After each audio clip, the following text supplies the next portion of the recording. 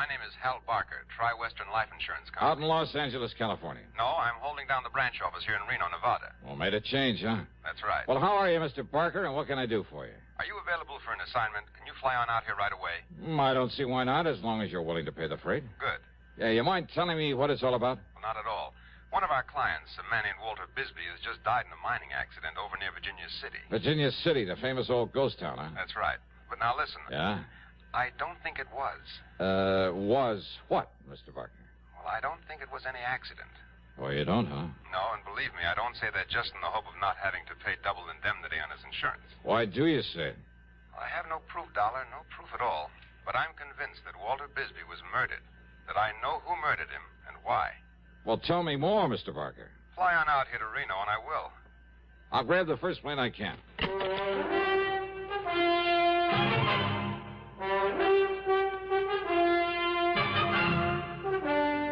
CBS Radio brings you Bob Bailey in the exciting adventures of the man with the action-packed expense account, America's fabulous freelance insurance investigator. Yours truly, Johnny Dollar.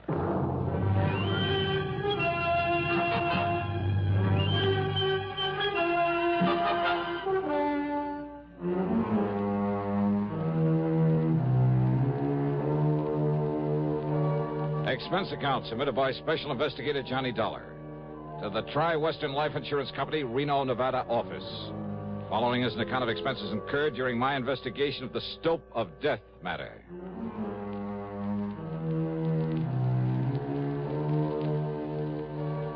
Expense account, item 1, $176.25, a jet to Los Angeles. Item 2, $32.70 for the flight to Reno, Nevada.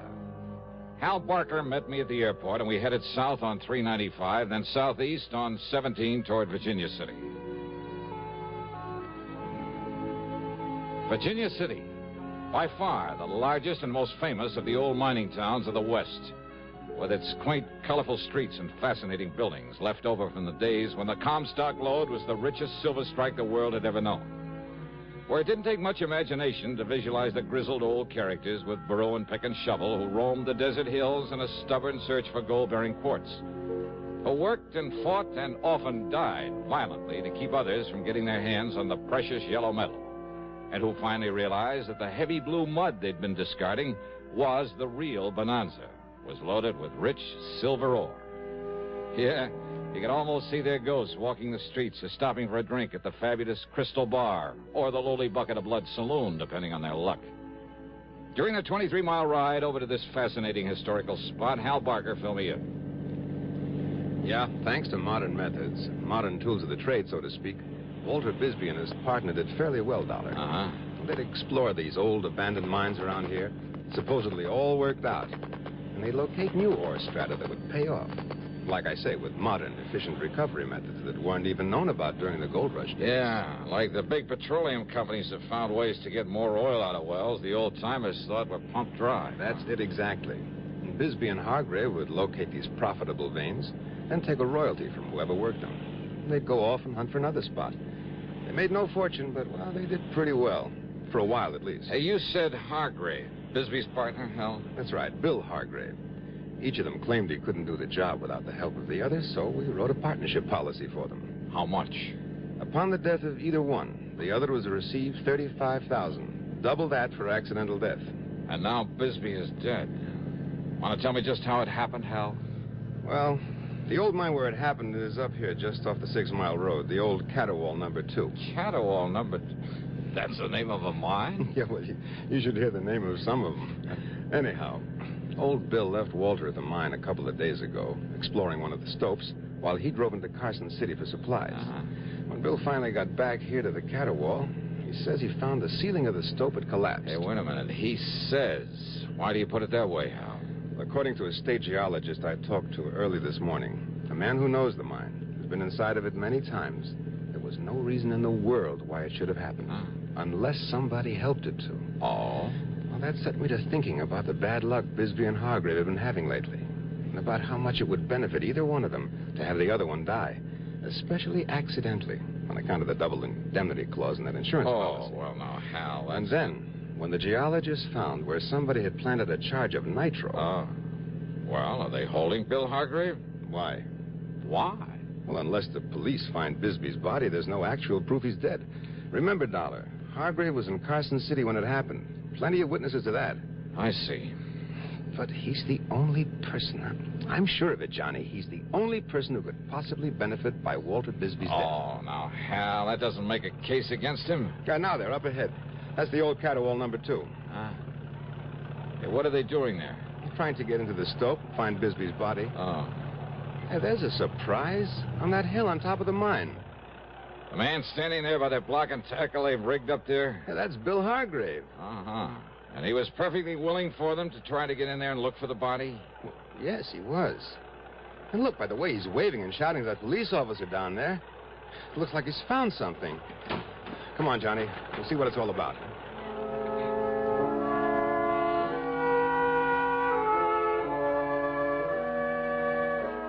On top of the small hill was a vertical ventilation shaft driven down into the mine. Hargrave had rigged up a support, a kind of tripod with a block and tackle on it, then lowered himself to the stope where Bisbee had been trapped, or to what was left of it. When Hal and I and the police officer got up there to him, Hargrave looked like a ghost, or as if he'd seen one. There was a strange expression in his eyes, his mouth half open, and his weather-beaten face so pale it was almost gray. When we questioned him, he simply stared at us until the police officer took him by the arm and shook him. Well, come on, Hargrave. Did you get down there all right, down to the stope? Yeah. Yeah, I got down there. There's a clear space where Walter was working. Did you find him? Well, come on, Hargrave. Yeah, I found him. And listen.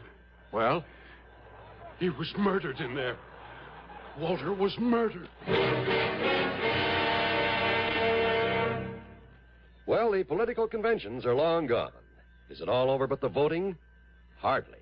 From now to November, we're in for some hard campaigning. Details, of course, from CBS News.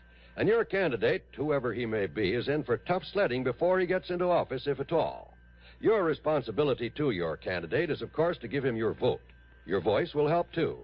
But there's something else that helps put across a campaign. It's money. The best candidate in the world can't get elected without incurring expenses.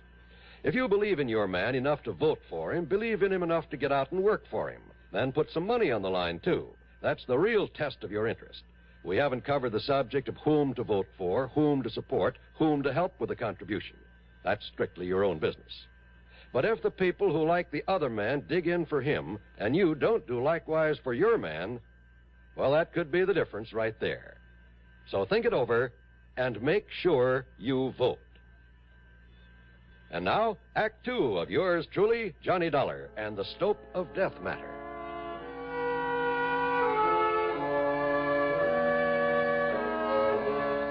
When Walter Bisbee died in the gold mine cave-in, when a state geologist hinted that maybe a charge of nitro had caused the cave-in, both Hal Barker and the police figured it might have been done by Bill Hargrave to get rid of his partner, to collect the insurance on him. But as they started clearing away into the stope to look for Bisbee's body, it was Hargrave who took the lead. He rigged a kind of makeshift hoist above an air shaft, lowered himself into the mine. And down below, in a small space cluttered with the rocks and shoring and other debris piled up from the collapse of the ceiling of the stope, he'd found what was left of his partner. Beaten to death. Walter, my partner. Beaten to death down there. By somebody knowed we'd made another find down there. Easy, and Mr. then they Hargrave. blowed in the mine on top of him. They murdered him. Don't you understand? Somebody murdered Walter down there. Okay, Bill, okay. Now, just take it easy. Well, you're the law. Now you go and find out who killed him. Who killed my partner? We'll try, Bill. Try. Sure. Dollar, You always said you want to go down there with me and help me recover the body? Yes, sure. I'll have some of the men working on the slope come up here and give us a hand, lower us down this ventilating shaft. Okay, officer. And Bill, you go on back to town. We'll bring the body in so you can give him a decent funeral. Funeral? That's right. No, officer. What? Why not, Hargrave? Because Walter'd want to be buried here in the mine. The same as I would if this had happened to me. But if you made a valuable find down there... What are you talking about, Dollar? You think all the dirty yellow dust in the world would ever make up for a man like Walter Wisney? He was my partner. He was my friend. 20 years together, like brothers we were. Always together. Always share and share alike. When I found something, it was his, too. When he found something, it was mine as much as his. Well, didn't you know that? Well, yes. And I understand the two of you did fairly well for a while. Yeah. As long as the two of us worked together, of course we did. We opened up the old Higby's Folly, didn't we? And the old Yellow Jaybird. Those were gold mines? And they still had plenty in them. We showed them where. We showed them where to get it out. When was that? Oh, back in 1950, 51. It was Walter and me found the veins they'd passed on by. They thought those mines were all worked out, but we showed them different. They still had gold in them. We showed them where it was, Walter and me. And the Jolly Tar and the Frenchman's Luck back in 53. Walter and me. Now he's gone. Now he's through. Without him, without my partner, now I'm through. And I never want to see a mine again. All I want is to get away from here, now and forever. So, officer, you go on down there. You'll find him laying there, Walter, in the mine. It's the way he wanted it. It's the way that it's happened. And if the law says it's all right, you can leave him there, God rest his soul. Well, now, of course, that's something that we'll have to... And with those machines you got there on the slope, you can fill up this shaft and bury him. The way he'd have done for me, if I'd gone first. Now, maybe we can do that, Bill. Officer, I'd be mighty beholden to you if you would. Now, you go on back to Virginia City, and if necessary, we'll talk to you later. Thank you, sir. Now, Dollar, let's get down inside the mine so I can verify the death and make out my report.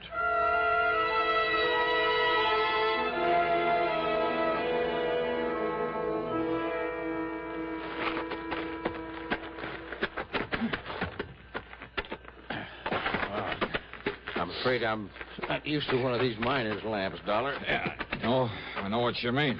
But I think we can see enough with them to just... Yeah, wait. Look. There he is. Yeah, I see. Good Lord. What a beating he took. Beating? Yeah, look at him. Look at his face. It's... Hey, officer. This man was knocked down, then kicked to death. Yeah, these marks on him, on his face. Hobnails. Yeah, you're right, Dollar. Whoever did this to him stood right here. You see? Yeah, I see. And you see the print of his right foot deep in the dust? Where he stood while he kicked and kicked with the other one? And he is Walter Bisbee. Yeah. Maybe we're going to have to leave him down here. What do you mean? Oh, 240, maybe 50 pounds. Up through that air shaft? Oh, yeah. Maybe you got something there. You and I, a couple of skinny guys, we barely made it. If there was something around here could tell us who did this to him. That footprint. Hey, Dollar, there isn't a hard rock miner in this whole area doesn't wear shoes like that. Here, look, you see here? These other footprints, huh? Yeah, well, those are probably Hargrave's from when he came down here through the air shaft to look for Bisbee. Yeah, that's right.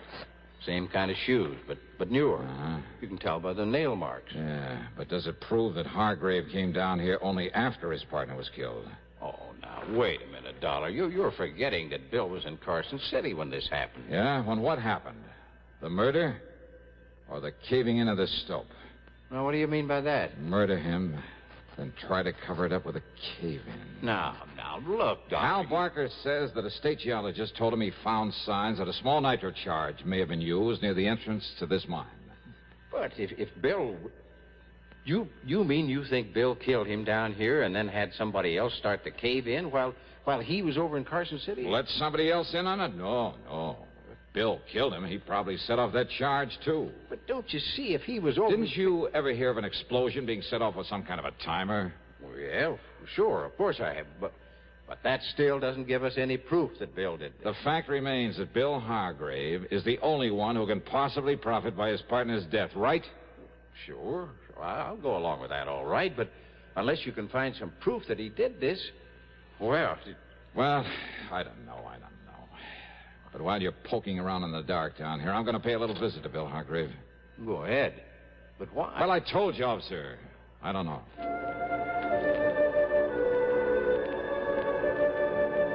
The police officer stayed inside the mine in the hope of finding some definite clue to the killer of Walter Bisbee.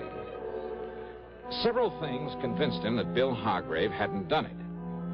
What Bill had said about his partner, their relationship over the years, Bill's known presence in Carson City at the time the mine collapsed, and my theory that an explosion was set off by some timing mechanism was only a theory. Even the fact that Bill was his partner's beneficiary didn't prove anything. And Bill had been among the first to volunteer to help and try to recover the body, and found a way to get down to it that nobody else had thought of. Yeah, very convincing. Almost too much so. At least enough to make me more suspicious than ever. Suspicious of Bill Hargrave. Just a little sort of shack on the edge of town, Johnny. Okay, then let's head for it, Hal. Well, of course, he may have gone over to Miss Crutch's boarding house to take care of Walter's things. Hey, you mean in spite of all their palsy-walsy over the years, they didn't share the same living quarters? Well, up to a few months ago, yes. So maybe they had a falling out, huh? In spite of Hargrave's pretty little speech. Well, Johnny, I must confess, I believe what he said. They were still working together. Maybe Bill just got tired of Walter's cooking or vice versa. Oh, after 20 years. Well, sure. Look, Hal, you're the one who was suspicious of Bill Hargrave right from the beginning. I know, Johnny. I know. Well. But unless you can find some proof that he did it, after his behavior back there at the mine... You better do this, Hal, after you let me off at Bill's place. Go on back to the mine and bring that policeman over here to join me. Oh? Well, now, Johnny... Just do as I say, will you, huh? Well, did you see something? Have you discovered something you haven't told me about? No, or the officer? No, yes, maybe. I don't know. Hal, I honestly don't know. But there was something back there. Something you or the officer told me? I don't know. Something down there in the mine. Well, here we are. Here's the shack Bill lives in. Wait a minute. What, yeah? Maybe that's it, yeah. What, Johnny? Yeah. Hey, listen. Before he leaves that mine, tell the officer to take one more good long look at the footprint we found in the dust. Huh? Well, just exactly what is that? Tell him that, Hal. Then tell him to get on over here fast. Well, then you have thought of something to pin it on Hargrave. I told you, Hal. I don't know.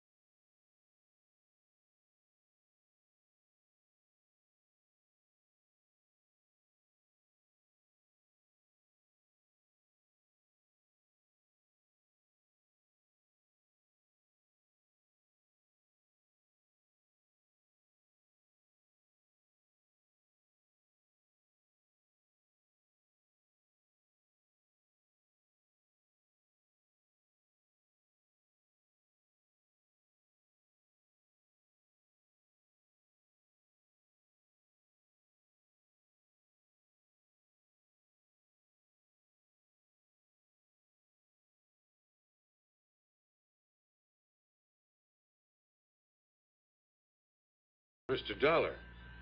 Yeah, come in, Hargrave. Sure. Now, what are you doing here? Oh, just looking around. You mind?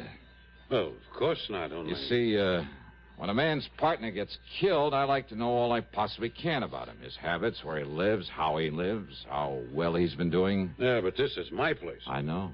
Walter was living over at Miss Crutcher's boarding house. I was just over there taking care of his... Oh, you mean you want to know all about me? That's right. Well, now, Mr. Dollar... Sit down, Bill. And tell me just what kind of a timer you used to set off an explosion in that gold mine. What? Or do we have to tear that hill apart in the hopes of finding bits and pieces of it? What are you talking about, Mr. Dollar? Too bad the blast didn't fill up that stope completely, though, isn't it? What? Yeah, then the rocks would have pounded Walter's body enough to hide any sign of the way that he was kicked to death. Well, now, look, sir, I'm So when you afraid came I back don't... from Carson City and found the police were going to clear a way into that stope, you played it smart. Dollar, you don't You played know along what with them. You found a way into the mine through the ventilating shaft. You found the body. You told us that Bisbee had been murdered. Well, it really fooled him, Bill. It convinced him you were clean. But you overlooked one thing. You don't know what you're saying. That footprint down there in the dust. Oh, you changed shoes after you killed him. And no doubt you got rid of those old ones where no one would ever find them. And you left new prints with the new shoes you're wearing now to show they're different. But that one footprint, Bill. What about it, Dollar? When you stood there and kicked him, stood on your right foot and kicked him with your left. So what? What about it? And then when I came here a few minutes ago and found that rifle there on the bed, found the shiny spot on the right-hand side of the stock. Yeah, look, there. See how shiny it is? Do you see it, Bill? Well, what about it? What about it? Only a left-handed man polishes the right side of a gun stock when he rests his cheek against it. All right, The Dollar. same as he stands on his right foot and uses the left one to kick his partner to death. Well? All right. All right, so I killed him, but you won't live to tell anybody that. You're a fool, Hargrave. You're going to be a dead one. Do you think I would have left that gun on the bed with the shells in it? You mean... I mean this! Phew. Son of a gun. I guess I really should have thought to take the shells out of that thing.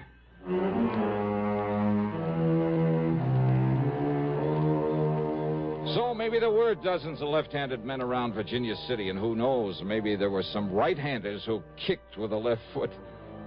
But Bill just didn't happen to think of that when he confessed the killing.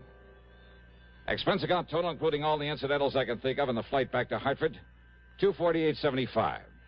Yours truly, Johnny Dollar.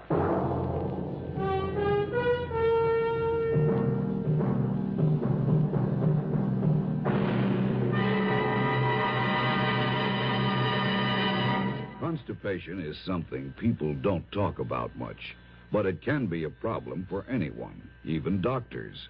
And when constipation occurs, it's interesting to see just what doctors consider important about a laxative they might use or recommend. Well, a majority of the doctors we heard from had this to say. A laxative should be effective, gentle, close to natural acting. A medicine that can be used with complete confidence. Now, X-Lax has been popular with many doctors and millions of people over the years because pleasant-tasting chocolated X-Lax is effective. Overnight, it helps you toward your normal regularity. X-Lax is so gentle, so close to natural acting, there's no upset. That's why many doctors and millions of people use X-Lax with complete confidence. X-Lax, the laxative that helps you toward your normal regularity gently, overnight.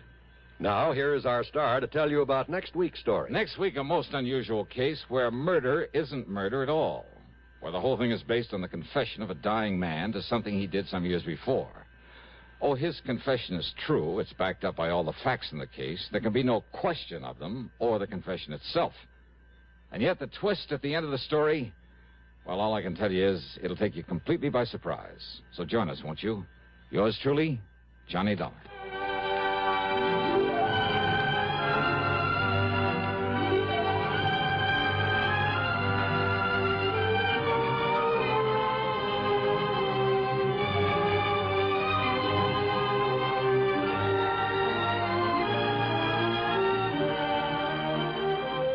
Yours truly, Johnny Dollar, starring Bob Bailey, originates in Hollywood and is written, produced, and directed by Jack Johnstone. Heard in our cast were Herschel Bernardi, Russell Thorson, and Forrest Lewis. Be sure to join us next week, same time and station, for another exciting story of yours truly, Johnny Dollar.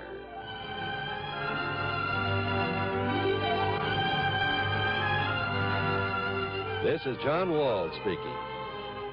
An expectant mother and an adventuresome son are the elements of suspense. Next on the CBS Radio Network.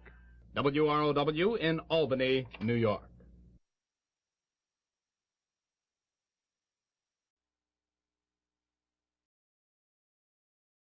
The Ethel Merman Show, previously scheduled for this time, will be heard at a new time and date to be announced shortly.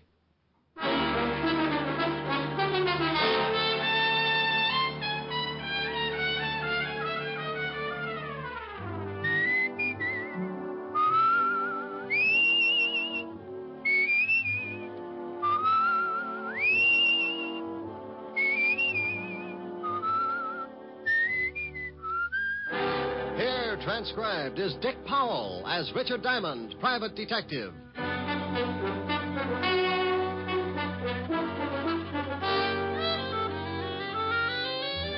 Hello there. This is Diamond. Hey, I got a beef. I went shopping for my girl Helen Asher the other day. You know, stuff for dinner. This town's gotten hotter than a blast furnace in Death Valley, so you got to pick out things that make for a cool meal. Like salads, cold cuts, beer. Real picnic style. Well, I figured I could whip up a fancy tossed salad or something. Until I got around to the tomato counter. Have you glommed onto the price of tomatoes lately? Now, what's with that?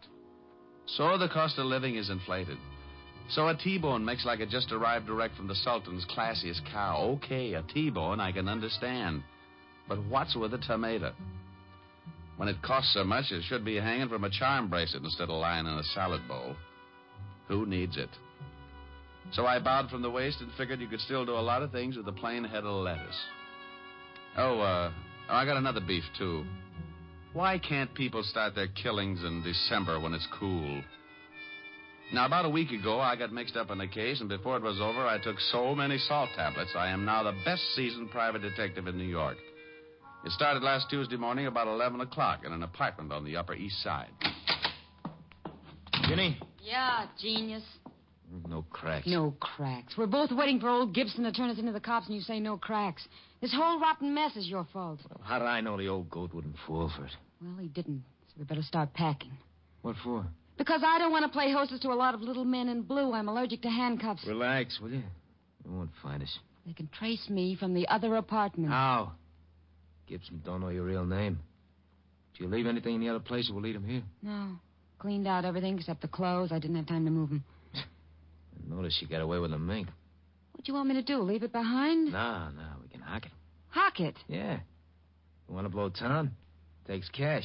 Cash I ain't got. You're telling me. Look, baby, if Gibson does go to the police, I'll have to hock the coat so we can blow this joint, see? All right. You go get rid of it, and I'll start throwing some things into the suitcase. Who's that? How would I know? Maybe it's the landlady. Oh, I forgot. They're painting this floor today. Yeah, I saw the painters in 206. They'll probably start in this room in a couple of hours. Okay. Duck that coat. I don't want the landlady to spot it. Yeah. Yeah, what? Gibson. So you really are married, huh? Who is it, Harv? Hello, Virginia. Mr. Gibson? Yes, I waited around in front of the other apartment and followed you here. I wanted to be sure to send the police to the right place. Look, Mr. Gibson, look. You look, whatever your real name is. I don't like being blackmailed or threatened. But please... No, Virginia, my mind's made up. In a way, I'm sorry for you, but you didn't think about me. I'm past 60, and I'm tired of being made a fool. Look, why don't you give her a break, Mr. Gibson? Now, I'm not asking for That's very noble of you. You should have thought about that a few hours ago when you accused me of making love to your wife. You're not really married. There is no need of displaying your indignation. There'll be plenty of time for that when the police arrive. Harv? Yeah. Come in. Hey, how dare you? Take your hands off me. Look, you ain't calling nobody. You gonna listen to me? You take your hands off me. What are you gonna do, Harv? I'm gonna change this old goat's mind about calling the cops. You can't threaten me. No. Oh, you struck me. How'd you guess? Harv, take it easy. He's an old man. Your concern is misplaced, my dear. I can take care of myself. What? Why, you... Give me that cane. I'll be glad to give it to you across your shoulders. Give me that. Harv, be careful. Hit me with a cane, will you? No, young... I'll shut you up for good. Harvey! Harvey! You idiot. Huh? You big, stupid idiot. Look what you've done. All right, so what? Know better next time. Throw some water on him. Well, did you hear me? Throw some water on him. What's wrong? Come on, Gibson. Come on. Holy cow. Is he? Yeah. Shut up. Gotta get him out of here. Why'd you hit him with a cane? Now you're in trouble. I'm in trouble. We're in trouble, baby. We. Stop that crying all over the place. Help me get him out of here. How are we going to do it? It's broad daylight. Yeah. Can't get him out of the building like this. We'll have to wait till night. We can't leave him in here. Why not? The painters. What do you mean? What? They'll be here in a little while. Yeah. Oh, yeah. Now what genius. Shut up, will you? I gotta think.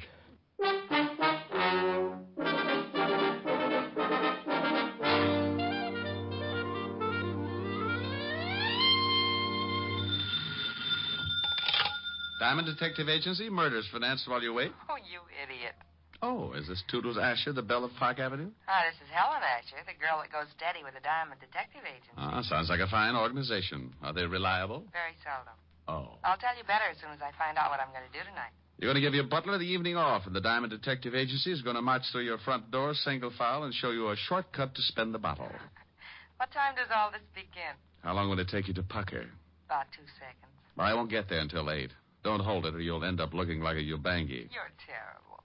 Yeah, but I'm pretty. So's a baboon. Oh, what you said. You won't be late, will you, Rick? I don't know. After that last crack, I think I'd better start going steady with King Kong. Rick. No, I'm mad. Ricky, I love you. Only because I can hang by my tail and my fangs have that toothpaste smile. I think you're the most wonderful man in the world. Well? I think you're the handsomest, the strongest, the smartest. Well, all right. Now tell me something I don't already know. Rick. Bye, baby. See you at 8. Bye. A, I'm adorable. B, I'm so beautiful. C, Now, look, honey, I can't make it till 8 o'clock. I got a fan dancer who's a client. She wants to go out and trap an ostrich this afternoon. Is this the Diamond Detective Agency? Huh? Oh, yeah. Is this Mr. Diamond?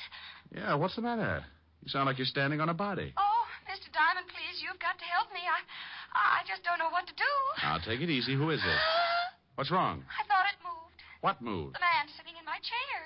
Well, that happens now and then. Why shouldn't he? Oh, well, because he's dead. What? Yes. I came home this afternoon from girls' camp, and when I unlocked my door and went in, I found this, corpse sitting on my Hepplewhite.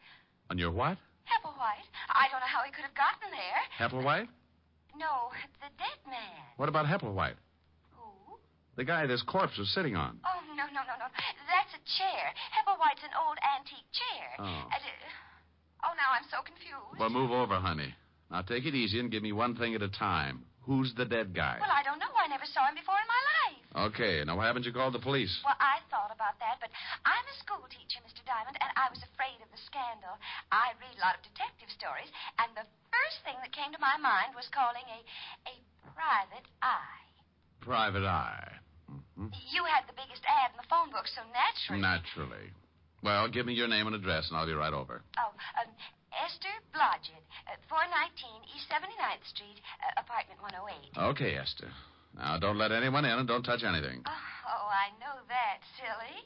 After the initial shock wore off, I found myself in complete control. What's the matter? I'm so nervous. I just lit a cigarette. It tasted so good, I offered one to the dead man. Well, if he takes it, remember how you did it. I'll be right over. Hepplewhite. Oh, is Walt going to have fun with this? Homicide, Sergeant Otis. Hello, Otis. Let me talk to the lieutenant. Diamond? No, this is Black Beauty. I just did a mile in 1:12, and I want to report that I've been doped. Very funny. I thought so. I didn't win the race, but I was the happiest horse on the track. Now, put the lieutenant on the phone. Lieutenant Levinson. Diamond, Walt. I don't want any. You take your killings to another precinct. Oh, now, don't be a sorehead. Giving you business is just my way of showing my friendship. Can't we just be buddies at a distance? I'm getting tired of chasing corpses. Well, grit your teeth and get over to 419 East 79th Street, apartment 108. Homicide? Yeah. A dame named Esther Blodgett reported it. She lives there. Who's dead? Well, I don't know. Yeah. A guy named Hepplewhite. Hepplewhite? You ask Esther about it. She'll put you straight. Are you coming over? Yeah. Bye.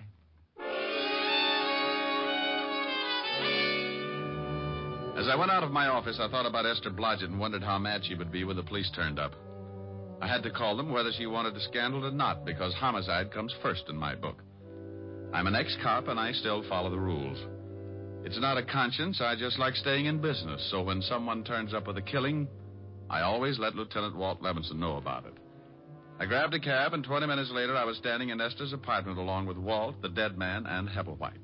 Oh, you're a swell fella, you are. What's the matter, Walt? I've been going through that Hepplewhite routine for the last 10 minutes. I just found out it was a chair, that one right over there, the one that stiffs in. Mr. Diamond, why did you call the police? I thought you'd ask that. Because that man's been murdered, Miss Blodgett. That's what good citizens do when they find a dead man in the apartment. But the scandal. I'm a school teacher. What will my students' mommies and daddies think? Honey, just confuse them with that Hepplewhite routine. What did you find out, Walt? Not much. The coroner will be here in a few minutes. Looks like someone gave him a pretty good beating. What's that all over his clothes? Isn't that blood, Mr. Diamond? Yeah, he's been bleeding all right. I mean that brown stuff, Walt. Looks like lint or something. I noticed that, too. I don't know what it is. We'll have the lab analyze it. Tell me, Esther, you said when you came in you unlocked the door. Yes, that's right. Are you sure it was locked? Why, yes, it has a catch lock. Besides, you have to turn the key and then use the other hand to turn the knob. Did you touch anything? Open any windows? I touched nothing. Oh. Well, there's a good one, Walt. Yeah, a corpse sitting in a room with the door and all the windows locked. Do you always lock the windows when you go out, Miss Blodgett? Well, I've been away for several weeks at a girls' camp. Aren't you a little old for that sort of thing? Oh, I've been counseling. One of the teachers who goes along to take care of the young girls. What do you think, Rick? Well, he wasn't killed in this apartment. No signs of a struggle. There's only blood around the chair and on the body. He must have been carried in. There would be blood trails on the floor. Not if he was carried in something. You say you never saw this man before, Esther. Never in my life. Any identification in his wallet? Yeah, name's Gibson. Leland Gibson. No money taken either, so that eliminates the robbery angle. Any address? Yeah, he's got an old driver's license. 12 East 64th Street. Pretty classy district. Judging by his clothes, he was well fixed. Tailored. Good store. As soon as the coroner arrives, I'm going to check this apartment building. Maybe somebody heard something or saw something. Walt, let me check the 64th Street address for you. This is a police job. Why do you want to check it? Oh, because poor Miss Blodgett looks so unhappy. I am, Mr. Diamond. I am very unhappy. See, Walt? So she's unhappy. If you want to check the place on your own, go ahead, but I'm sending some men over anyway. Mr. Diamond, I like you. Well, thank you, Esther. No. I want to hire you to catch the killer and free me from this awful policeman. Awful policeman? Do you know how I got this way, Miss Blodgett? Oh, I'm sure it wasn't easy. Good for you, Esther. I got this way because of this private detective. Just call me Blue Eye. Ever since he stopped working with me and left the force, I've gotten mixed up in more screwy cases than an alcoholic in a whiskey truck. There isn't 1 week that he doesn't turn up with 1 or 2 killings. My, he gets excited, doesn't he, Mr. Diamond? And in his spare time, he intimidates my sergeant. Just call me Rick, dear. I've taken enough bicarbonate in the last year to stop Vesuvius erupting. And if he doesn't give me a little peace and quiet, I'm going to end up solving a killing of my own. Rick. My, that's a nice name. How did you ever get to be a school teacher? You don't look the type. Are you listening to me? Oh, what makes me so different? I've seen signs on highways that say it better than I can. What are you two babbling about? You mean the ones that say, danger, stop, look, and listen? Well, that fits, but I was thinking about curves and soft shoulders. Oh, no. Now, you listen to me, Diamond. This is serious business. A man's been killed in Miss Blodgett's apartment. If you want to take her on as a client, go ahead. But any questions from here on in will have to be gotten down at police headquarters. You are taking me in, Captain? Lieutenant. Yes, you'll have to come down for questioning. Rick? You go along with the big bad policeman, dear. I'll have you out in no time. Well, all right, if you say so, but this has never happened to me before. Oh, that's unfair. Walt, stop blubbering. Yes, what is it? Oh, you get out of here. Oh! Otis! Where the devil is Otis? I left Walt jumping up and down in front of Esther and the corpse and headed for 12 East 64th Street. It was an old brownstone in one of the wealthier districts. And when I rang the doorbell, I got another surprise. Yes? Yes. Don't tell me you're a school teacher. I beg your pardon. You forget it. It's the landmarks that threw me. What do you want? Oh, do you know a Mr. Leland Gibson? Yes, he's my father. Now, just who are you? Name's Diamond. I'm afraid I've got some bad news for you, Miss Gibson. It's Father. Something's happened to Father. May I come in? Oh, I'm terribly sorry, yes. Now, please, what is it? What's happened to Dad? Well, he's dead. Oh, no. No. Look, I know this is tough, but you've got to help me. The police will be here in a minute. The police? Yes, your father was murdered. Oh, I knew something like this would happen. You did? Well, tell me about it. Well, I don't mean that I expected Dad to be... Okay, now, just take your time. Cry it out. I'm sorry. Have you a handkerchief? Sure, here. Thank you. Now, think you can talk about it? Dad left the house about 3 weeks ago and moved into a hotel. Did you have a fight or something? Oh, no. Everything was fine, but... No, hang on. Things couldn't have been better, and he was in wonderful spirits when he left. No arguments, no hard feelings? He didn't leave mad? Oh, no, nothing like that. Then, have you got any idea why he suddenly packed and moved into a hotel? Well, I'm not sure, but I think it was a woman. A woman? Yes, he told me one day that he'd met someone he liked very much. The day after that, he moved to the hotel, but I never saw her, and he never said anything more about her. Weren't you a little worried? Naturally. Father isn't a young man anymore. I mean, wasn't. Just one more question. What hotel did he move to? It was the Adams on Madison Avenue. He used to go there 3 nights a week for dinner and a game of bridge before he decided to move in. Well, thank you. Are you all alone? Yes. Got any friends you can call? A few, I guess. Well, call them. It's better not to be alone. And bawl your head off. It'll do you some good. I'll send you your handkerchief, Mr. Diamond. Richard Diamond. It's in the book.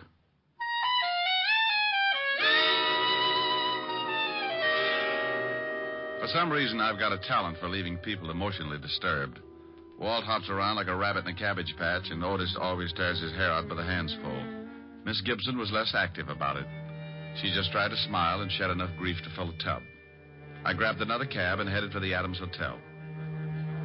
Yes, sir. Do you wish to register? No, but I want to find out about someone who did 3 weeks ago. Oh? Yeah, Mr. Leland Gibson. Why, yes, he's staying at the hotel. From now on, that's past tense. I don't understand. He hasn't notified us that he's leaving. Well, that might be a little difficult. If you'll run down to the morgue, I think you'll find out you're stuck with an empty room. The morgue? Yeah. Mr. Gibson has taken over one of the slabs, rent-free. Oh, my goodness.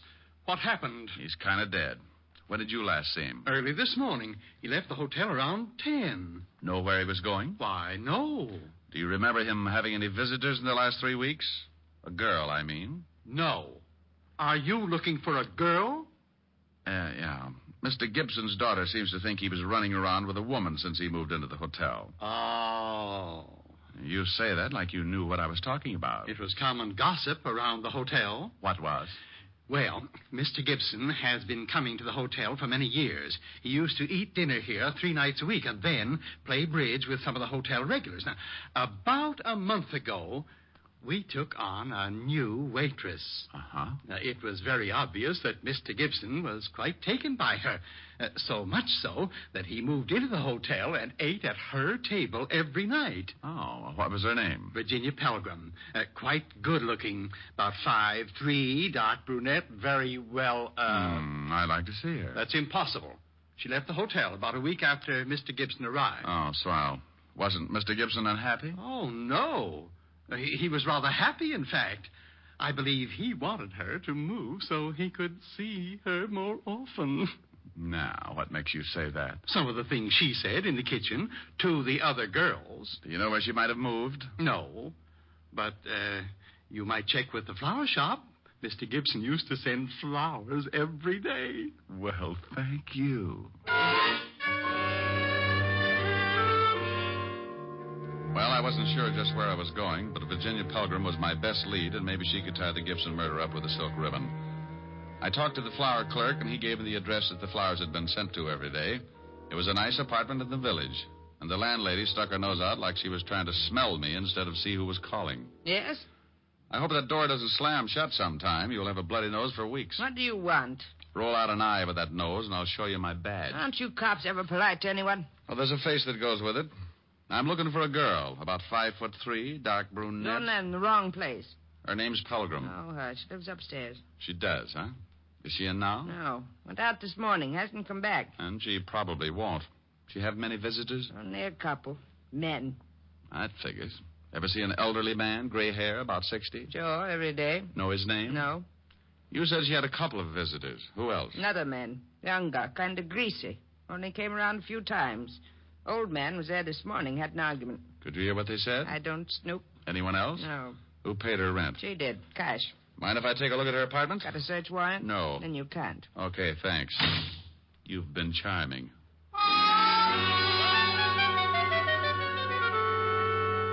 I left the old bat and headed back to the schoolteacher's apartment. If I was right, I'd seen setups like this before. But there was still the problem of finding out how Gibson was killed and how he got into a locked room. When I pulled up, I saw the wagon, complete with corpse and coroner, pulling away for the morgue. And when I went in and knocked on the door, I was certain that they'd forgotten one of the bodies.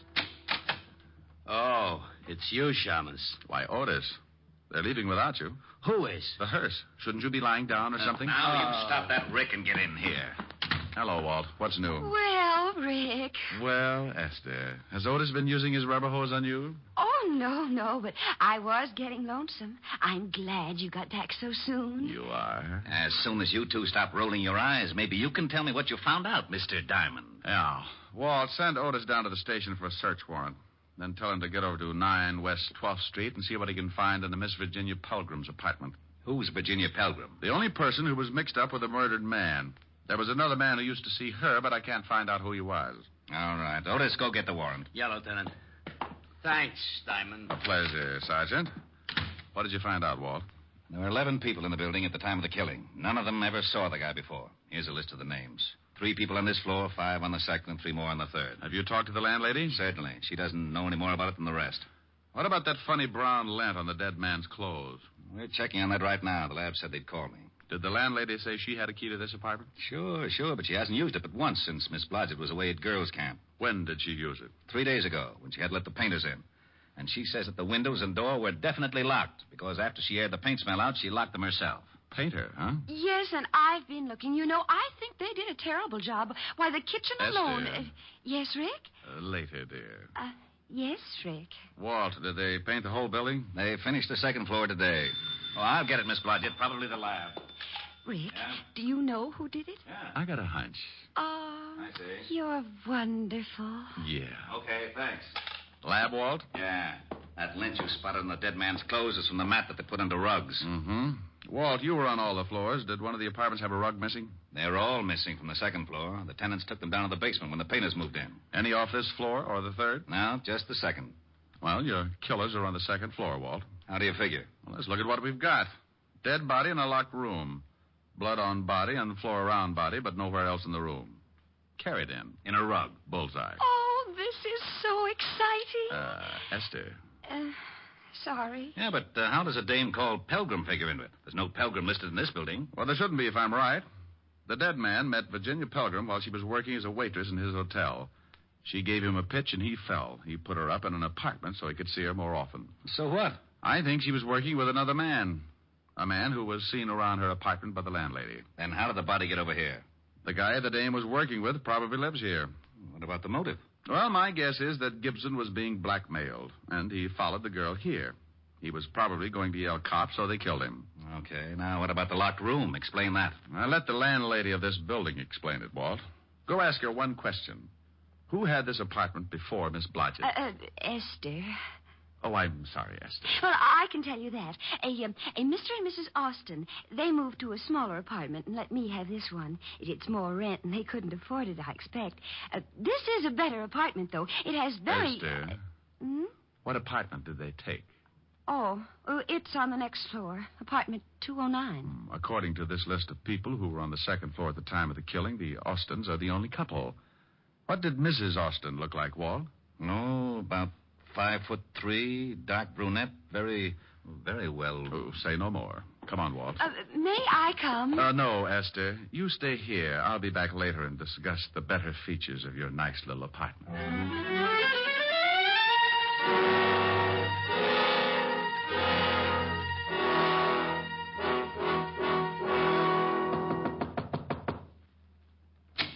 Yeah? I want to talk to you again, Mr. Austin. Why?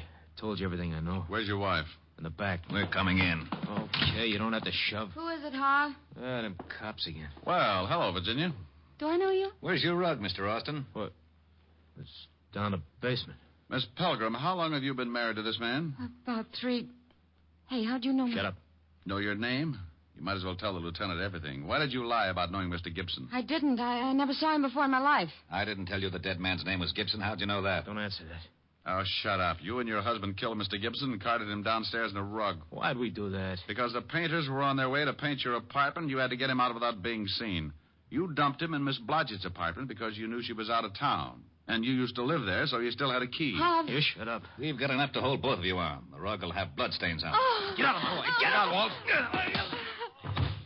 Why, Walt, you're so rough. Yeah. I didn't kill him. Harvey did. I didn't kill him.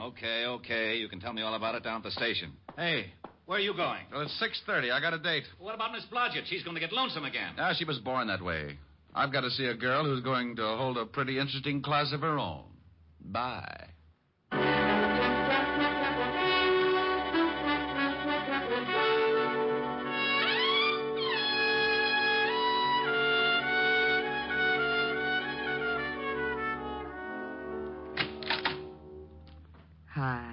Hi.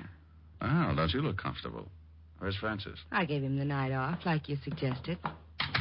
You're cute. I've got a cool dinner in the library. School day. You sound happy. Well, I was just thinking about a school teacher I knew once. That looks mighty toothy. Sing for your supper. What? Got a new tune on the piano. Oh, honey, I'm hungry. You sing first, and then you can eat. Oh, all right. What is it? Right here. So in love. Oh, okay. Strange, dear, but true, dear. When I'm close to you, dear, the stars fill the sky. So in love with you am I. Oh, keep going. I'll get it. Even without you, my arms fold about you. You know, darling, why so in love with you am I. It was some girl asking for you. Oh, some girl. Wow. I told her there was no one here but the piano tuner. Oh? She leave her name? Uh-huh. Hepplewhite. Hepplewhite. Yes. Who's she? Come here, baby. No. I want to know who she is. I said come here. No,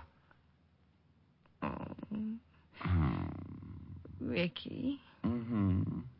Who's Hepplewhite? Oh, just a chair, baby. A cute blonde chair.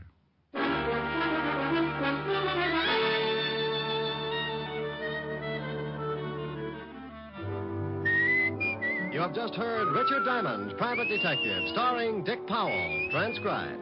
Helen was played by Virginia Gregg, Lieutenant Levinson by Ed Begley. Also in our cast were Wilms Herbert, Georgia Ellis, Tony Barrett, Joan Banks, and Norman Field. Music was under the direction of Frank Worth. Richard Diamond is written by Blake Edwards. Now, this is Eddie King reminding you that Dick Powell soon will be seen in the screen version of the bestseller novel, Mrs. Mike, and inviting you to be with us again at the same time next week when we will again bring you Dick Powell as Richard Diamond, Private Detective.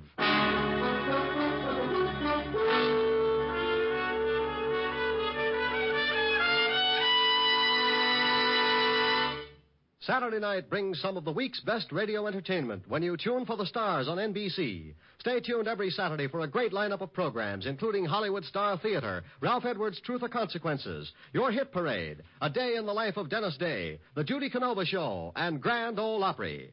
All the best on NBC.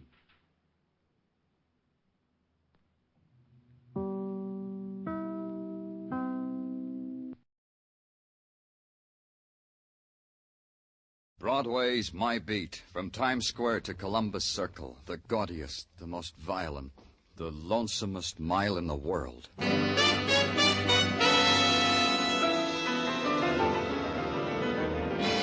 Broadway's My Beat, with Larry Thor as Detective Danny Clover.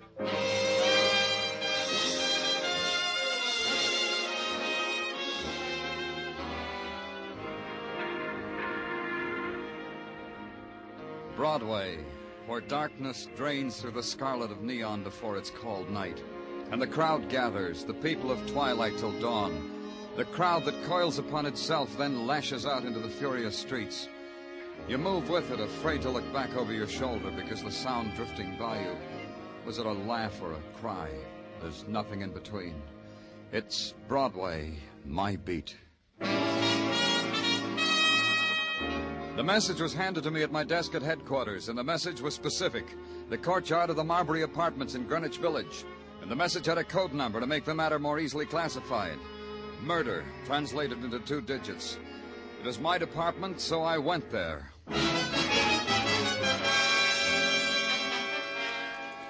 The courtyard, surrounded by slabs of building. Nothing except the cascade of a fountain tossing the filtered yellow lights from apartment windows. That and a girl lying there, her fingers trailing in the water. And a woman standing beside her being angry about the whole thing. Well, I see you finally got here. I finally did. Who are you? Now it starts. Who am I? What am I doing here? What's this all about? How much of this is going to be in the papers? Probably all of it. You called the questions. Answer them. Viola Walker, owner-manager of the Marbury Apartments. Look it up. Age, none of your business. And the girl lying there is a tenant, Hope Anderson. She's dead. Now, what about the newspapers? That bothers you? Why? Look, listen to me. I've got an apartment house here, respectable, for girls only. Sure, they can have men callers at certain hours. Who am I to warp young women by no men callers? But respectable. Understand that, mister. The newspapers... The girl. Hope Anderson. I told you that. She's dead. I told you that, too. Yeah, you did, and I believed you. Now try me on how come you're here. This way. I was on the balcony of my apartment, that one up there. I was sniffing the moonlight. I looked down on the fountain because it goes with the moonlight. Hope Anderson lying there didn't go with anything at all. Go on. I came down, saw what happened. Then I posted a notice on the bulletin board, no one allowed in the courtyard tonight. Then I called headquarters. Look, mister, don't you want to look at that? The gun lying there? I saw it. How come you didn't see it? Yeah. Equipped with a silencer. More about the girl, Miss Walker. How do I know? She roomed in apartment 6 with, let me see, Jackie Logan. And... Jackie Logan, tell me about her. Sure. She roomed in apartment 6 with Hope Anderson. And she's been out all night. Now listen to me. If the newspapers get this, it'll give my apartment house a bad reputation. Death by violence creates its own after patterns of behavior. For some, the pattern is desolation, the paths of shock, then anguish, then emptiness. For Viola Walker, it was none of these. An animal had crawled into her backyard and died. For her, it was simply a matter of removal. But a policeman has no choice. For him, the pattern is known, laid out, to be followed. So I followed it. The body of a girl who was once Hope Anderson was taken away. The gun that had killed her was turned over to the experts of death, the men in technical. And the policeman went back to the Marbury Apartments to talk to the good friend of a dead girl. Yeah, Mr. Clover, I was Hope's friend. Girls like Hope and me, we don't have a friend in the world, so we nail onto each other. That makes it bearable. And now that Hope's dead, how will it be, Jackie? Unbearable. For a while. Maybe for a long time. Want me to brew you some instant coffee under the hot water faucet? Sometimes it comes out good. Thanks, I'd like some. You'll have it in an instant. What I always say is what I always like about this town is you can always get hot water. This can get to be something desired, something hoped for. Here you are, Mr. Clover. Thanks. Oh, that's good. I missed mine this morning. Yeah, me too. Tell me about Hope, Jackie.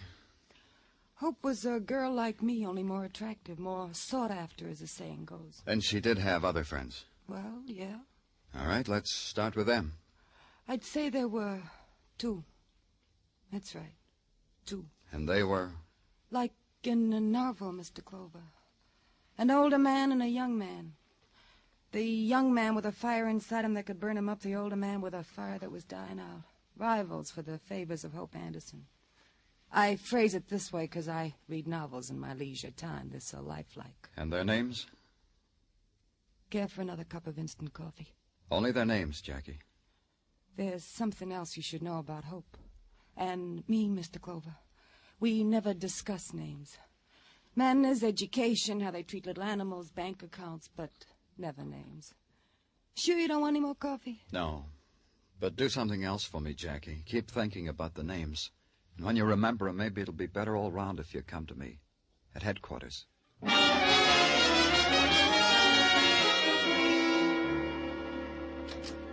Danny? Danny? Yeah? Hi. Oh, hello, Detective. Hi. Okay. What about it? What did technical turn up with? Facts. You'll tell me, huh? Technical report to wit. The gun found at the scene of the fountain was a Luger of the type much sought after as souvenirs from the last and costliest war. It had been recently cleaned and had been fired only once. And you know what? Do it gently, Detective. What? It was only fired only once because there had been only one bullet in the clip. Said bullet was found post-mortemly to be the one that killed Hope Anderson. Now comes the good part. I'm clutching onto the desk. There were fingerprints on the gun. Fingerprints that can be and were identified. Last night we sent the prints and code to Washington. This morning they came back with a name and address. And it's who? Alan Harper, late of the U.S. Naval, where he served well and honorable. Address 8950 Madison Avenue. How did I do, Mon Lieutenant? Dandy, Tartaglia. Just Jim Dandy.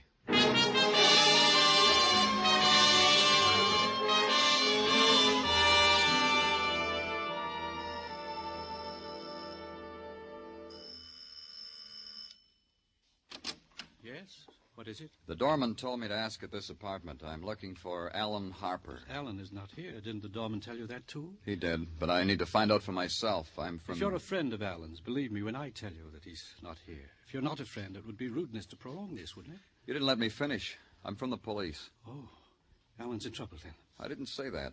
Let's talk inside, shall we, Mr... Philip Warren. I'm Alan's stepfather. Inside, Mr. Warren? Oh, yes. Yes, of course. Alan's mother is my wife. Perhaps if you told me what you want with Alan... You could make it easier for her? Exactly. Why do you think you need to do that, Mr. Warren? What frightens you about my wanting Alan Harper? Why, only that when a policeman comes to one's door, one assumes there's been violence in some greater or lesser degree. Violence? Did I hear violence, Philip? Oh. This gentleman is from the police, Vera. Mr... Danny Clover. Mr. Danny Clover, my wife, Mrs. Vera Warren. The police? It's about Alan, Vera. Mr. Clover came to the door and said he was looking for Alan. I tried to find out why, because I wanted to spare you. Spare me from what, Philip? I'm sure Alan never in his life did anything his mother could be ashamed of. What do you want with Alan, Mr. Clover? Is he here, Mrs. Warren? No. You may look for yourself if you find it compulsory not to believe me. Where is he? I don't know. That can't surprise you, Mr. Clover. Alan is a man. Vera. Let Mr. Clover speak himself, Philip. He hasn't finished. You were saying, Mr. Clover? I was saying, where would Alan hide if he were wanted for murder? You see, I knew. I felt it. I felt it was something that... What could you have felt about Alan, Philip? Alan is my son. I only meant... Nothing, Vera. Nothing. You said murder, Mr. Clover. Whose murder? Hope Anderson's. Oh, yes, I read about it in the papers. And you think Alan murdered that girl, this Miss Anderson? His fingerprints were on the gun that killed her. Nothing. Nothing will make me believe my boy is a murderer. And I don't know where he's hiding. Hiding, that's your word. May Alan forgive me for using it. Vera. Show Mr. Clover to the door, Philip. I'm sure we have nothing else to say. Yes, Vera. Come, Mr. Clover. Please, please. Mrs. Warren, if you know anything... Show me the door, Warren. One moment, Mr. Clover. Yes?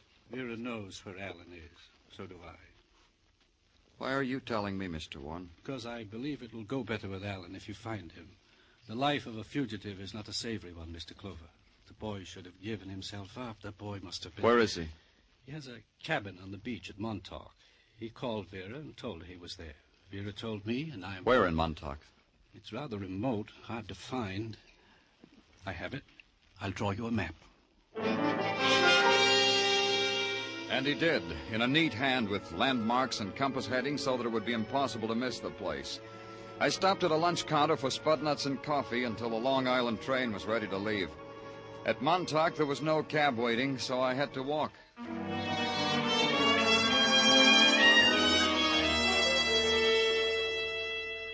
The beach was narrow and pebbled, hugging the slow curve of the ocean. And to the left, the high sand dunes, here and there flecked with the remains of an early season's bonfire.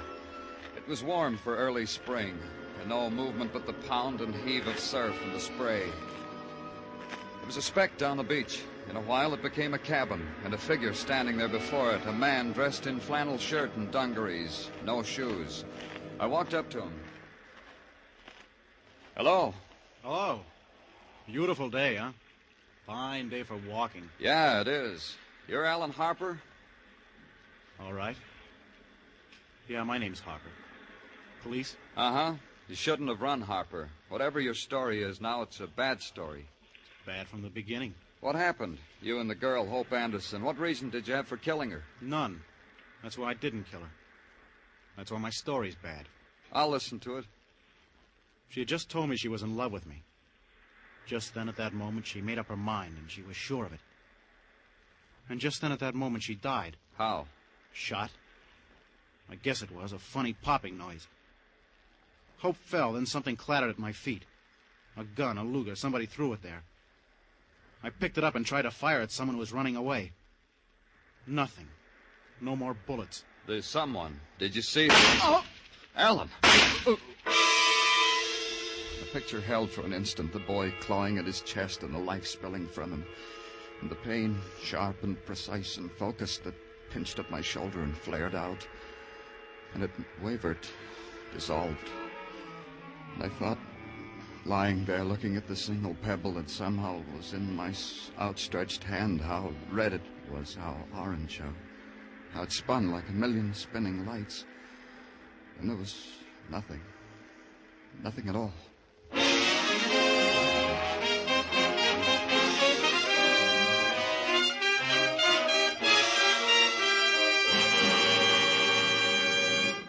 You are listening to Broadway's My Beat, written by Morton Fine and David Friedkin, and starring Larry Thor as Detective Danny Clover. The cream of the fun and songs on Arthur Godfrey's daytime shows are now brought to you in a half-hour special Godfrey Digest every Saturday night on CBS.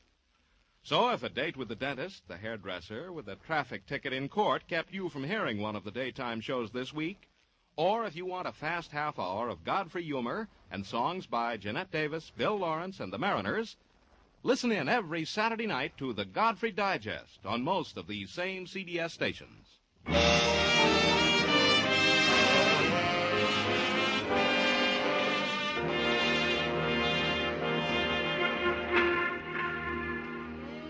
Broadway is a carnival of shadows that walk the neon midway and scream when they've been cheated of an attraction. They bought it, they paid for it, it belongs to them, to the ravenous shadows. They told me Broadway felt that way about me. It made Broadway's front pages, they told me, how a kid found me on the beach at Montauk lying under a web of seaweed. How the body of Alan Harper was torn out of the fingers of the hungry tide. They told me how I'd been taken to a small hospital overlooking the sea.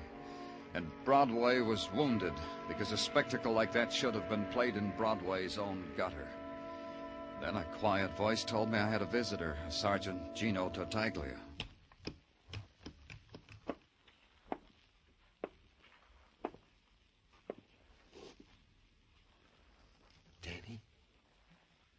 Danny, speak to me. Good morning, Sergeant Tartaglia. Good morning, Lieutenant Clover. I hope you are in the mood for a visitor from the beyond. From the beyond?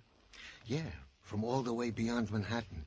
All my life I lived in New York. I never realized such a place like this existed in the outskirts. You can speak up, Tartaglia. I'm not dead. Danny, how can I tell you how glad I am to hear that from your own lips? I've been visiting here for 2 days now. This is the first time they let me see you. There ought to be a law. What do you got in the package, Tartaglia? Oh, a get-well confection from Mrs. Tartaglia. Last night she went to the Mixmaster and beat up an old Italian recipe that makes people get well. Here, Danny, it's for you. Thank Mrs. Tartaglia for me. Wilco. You feel up to official business, Danny, in the physical wreck you are in? I'm up to it. The question is, are you? Oh, sure, Danny, sure. I'm in the pink. Well, let's get down to official business. You need not think, Danny, that we have been lax at the department during your regrettable absence. We have been on the ball. Congratulations. Thank you. We have found, for example, that the footprints leading to the dune from which your assailant shot at you and the deceased Alan Harper, said footprints have been obliterated beyond recognition by the sands of time. That's a big ball. What else? The bullets extracted from you and the said deceased Mr. Harper have no similarity to any bullets, living or dead, that have been used in the commission of any previous murders or attacks. Jolly. Anything else? No, nothing, Danny, except that the funeral of the deceased Mr. Harper is taking place this afternoon at 2 o'clock in the Orwell Cemetery. Oh? Go tell the nurse I want my clothes, Tartaglia. Danny, you got it in your mind to leave here? You can't do that. You are pale and wan and weak. Get my clothes, Tartaglia. I have to go to a funeral. Outside of Montauk, it began to rain, a misty drizzle that seemed suspended, melting the houses and movement and sky into a sodden blur. And it held. Later, when we'd gotten back into the city and Tartaglia let me off at Orwell Cemetery, the rain seemed to have let up some, but it was still there. The wet, the chill, the grayness. At the gate, a man answered my question by pointing to a small group of people gathered about a mound of newly turned earth. I waited. Then, when they moved away, when there was only one figure standing there, a woman, then I walked up to her. A woman with eyes closed against the shape of her son's final identity with the world. Mrs. Warren. Mrs. Warren, I didn't have a chance to tell you how sorry I am. I'm Danny Clover, Mrs. Warren. We've met. I was at your home. Yes. Yes, I know you, Mr. Clover. You want to talk to me, don't you? There's no hurry. Consider it this way, Mr. Clover. Grief isn't a simple thing. It's made up of so much. The lost times and memories. So many. Later. And there's this, all mixed up with it. The only thing in my heart that I know the words for. Find out who killed my son. We'll do that. We'll do that, Mrs. Warren. You see, when he came home, when Alan came home from the Navy, he found Philip there. Philip, my husband. I had married again. I didn't tell Alan. That's why Alan moved up to that cabin in Montauk? I tried to get Alan to like Philip. Philip understood. Did everything to make... Well, it was difficult. And Alan's friends. This is the thing we have to know. Somewhere, someplace, your son touched another person, and because of he was killed. I don't know. After Alan met Philip, it seemed he didn't trust me. His friends were his secret. How about Hope Anderson? She was his friend. Your son told me that. His good friend, Mrs. Warren. He was with her when she died. I don't know. I didn't know her. Listen to me. It could have happened like this. Whoever shot Hope Anderson had meant to shoot Alan. Whoever that was missed the first time. Killed Hope instead. Maybe. We'd better go now, Mrs. Warren. It's starting to rain harder. You go. I'll be all right. Somehow the rain... Well, it doesn't matter. I'll be all right, Mr. Clover.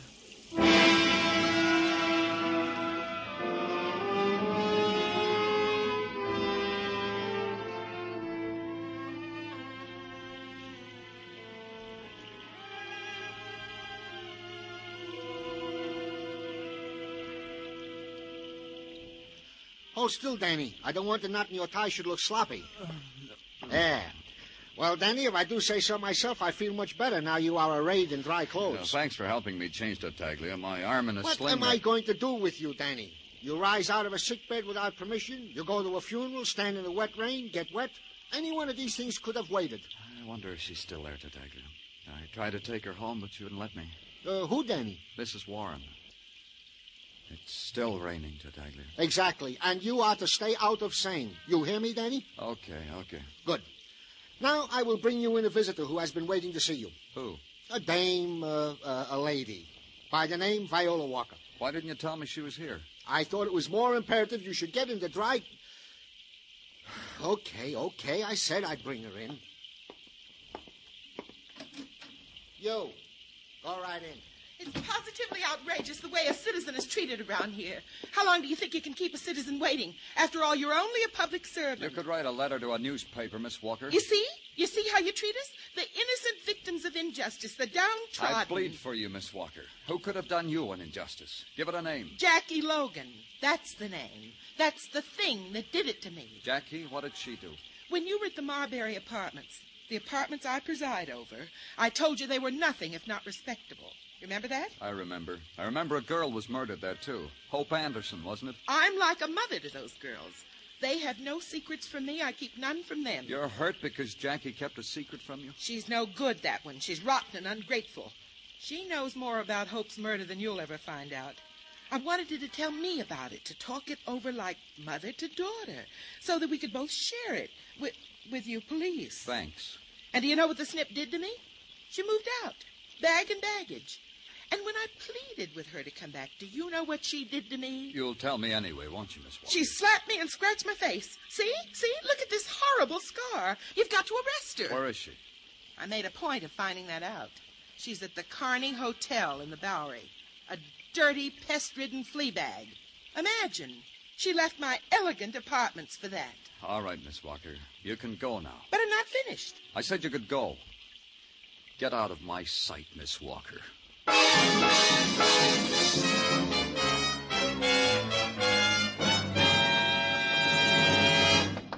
Jackie Logan. Open up. It's Danny Clover. Jackie. Oh, come in. Yeah. The place was a mess. Like a big wind had ripped him through there and died. Like that, and as if somebody had tried desperately hard to destroy everything he could lift or turn over. The bed had been slammed up into a corner and the headboard wrenched off so that the edge of the mattress touched the floor. And on it a girl, Jackie Logan, staring with unbelieving eyes. Thin lines of blood crisscrossed her face like some abstract design of horror. And over all of it, the pink and blue that stuttered through the window from a sign that read Kearney Hotel, your home away from home. Jackie, what happened? He'll die. I swear it, he'll die. Tell me, Jackie, who was it? I'll get you some water. Here, drink this. I can't. We'll get you to a doctor. Don't touch me. Later, then. Tell me about it. Nothing. I fell down. Look, someone tried to kill you. I fell down. Why didn't he kill you? Hope Anderson's dead and Alan Harper. Why didn't he kill you, Jackie? He thought I was dead. He beat me. He thought I was dead. Who? Tell me who. That's going to be my way. Because he thinks I'm dead. I got a good thing. Jackie, look, I can arrest you. Even with you like this, for withholding evidence. Don't you know that, Jackie? I'm delirious. I don't know what I said. Nothing happened. He beat you because you know something about him. Because you know he killed Hope Anderson. And why? Is that why you were blackmailing him, Jackie? I fell down. Don't you want to get back at whoever did this? I done that. Ask her. Ask Mrs. Warren. She... Oh, get me a doctor, Mr. Clover. The police ambulance came and took her away, and its siren was loud to cover the sound of her screaming. Then I went to the Warren apartment. The doorman told me that they weren't at home, that they'd gone somewhere, to Montauk, he thought. So I went there. This time it was night and rain, and the sounds of desolation that only the wind and the sea can shape. And finally, the cabin with its feeble yellow light washing against the darkness. Mr. Clover. Stand where you are, Mr. Clover. I came at the right time, didn't I? Mrs. Warren, maybe you'd better give me that gun. No, I was just showing it to my husband. See it, Philip. This is a souvenir of war Alan brought back. A Japanese revolver. It's clean and loaded. Alan was always a good boy. Neat. A good boy. Talk to her. Take it away from her. She doesn't know what she's doing. Don't try, Mr. Clover. Why don't you go over there and dry yourself by the fire? Mrs. Warren, I was just telling Philip that my son built that fireplace with his own hands, stone by stone. I've been showing Philip things that were a part of my son's life. Mrs. Warren, I've just left a girl who said she told you something over the phone, Jackie Logan. What did she tell you? She sounded very ill, as if she were in great pain. She was. She'd been beaten so hard that whoever did it thought she was dead. No. Oh, no. What did she tell you, Mrs. Warren? Was it that she was blackmailing your husband? What are you talking about? Are you out of your mind? You think us all out of our minds, don't you, Philip? Mr. Clover, me. How did you know that, Mr. Clover? I didn't, but it fits. Viola Walker came to me. Told me to arrest Jackie because Jackie'd slapped her face and left her bored in bed. When I saw Jackie, I knew it was more than that. Viola wanted in on something. Blackmail. Maybe she should have seen what blackmailing did to Jackie. But Philip saw, didn't you, Philip? Oh, there are so many things to kill you for, Philip. for wanting a girl my son loved. You didn't mean to kill Hope Anderson, did you, Warren? Of course he didn't, Mr. Clover. Not the girl, but my son. And finally he murdered Alan, tried to kill you, and that poor girl, Jackie. Oh, Alan. Watch her, Mr. Clover. This gun, Philip.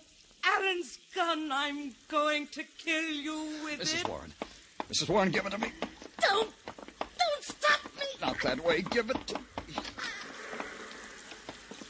He's getting away. I said I'd kill him, and he's getting away. The gun. Warren, stop! Don't be a fool, Warren. All right, Mrs. Warren.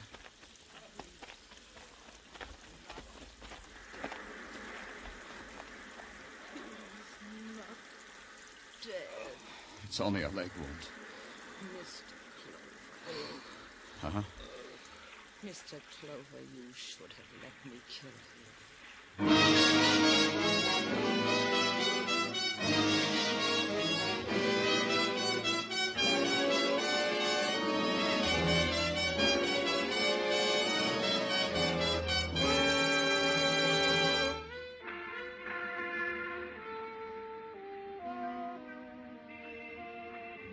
Broadway, where the buildings of the night lean against the darkness in crazy, tilted angles.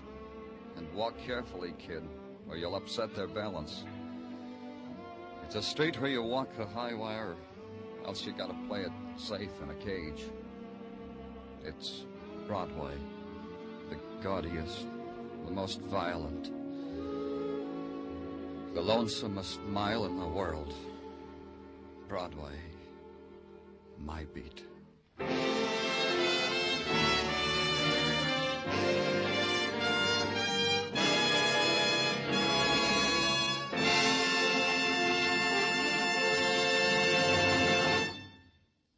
Broadway's My Beat stars Larry Thor as Detective Danny Clover, with Charles Calvert as Tartaglia.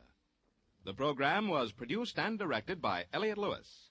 The musical score was composed and conducted by Alexander Courage. The cast tonight included Francis Cheney, Jody Gilbert, Don Orrick, Ida Reese-Marin, and Herb Butterfield.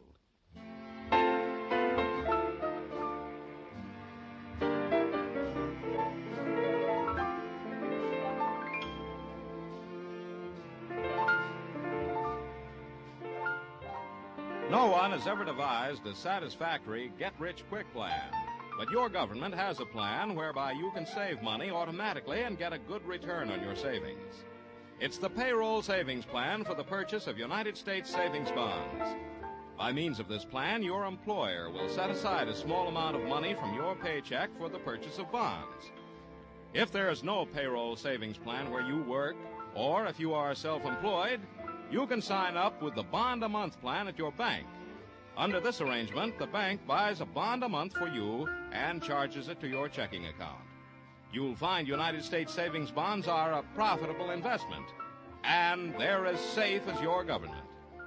Start buying United States savings bonds today.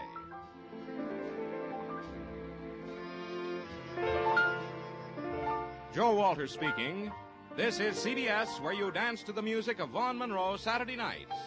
The Columbia Broadcasting System.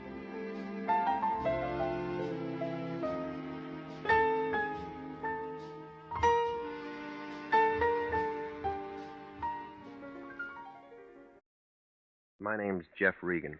I get 10 a day in expenses from a detective bureau run by a guy named Anthony J. Lyon. They call me the Lion's Eye.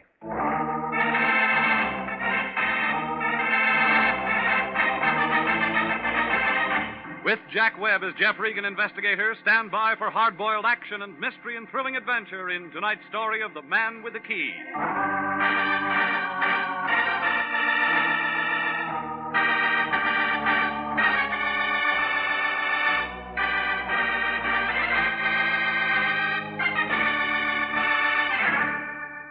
A block above Wilton on Hollywood Boulevard, there's a street they call Taft. It isn't very long. About 48 palm trees and a couple of bad sewers. It figures that the guy who laid it was nearsighted.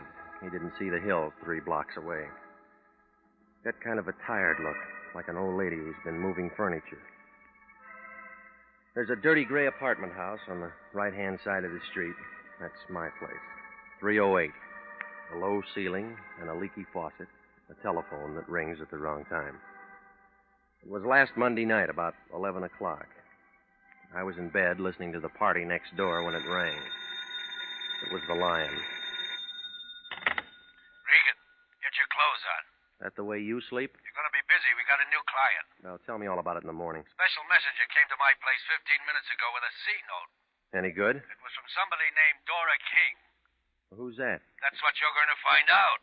I can see better in the daytime. She's waiting for you right now. Oh, yeah. At a place on La Brea called the Southerner. Should I take my banjo? Don't be funny. She wants to talk to you, so get over there. Well, what does she want to talk about? How would I know? Well, don't you ever check into things? That's what I pay you for. All right, where's last week's salary? You'll get it. When? As soon as I find out if your expenses were legit. Now get busy. That all? No, call me right after you've seen her. Why? I want to know what's what. You mean you want to know if she can afford more than a C note? You're getting out of line. That's what they told Gypsy Rose Lee.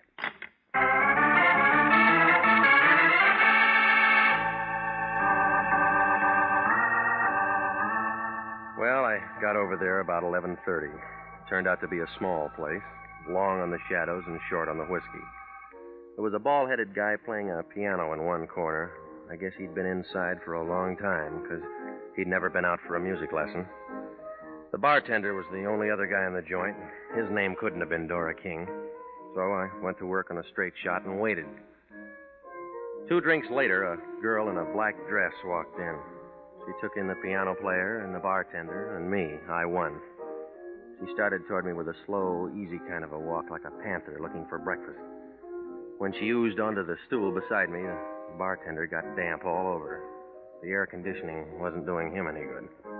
What'll it be, miss? Make it the same as his. Okay, bourbon and water. Got a match? Yeah? Got a cigarette? Mm-hmm. Got a name? Maybe. I'll bet it's Regan. All right, you got that much. My name's Dora King. I'm sorry I'm late. You ever on time when you meet a guy? No.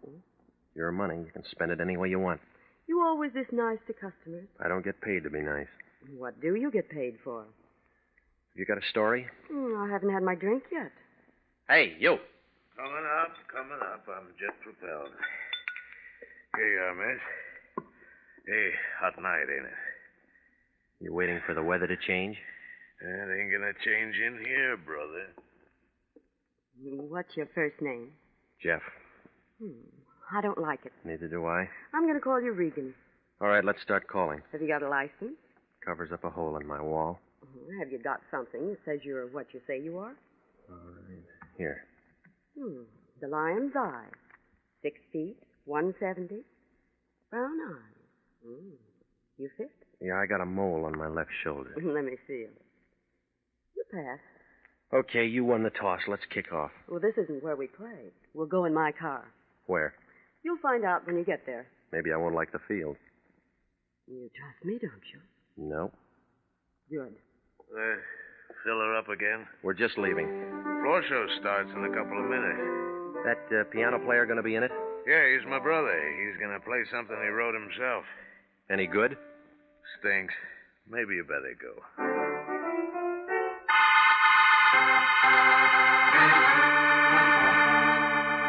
Well, the bartender was pouring himself 4 fingers of rye and about a fingernail of water when we walked out of there. We climbed into a big Nash convertible, parked in front of the place, and headed for Santa Monica Boulevard. Then we turned east, past Western, down to Vermont, and south to Marathon. All at once, we were climbing a hill on a dark street. That gave us a view of the city. 20 years ago, a real estate broker might have had something, but now it was just an old neighborhood with a sad look. Like a toe dancer with a short leg. Nobody said anything, and I was beginning to have a feeling that maybe she'd forgot her compass when she slowed the car down. She pointed to a 2-story house in the middle of the block, and I nodded. Then she shoved the car in second and spun around the corner and came to a stop. I got out and walked around to let her out. She didn't move. End of the line. Short fare. Time for you to go to work. What kind of work? The white place back there.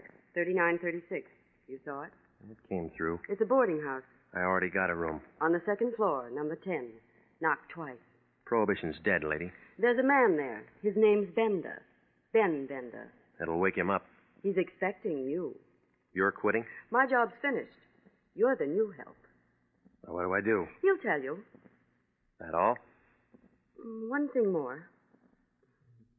Come here. Yeah. Part of my fee? That's extra. I don't generally get tipped. Just for luck. You act like I'm going to need lots of it. You are. When do I see you again? You don't. Goodbye, gorgeous.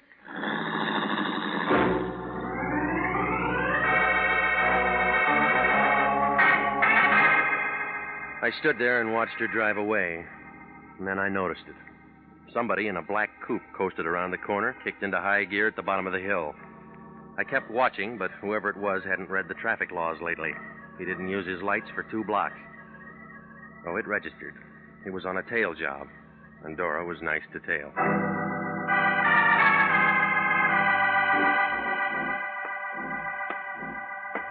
.39:36 marathon. Inside, it smelled like stale beer and rotting wood. Room number 10 was at the top of the stairs. The door was already open. A thin guy with a hungry look was sitting on the edge of the bed. He was all bones. He didn't get up when I came in. He just kind of looked at me, and his eyes were full of water. All of a sudden, he pulled a bandana out of his pocket and began coughing. You're sitting in a draft. All my life. You rigging? A girl with warm lips said I'd find you here. Thanks for coming. Sit down. Hey, just got back from a trip. Up north? Yeah. Sanitarium? State said I needed a cure. Did it take? What do you think? You're still coughing. The doctor said I could go. You can give me a going-away present. $10 and a suit of clothes. It's a bum rap. That's what they all say. Who I am? Ben Bender. Big Ben Bender. Does that mean anything to you, Pilgrim? Must have been before my time. Yeah? How old do you think I am? I'm out of practice. I look 60.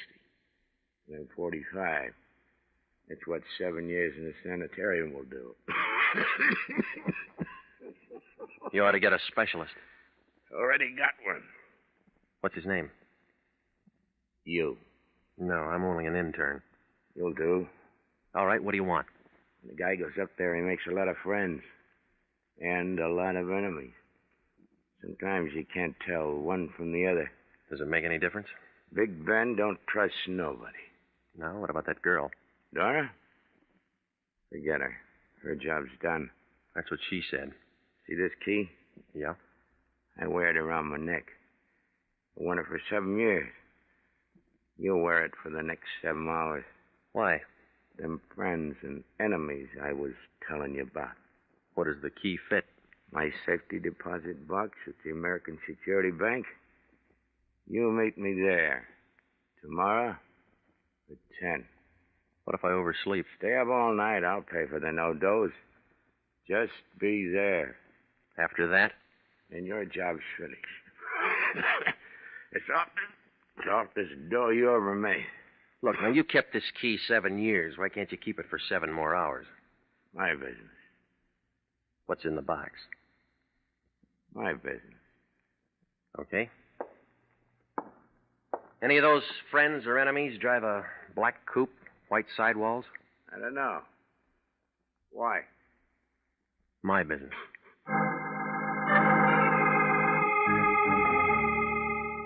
I left him sitting there. He looked as happy as a sword swallower with the hiccups. Well, I put the key in my coat pocket, but it felt hot, like a dynamite stick with a short fuse. If Big Ben had been holding it for so long, somebody else might want it. Maybe somebody who drove that black coupe. Well, I went out the back entrance, walked down an alley, and doubled over 5 blocks to Vermont. I stopped a cab, and I had him take me over to the Lyons place. It was 2:30 in the morning when he opened the front door. He was wrapped in a bathrobe big enough to keep all the silkworms working overtime. What do you want, Regan? Information. You been drinking? I've been working. What kind of work? Well, I got a key. That all? That's what they say. Who's they? A con named Bender. Ben Bender? That's right. I thought he was doing a long run up in Quentin. Well, he's out now. Where does Dora King fit? Taxi service. She took me to Bender. He gave me the key. Let me see it. All right, here. Safety deposit box. That's right. Nursemaid to a hunk of metal until tomorrow at 10. What then? Well, I meet him at the American Security Bank and turn it over to him. Well, do it. Now, look, Big Shot, this key's hot. What makes it hot? Whatever's in that box. What's that? How should I know? Find out. You got the key. You got the client. Now, just a minute. Somebody waves a greenback at you and you think it's a rainbow. That's enough. Oh, stop it, will you? It's another bum client and you know it. Let me worry about that. If Ben held that key for 7 years and won't hold it now, he's scared. What's he got to be scared of? Somebody else who wants in on the So play. what? I'm holding the key. That makes me the clay pigeon. You're getting paid for it. Just be there tomorrow at 10. Alive.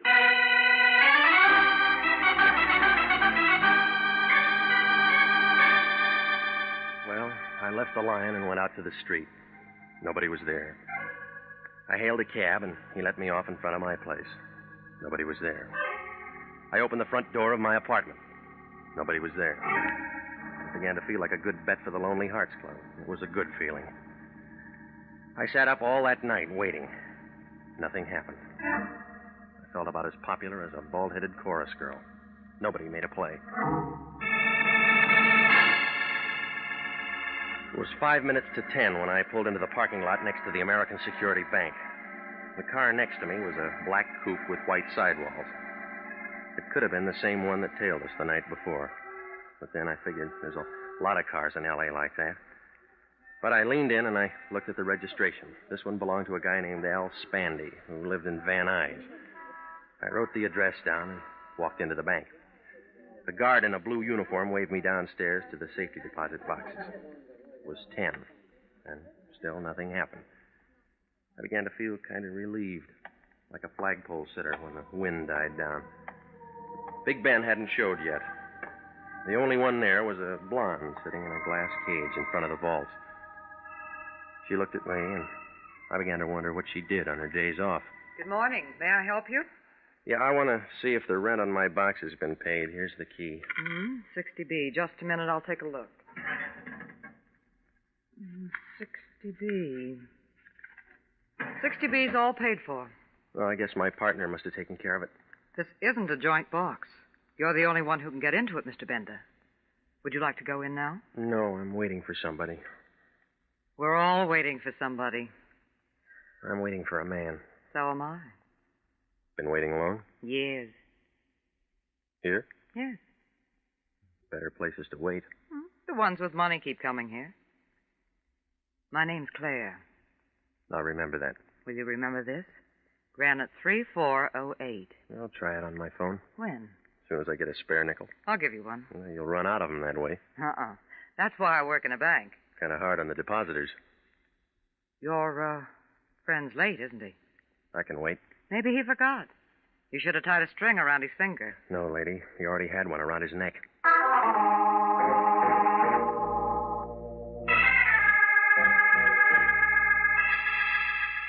Well, she went back to copping nickels, and I sat down in one of the plush chairs and waited. 10:30 came, 11 came, Bender didn't. I began to get an uneasy feeling, like a bubble dancer with a slow leak. At 11:10, I couldn't take any more waiting, so I left to head for Bender's place. Outside the bank, a thin guy with a sharp head was hawking papers. I slipped him the nickel that the blonde had given me, and he handed me a Daily News. I wanted to see what a horse named Larry R. had done at Belmont. I didn't get beyond the first page. Bender's picture was there, right next to Governor Dewey's, only Ben wasn't running for office. They found him in his room full of bullet holes. I guess he finally got a cure for that cough. I took my car out of the lot and headed for home. I mixed myself a tall one, and I was just getting to the bottom of it when a couple of guys kicked my door open. Regan? Yeah. I'm Lieutenant Anderson, homicide. This is Sergeant Pinelli. Hi. Don't you guys believe in knocking? My knuckles are sore. Nice stuff. Well, help yourself. It's out in the kitchen. Don't drink on a job. Pinelli? Me neither. You boys should have told me you were coming. I'd have called some girls. Not on a job. Pinelli? I got a wife. All right, Regan, find your hat. What for? Well, you want to look nice. We're going downtown, you and me and Pete. Right, Pete? Right, Andy. No, it's too hot there. We thought of that. We'll give you a nice, cool place, won't we, Pete? Sure will, Andy. You got a warrant? No, we just figured you might want to tell us why you did it. Did what? Tell him, Pete. Knock off Ben Bender and burn his feet. You're out of your mind. Now, Regan, we know you saw Bender last night. We know you got out of a car on the corner and walked up to his place. We know you were the last one to see him while he was still alive. You got a witness? Pretty one. A girl told us. Oh, you're trying real hard, Anderson, but you haven't got anything. If you were the last one to see him alive, you're the first one to see him dead. That's how we figured. Did you figure on a guy named Al Spandy who drives a black coupe? I never heard of him. And how about a dozen other hoods who knew Bender? Now you're trying hard, Regan. You haven't even got a foundation. We got the whole building. It'll never stand up. We'll see. All right, you tell me why I did it. You private eyes get folders on bank jobs. I get them from Charles Atlas, too. Bender was in on an $80,000 heist 8 years ago. He went up for carrying a concealed weapon, but the money was never found. You know that the Imperial Bonding Company's offering $5,000 for the recovery of that dough. The Lion. Don't make any dates tonight. You're not going to be available. All right. The Lion will tell you I was working on a case when I saw Bender. Oh, we already talked to the Lion. Well, what did he say? He says he hasn't seen you for 5 days. You are listening to the story of The Man with the Key, tonight's adventure with Jeff Regan, investigator.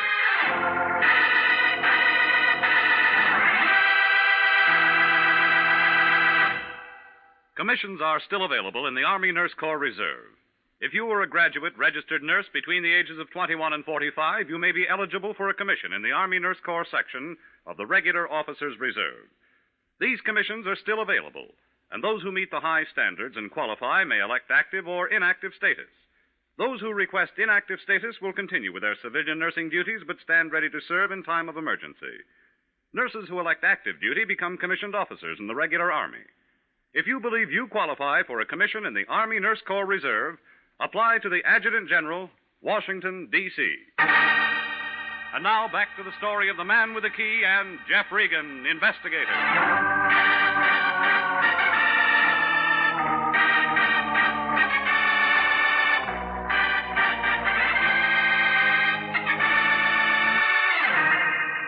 Well, I had about as much chance as a violin player with no chin. Anderson and Pinelli took me down and locked me in one of the rooms upstairs. They didn't ask any questions. I guess they figured they had enough answers. Oh, it was a real nice fix. A dame named Dora King takes me to a con named Ben Bender. He slips me a hot key and says, meet him in a bank at 10. I'm there on time, getting the phone number of a blonde named Claire, only Ben doesn't show. Somebody burns his feet and fogs him before he can keep the date. And then there's that black coupe registered to a question mark named Al Spandy. And then the Lion deals one from the bottom. Oh, it was a screwy picture, and I was right in the middle of the frame. Well, I spent the next 4 hours taking in some free entertainment from the drunk in the next cell.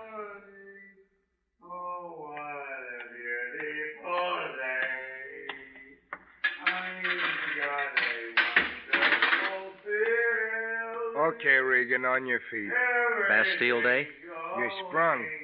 Well, I was getting tired of the floor show anyway. Try and make it Saturday sometimes. That's our big night. Hard if I bring a date?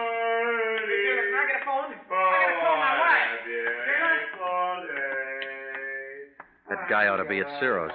Where do you think we picked him up? Regan, I'm running out of patience with you.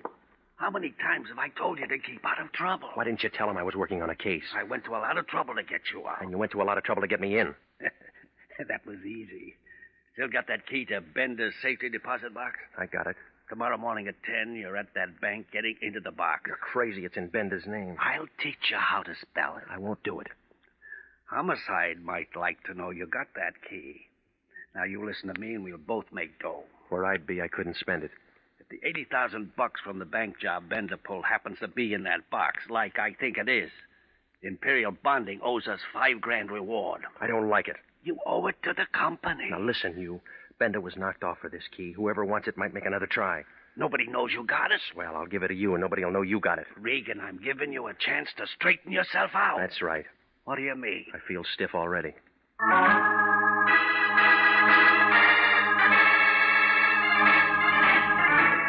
Well, it was a triple play. Homicide to the Lion to the black coupe. I went home to wash off some of the jailhouse Lysol. When I walked in the front door, I had company.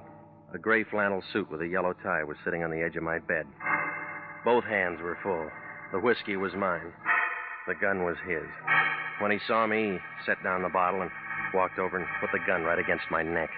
It felt cold, and I got kind of nervous, like a hula dancer in a forest fire.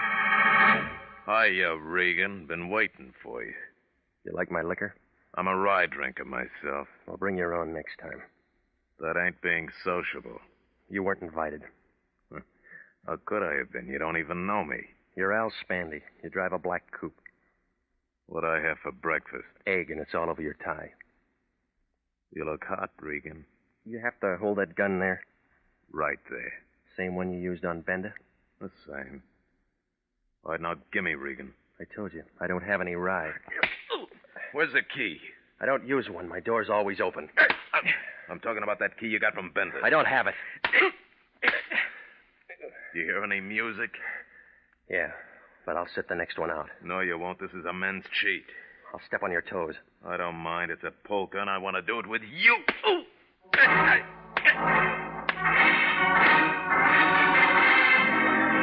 it was a long dance, but Spandy didn't get tired. I knew I wasn't going to last the evening out. And then I saw Dora King standing in the doorway back to Spandy. She was taking everything in like a Hoover vacuum cleaner on a dirty rug. She had a .25 in her hand, and she knew how to use it.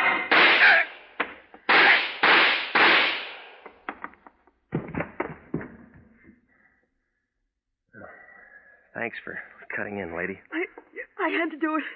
He was killing you. Yeah, I'll take the gun, huh? You know I had to do it. Yeah. Here. Go on, drink it. Yes. You want to tell me all about it? Yes. I wanted to tell you at first, but Ben wouldn't let me. He's not around to stop you. Do you think Spandy hurt him much before he killed him? I wasn't there. He was sick. He couldn't have taken much. Why'd you tip the cops on me? I thought you might have done it. Now I know different. Tell that to homicide. I will. You better. Spandy can't. He's dead? That's right. You still don't trust me. No, I don't. I couldn't help myself once the gun went off. Big Ben was my father. Yeah? He didn't want anyone to know. All he wanted was to give me a break. Why'd he hire me? He was afraid. Yeah, that's what he said. Regan? Yeah? May I have the key? I haven't got it. You can get it. Maybe. You know what's in that box? I think so. Or why don't I turn it over to the police? That's my job. Like I told you. I'm Big Ben's daughter. Yeah, lady. You convinced Spandy.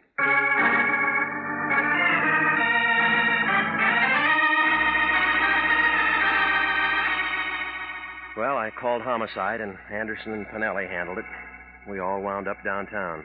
It didn't take them long to find out that the gun Spandy used on me was the same one that killed Big Ben. Dora gave Anderson her story. He said it would take some fixing, but he could keep her out of the papers. It was justifiable homicide. She wouldn't even be indicted, but they had to hold her overnight. Well, it was almost daylight when I pulled to a stop in front of my apartment. I was beginning to feel a little better, but it didn't last long. When I walked into my place, it looked like the L.A. Dons had been having a scrimmage. Every corner had been gone over. Oh, it didn't make sense. Bender was dead, Spandy was dead, Dora King was downtown, but somebody still wanted that key. Well, I crawled into what was left of my bed and set the alarm for 9:30. I didn't sleep much. I kept seeing keys and faces and $80,000 bills.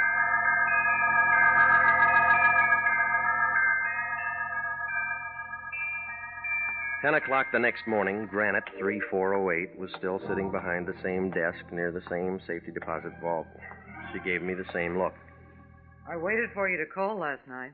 I spent the nickel. On a doctor? I'd like to get into my box. All right, Mr. Bender, sign here. All right. Looks like part of the new freeway. One thing about a vault, it's quiet. So's a tomb. We're alone. Yeah. Well?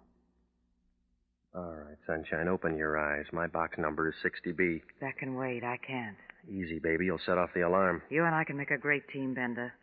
You know my name's not Bender. What is it? Regan. You and I could make a great team, Regan. Is that what you told Al Spandy? Why bring up a dead issue? What's your deal? You got Bender's key, I got the bank's key. You need both of them to open up the box. It's good so far. Go on. Well, there's $80,000 there. Let's not let it go to waste. Big Ben waited 7 years to open that box. Look what happened to him. I waited just as long as Ben, and 7 years is harder on a girl. How'd you work it? Ben and I had a great plan. I was the cashier Ben heisted. Only I just gave him a bag full of paper. The real dough's in his box. Well, that's the safest way. Keep your money in a bank. Yeah. Mm-hmm. When it cooled off, both of you go in and pick up the dough together. That's the way it was supposed to work, only Ben was dumb enough to get himself picked up and tucked away for 7 years. Oh, you made real good partners. Nobody trusted anybody. I trust you. That why you went through my place looking for the key last night? Girls got to use their head. Besides, you might have been home. Ben and Spandy are dead. We don't have to worry about either of them. The money's still here. We got the keys that'll open the box. Can you add that? Yeah? What's the answer? About 20 years. What do you mean? That bonding company will see that you get the full load for grand larceny. You wouldn't turn me in. Don't make book on that. You and I'd make a great team, Regan. We can't lose. That's what USC thought.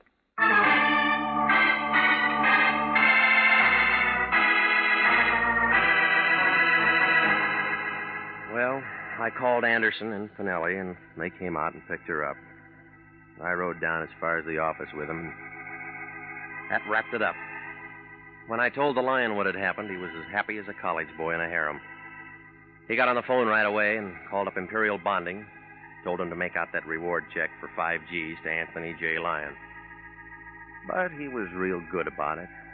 He took me for a ride in his new Nash convertible. Well, I guess he deserved it. He was really the patsy that had done all the heavy work ever since he bailed me out of jail. 'Cause that's when I slipped Bender's key in his pocket.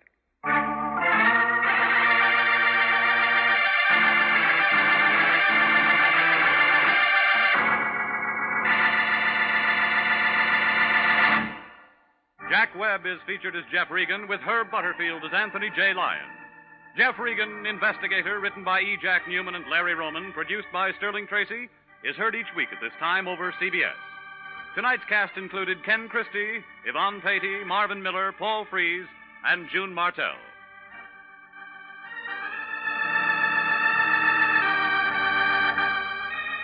If you are a graduate registered nurse, please listen carefully to this important message. 29,000 nurses are needed to join the new Army Nurse Corps Officers Reserve. All nurses who receive reserve commissions will benefit from the opportunity for specialized training offered to them by the Army. Inactive reserve status will not interfere with the nurse's civilian life, but the educational opportunities offered her by the Army Medical Department will be of great advantage. For further information, drop a card to the Adjutant General, Washington, D.C. Original music for this program is by Dick Arant. Bob Stevenson speaking. This is CBS, the Columbia Broadcasting System.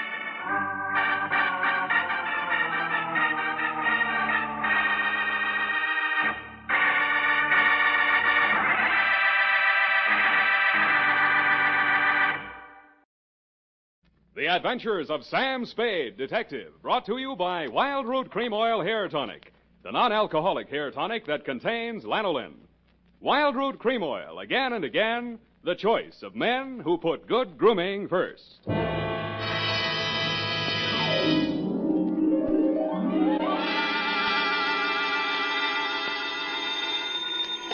Sam Spade Detective Agency. Say moi, sweetheart. Oh, Sam, how did it go? Well, it wasn't exactly a 10-1 outfit. More of a mud show, dog and pony type, you know, rag front. Sam, what are you talking about? Hmm? And by the way, where were you last night? I missed the last bus in from the Cow Palace, so I had to do a star pitch. Connie talk, F. Oh, if you think I'm going to ask what a star pitch is, you're mistaken. What were you doing at the Cow Palace? Oh, just bulling around. Oh. Sam? Yes? Sam? Yes?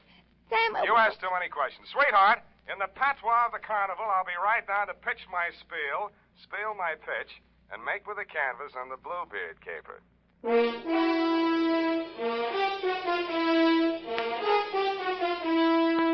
Dashiell Hammett, America's leading detective fiction writer and creator of Sam Spade, the hard-boiled private eye, and William Spear, radio's outstanding producer-director of mystery and crime drama, Join their talents to make your hair stand on end with the adventures of Sam Spade. Presented by the makers of Wild Root Cream Oil for the hair. Say, Mom, if the summer winds are making Junior's hair drier and mussier than it should be, why not borrow a little of Dad's Wild Root Cream Oil and restore that sweet, angelic look? You'll find Wild Root Cream Oil Hair Tonic comes in handy for every member of the family. It grooms the hair so neatly and naturally, relieves that summer dryness, and removes loose dandruff, too. Better check on your supply right now. If it's running low, then tonight or tomorrow, first thing, get Wild Root Cream Oil Hair Tonic. Again and again, the choice of men who put good grooming first. And now, with Howard Duff starring as Spade, Wild Root brings to the air the greatest private detective of them all in the adventures of Sam Spade.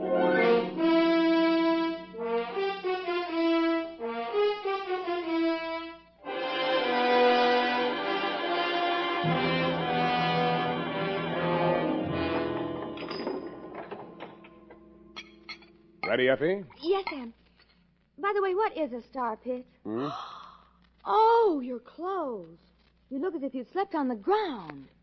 That's what it is. Date, August 8, 1948, to Detective Lieutenant Dundee, Homicide Detail, San Francisco Police. From Samuel Spade, license number 127596. Subject, the Bluebeard caper. I will not offer as an extenuating circumstance the fact that business is bad all over. But it is true that I had been sitting in my office for 4 hours and the phone had not rung once. This one didn't phone. From the looks of him, he didn't have the required nickel. But the hangover he was wearing under his eyes had cost someone a pretty penny, so I figured his credit might be good somewhere.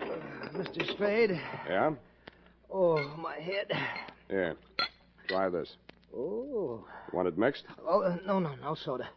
Couldn't stand the noise. Where'd you wake up? In these same clothes. Figures. It all started at my sister's engagement party. Mint juleps. They must have been full of flukum. Flukum? You don't happen to have an ice bag? It's customary for my clients to bring their own. Oh. Well, now here's a spiel. Did I tell you my name? The name you gave my secretary was Ned Towers. You want to stick with that? Yeah, Ned. Ned Towers, yeah. It's about my sister. She's... Her name? Sylvia. Sylvia Towers. Sylvia Towers, yeah. But it's not about her, really. It's about that Bluebeard. Bluebeard she's marrying. Jefferson Davis Calhoun. What about him? Oh, that marriage has got to be stopped.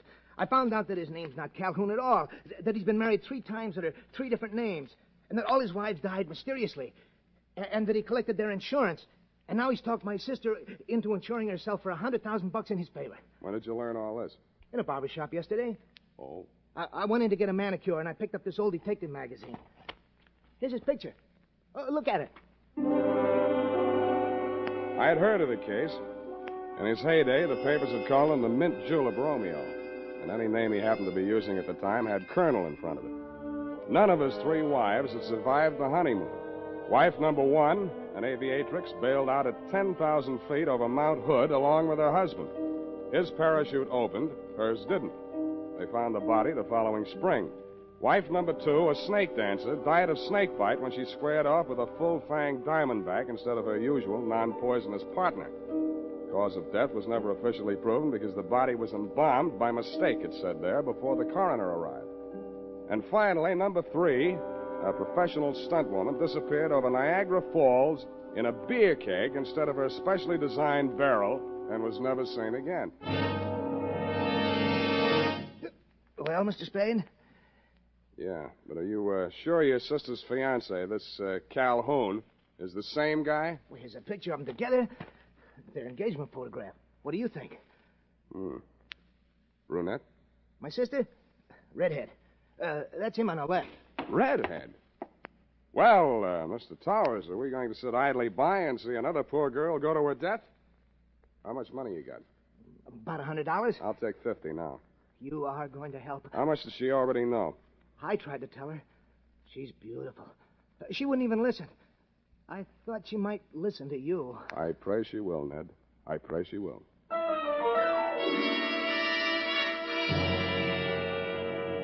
There were 2 aspects of the case that I wanted to look over more closely. A, Sylvia's red hair, and B, the red splotches on my client's face.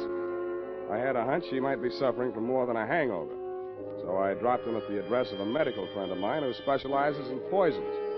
She said the tests would take most of the afternoon, so I decided to find out who was Sylvia, what was she as kind as she was fair.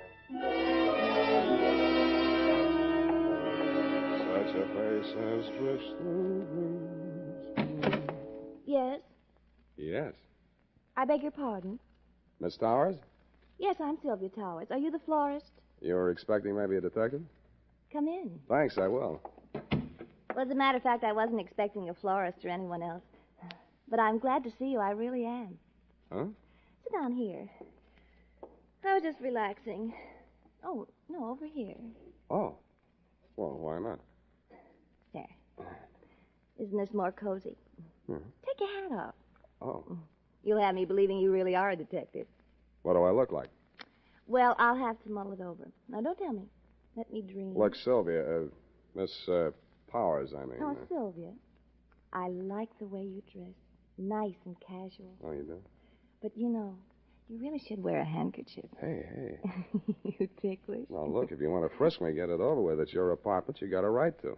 Well, isn't this way nicer? Sure, it's fine. It's just that, I just didn't expect. Just didn't expect. Well, what do you want, a butterfly act? No, it's just that my feelings have hurt you. Haven't asked me who I am, or what I'm doing here, or anything. Oh, I don't care. I like you. Is this how you got engaged to Calhoun? No, he was selling some phony stock certificates, so I bought a few. They were phony, so you bought a few. Figures. He'd had bad luck with marriage. It was the only way I could force the issue. You're forcing him into marrying you? Darling, don't be so critical. I did it very nicely. I'm sure you did, but why? Oh, I don't know. He's so courtly. A real Southern gentleman. How real? Hand me that cushion, darling. Oh. Oh, no, here, behind my head. Oh. Oh, that's better. Oh, don't go away.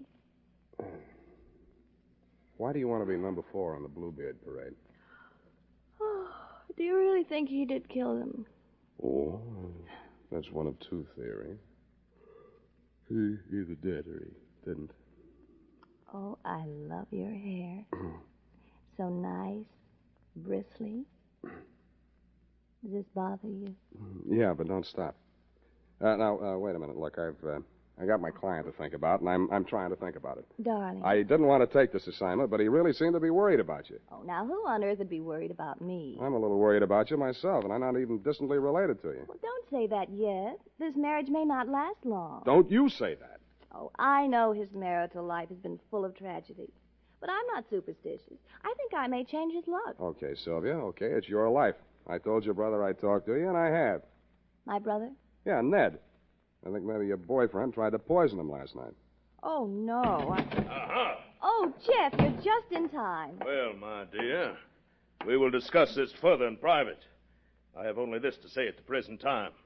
In the South, it is not customary for a lady to receive a gentleman alone just prior to her marriage to another gentleman. But, Jeff... I know your motives were pure and innocent. Customs differ, that's all. I am Colonel Calhoun at your service, sir. I'll call you when I need you. I'm afraid I must ask you to remain. Sylvia? Oh, Jeff, I meant to tell you. It was just a flirtation. Yeah, that's I didn't all. think it... You mean she didn't think. He made certain proposals? Well, what could I do? What could she do? He said there were things in your past, Jeff. Yeah, that's what I said. Things that... Oh, well, there, my dear. It was blackmail. That's all it was. I did it for you, Jeff. Go to your did it for chambers, you. Sylvia. I will deal with this adventurer. If this were the South, there would be better ways, but never fear. Where there's a Calhoun, there, too, you will find Southern chivalry. Please. No, Jeff. Phone the police. Sylvia, I must insist that you do as I say. Very well, Jeff. You know best. Well, sir, how about you and me putting our heads together over little old mint julep, huh? Thanks, I'm not thirsty. What's the pitch, Colonel? How come your girlfriend yelled, "Hey, Rube," just now? What is your asking price, sir? What's your bid? $5,000 now, $5,000 after she's buried, $20,000 after the insurance people pays off. No dice. Caper's worth $100,000. 50 for me, 50 for you. That is out of the question, sir. Okay, from here I go to the cops. Now, son, let's not be hasty about this. It will require a slight change of plan, but I reckon I can swing it. All right, 50-50. When are you going to knock her off? You want her to fly the coop? Is there another way out of here? Well, not that I know of, but she's crafty. She's crafty. Well, come on, let's get it over. Yes, you're right. Maybe now or never. That's right. Sylvia? Wait a minute. Come here. What is it? How are you going to do it? Well, hit her with this and then out the window. Let me see, then. Sure. It's got quite a heft to it. Where'd you get this sap? Souvenir of Niagara Falls. Know where you're going to get it? Why, you Yankee!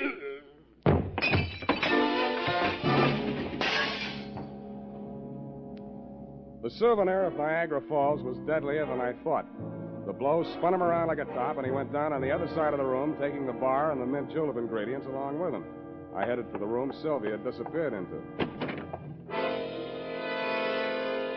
But she had already disappeared out of it. I looked in the closets, the bathroom, under the bed, tapped the walls for secret panels, and then forced myself to look out the only possible exit, the open window. 10 stories, sheer drop to the street. 2 stories, sheer unclimbable masonry to the roof. Now get this, Dundee.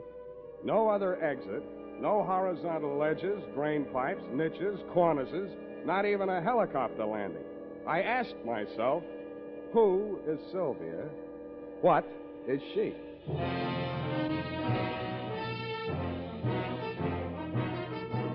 The makers of Wild Root Cream Oil are presenting the weekly Sunday adventure of Dashiell Hammett's famous private detective, Sam Spade.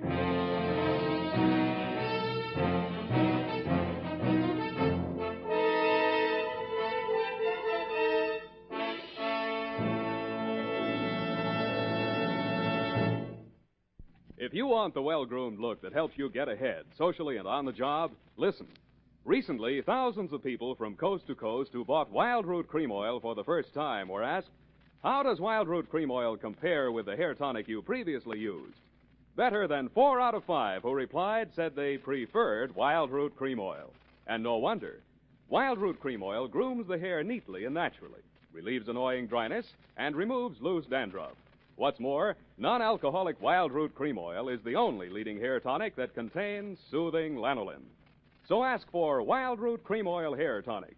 Again and again, the choice of men who put good grooming first. By the way, smart girls use Wild Root Cream Oil, too.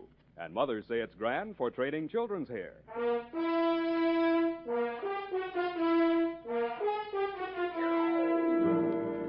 And now, back to the Bluebeard Caper. Tonight's adventure with Sam Spade.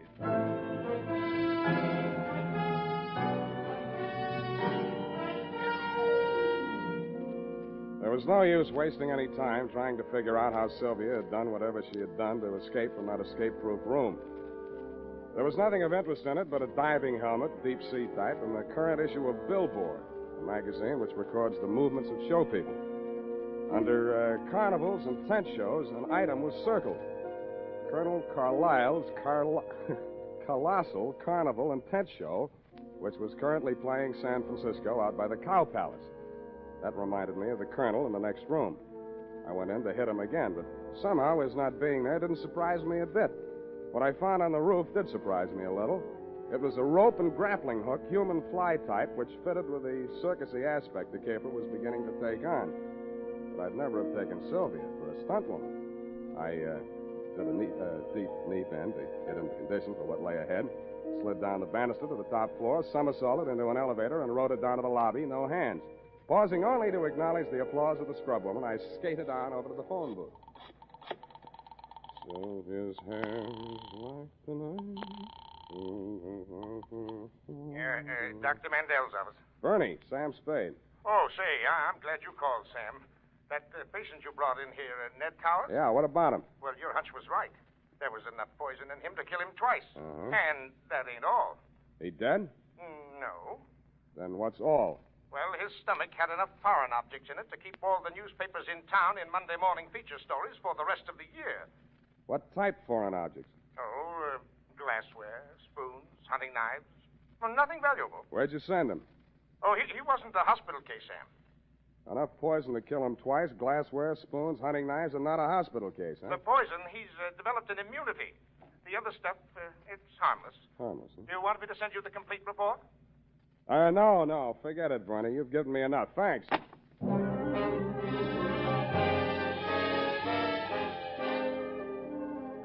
From then on, Dundee, it was mostly entertainment. I headed for the carnival grounds outside the town, and Colonel Carlyle's Colossal Carnival and Tent Show unfolded before my very eyes just west of the Cow Palace. Violations are brought to you in the interests of artistic endeavor. Mademoiselle Mahala, the favorite dancing girl of the Sultan of Zanzibar, brought direct from the perfumed gardens of the Mystic Orient.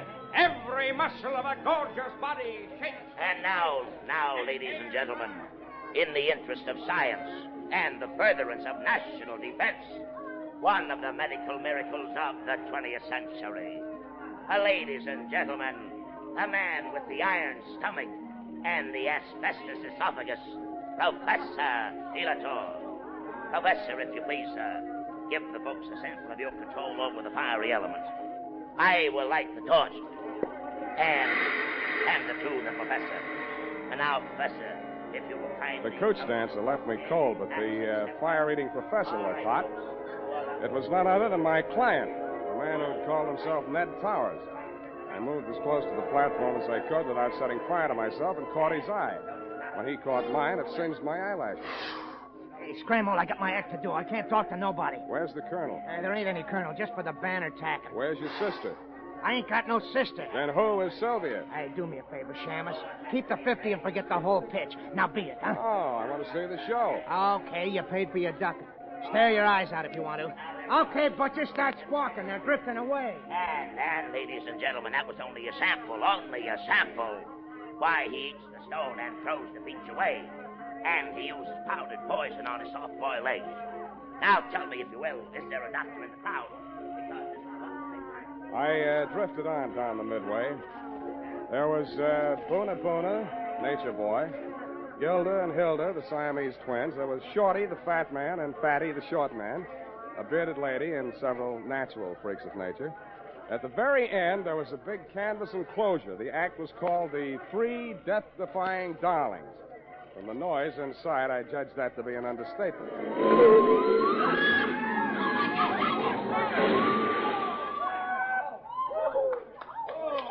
I bought a ticket and got inside just in time to see a trim, energetic blonde in tailored coveralls crawl out of the twisted wreckage of the car she'd just driven point blank into a concrete wall at an advertised speed of 80 miles an hour.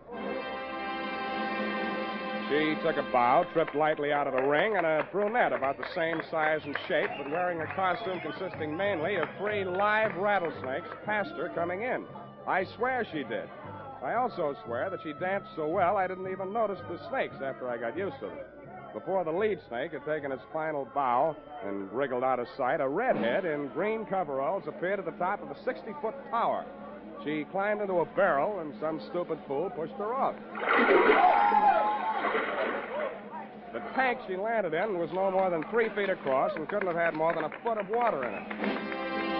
But she emerged from the splinters with her face wet and some of the greasy carnival-type makeup washed off. The red-headed branch of the death-defying Darlings was, you guessed it, that miraculous escape artist, the one and only Sylvia.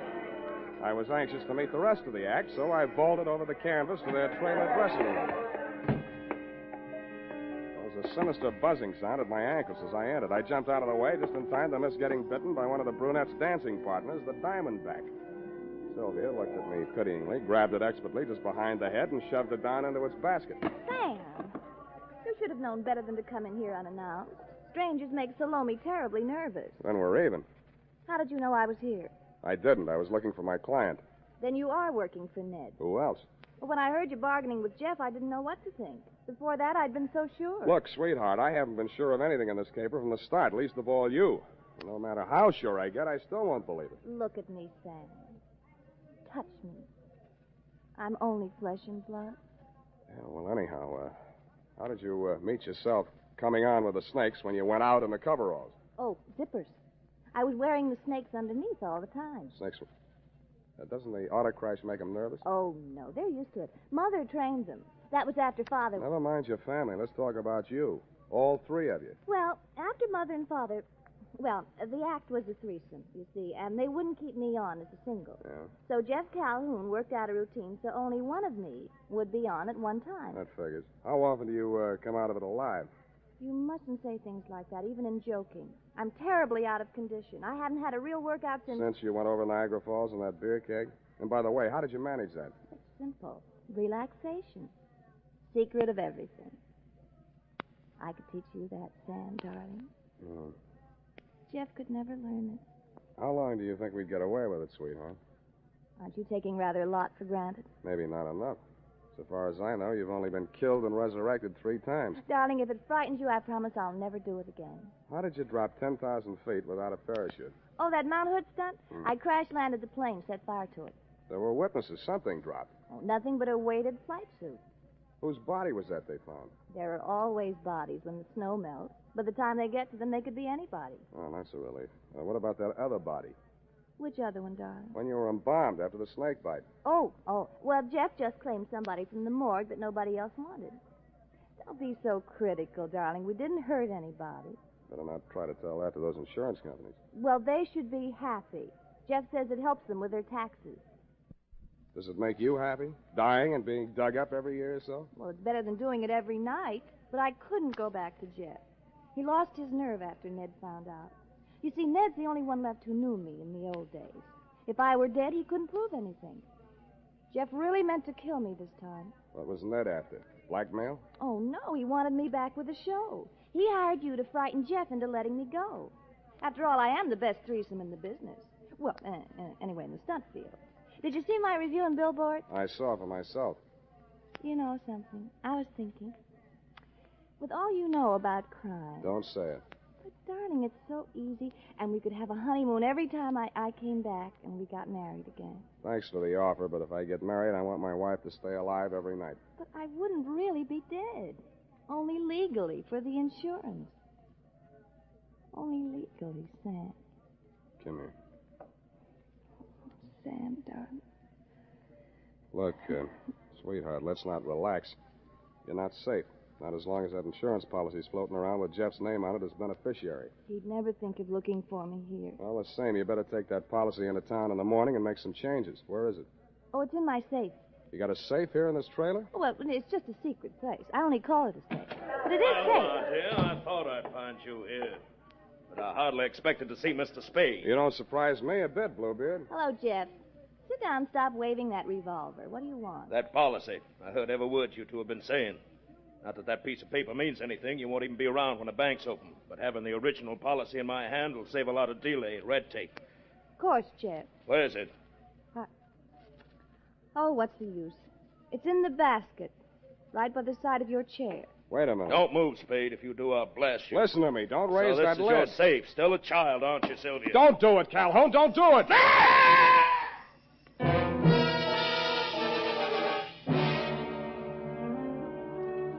And that, Lieutenant Deere, took the lid right off of the caper. Due to my Boy Scout training, my split-second timing, and the fact that Salome's fang missed an artery by a 30th of an inch, I understand Calhoun will live long enough, which, as far as I'm concerned, is any length of time you care to name. About Sylvia, I really don't know how to advise you there, but if you're planning on charging her with attempted homicide, you'll find that there are 3 Darling sisters listed as U.S. citizens and residents of California. It might be hard to figure out which one of her to indict. Period. End of Nightmare Alley, Bluebeard Division. Any questions, F? Oh, just one, Sam. A grammatical error, but I'll correct it. And just whom do you think you are to be correcting my grammar? Who, Sam? Nominative case. Nominal. Nominative, Sam. The most frequently used cases in English are nominative, accusative, and possessive. Now, I'm referring to your sentence which reads, it might be hard to figure out which one of her to indict. Yeah. Of course, you meant them, since there are 3 Darling sisters. Her being singular. Indeed, her was singular, Effie. Oh, Sam, you made a joke. That's a very small one. Now, type that up and leave my grammar as is. It's colorful. Oh, very well, Sam. I'll just fix the syntax as I go along. Syntax? In California?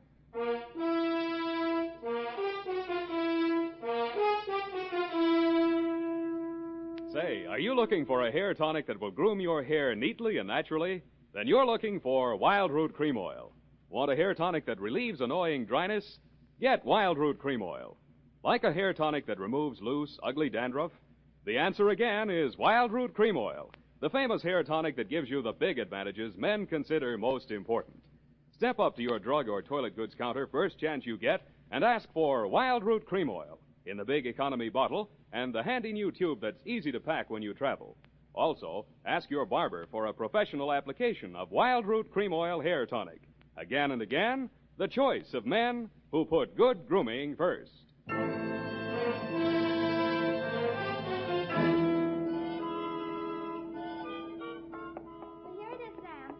Quite right. She was only one girl, so I left it to her and made the correction back farther. Back where, The Twinkle sentence Toes? just prior.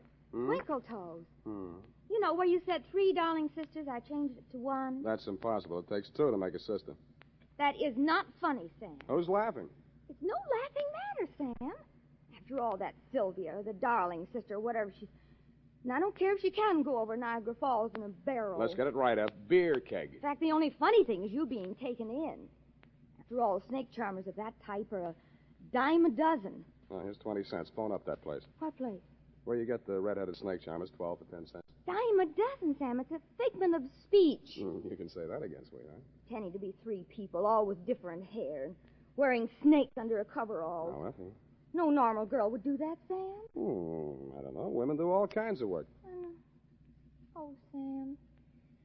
Why can't I be an adventuress like some girls are? I wouldn't trade you for 30 cents worth of snake charmers. Oh, Sam. That's the nicest thing you ever said. Well, next to the nicest. Good night, Sam. Good night, Salome. Twinkle Toes.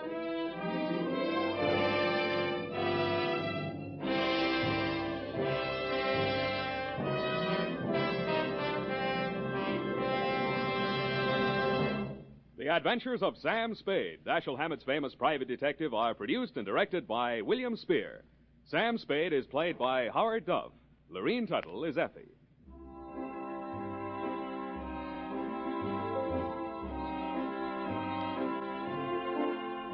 The Adventures of Sam Spade are written for radio by Bob Tallman and Gil Dowd, with musical direction by Lud Gluskin.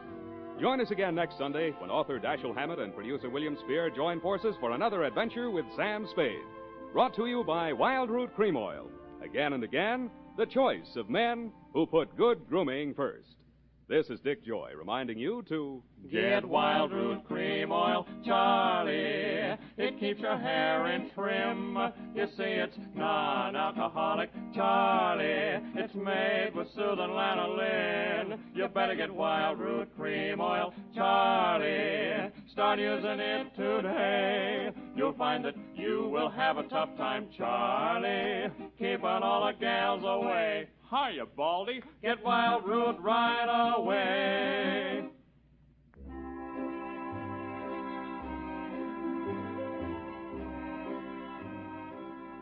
This is CBS, the Columbia Broadcasting System.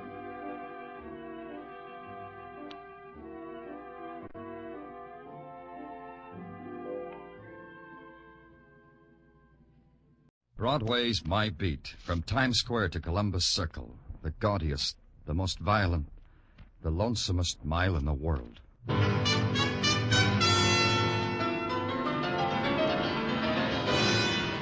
Broadway's My Beat, with Larry Thor as Detective Danny Clover.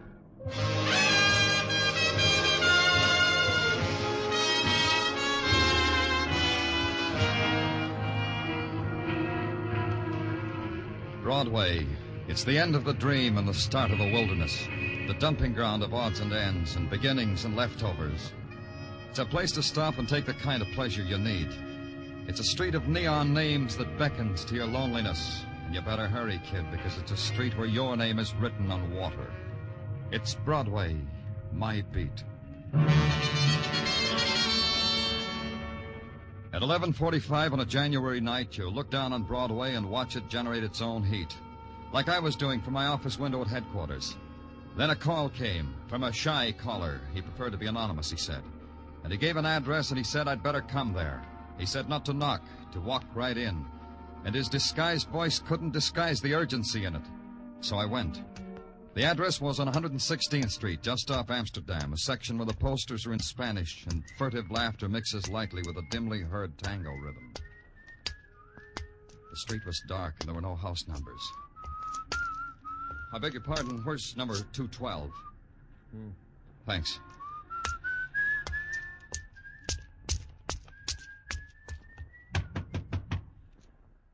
Open up. It's the police.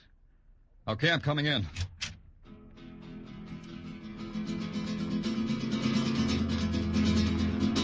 She sat there, like death almost. Only her fingers moved, whipping the strings of a guitar. Black hair spread over her shoulders, and frozen eyes, and a single tear. And near her, sprawled on the floor, a man. A man and the knife in his heart. A dead man. What happened here? Who are you? Who is this man?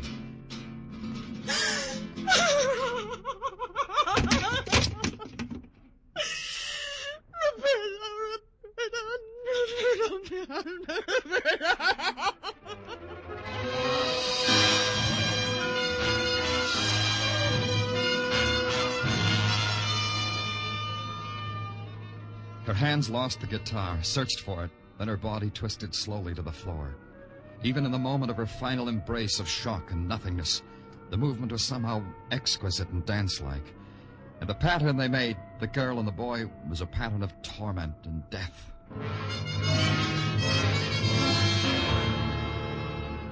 Then the cold cycle of murder began. The dead boy's wallet established him as Roberto Segura, and this room was his home. Dr. Sinsky reported that the boy had been dead for 3 hours, probably killed at about 9 o'clock. The girl was Cristina Perez. She was in extreme shock and should be taken home. She was. I waited until morning to go back to her.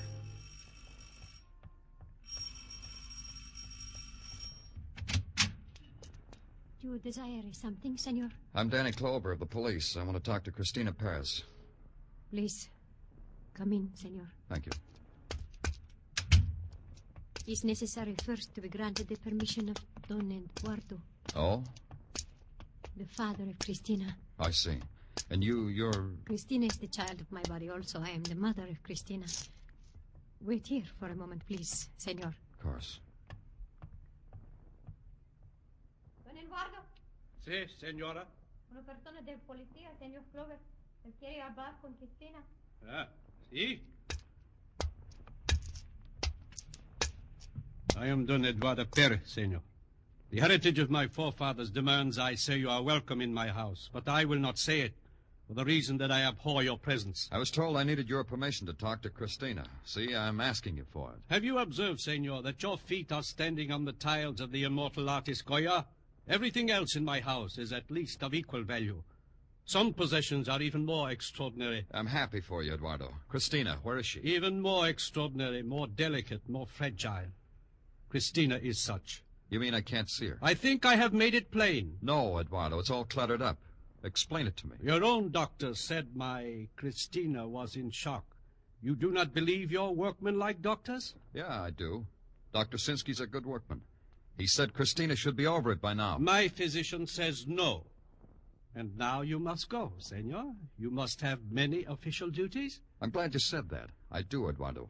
Like the murdered boy, Roberto Segura. Did you know him? He was not permitted in my house. Still, Cristina was in love with him. She was not with that. But she was with him when he was dying and dead. Maybe she was with him when someone put a knife into him. This you will have to wait to find out, senor. Only until my Cristina is well. Until you are permitted to see her. I'll wait. Keep watching over Cristina. I don't want her to get lost, Eduardo. She's in your custody. Is that plain, Eduardo?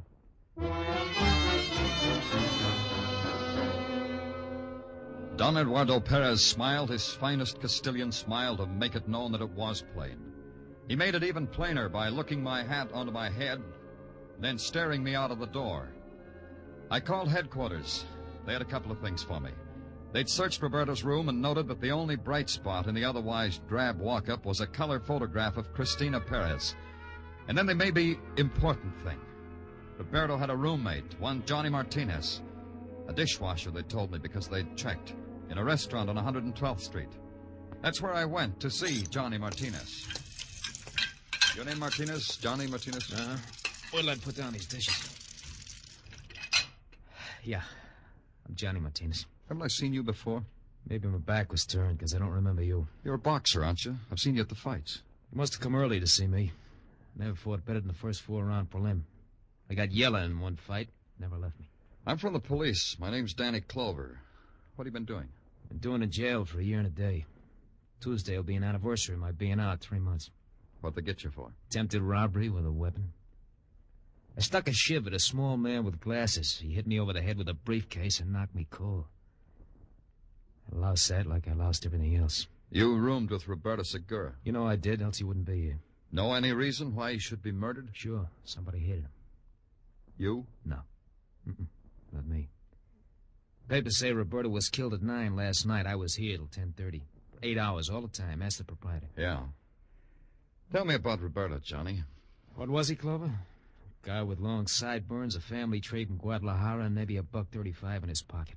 Like me. You're a bitter boy. No, not bitter. I read the right papers. Roberto never would. Do you know Cristina Perez? I'm not trying to stall you, Clover. Takes a second to gather up all the nice things about her and turn them into a smile. That way, huh? Do you know her, Clover? Have you talked to her? Have you looked at her? Only she loved Roberto. I know. Now what? Roberto is dead. Now I can try my best. Now I'll get haircuts and be a gentleman. And in a week or so, Christina will smile. Because I'll say something that'll amuse her. Anything else, Clover? Yeah. What did Roberto do last night? What were his plans? Same as always. He spent the evenings at Papa Candelaria's place. I guess last night, too, part of it. Papa Candelaria, huh? What's that? Upstairs private club for the natives, Clover. Try 1203 116th Street. Upstairs, but legitimate. They open at 9 p.m. Thanks, Johnny.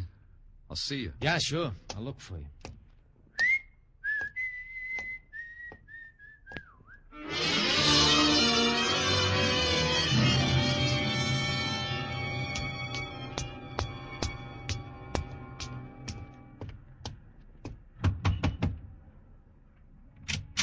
Hello, kid. Who sent you?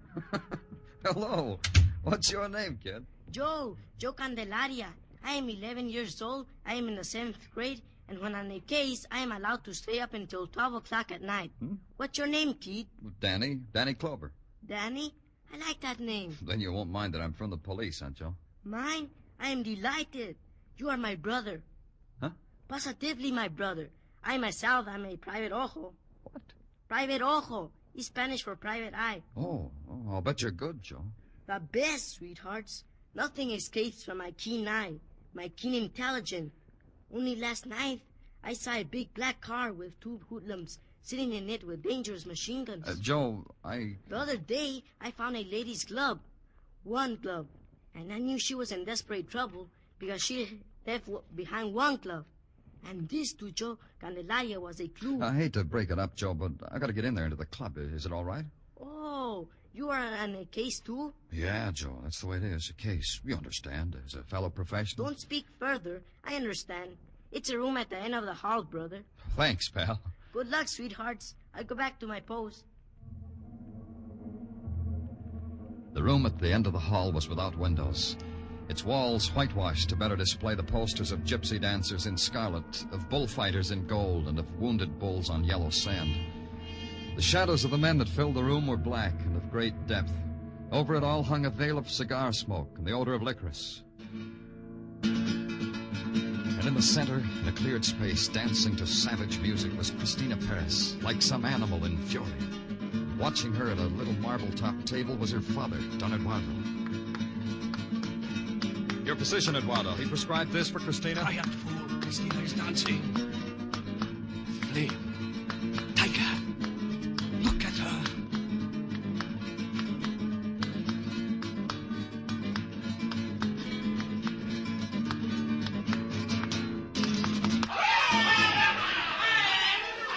Is it all right if we talk now, Eduardo? Cristina is a sublime artist. Makes me ill to be distracted when she dances. What do you want, senor? I put Cristina in your custody because you said she was too sick to talk to me. She got better fast, didn't she, Eduardo? As you say, senor, she got better fast. You still wish to speak with her? Yeah, I still wish. My Cristina is in her dressing room. It is through those curtains. And down a hall. Yeah.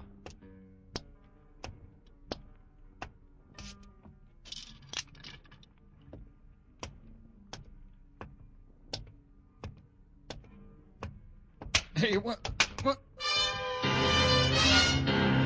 Whoever it was didn't answer me. Whoever it was pounding on me. Over and over. Whoever it was...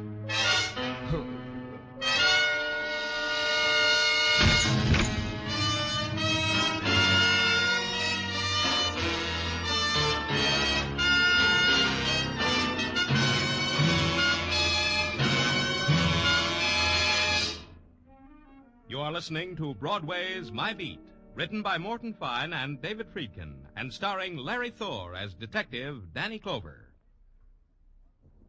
Benny and Bergen, Crosby and Groucho, Luigi and Irma. There's a lot of sheer exuberant fun around on CBS in the nighttime. But don't forget that every weekday, Monday through Friday, some fellas who are very good at being entertaining are right here. Reading from right to left, left to right, and right down the middle, they are Gary Moore, Art Linkletter, and Arthur Godfrey. Yes, every day, Monday through Friday, over most of these CBS stations.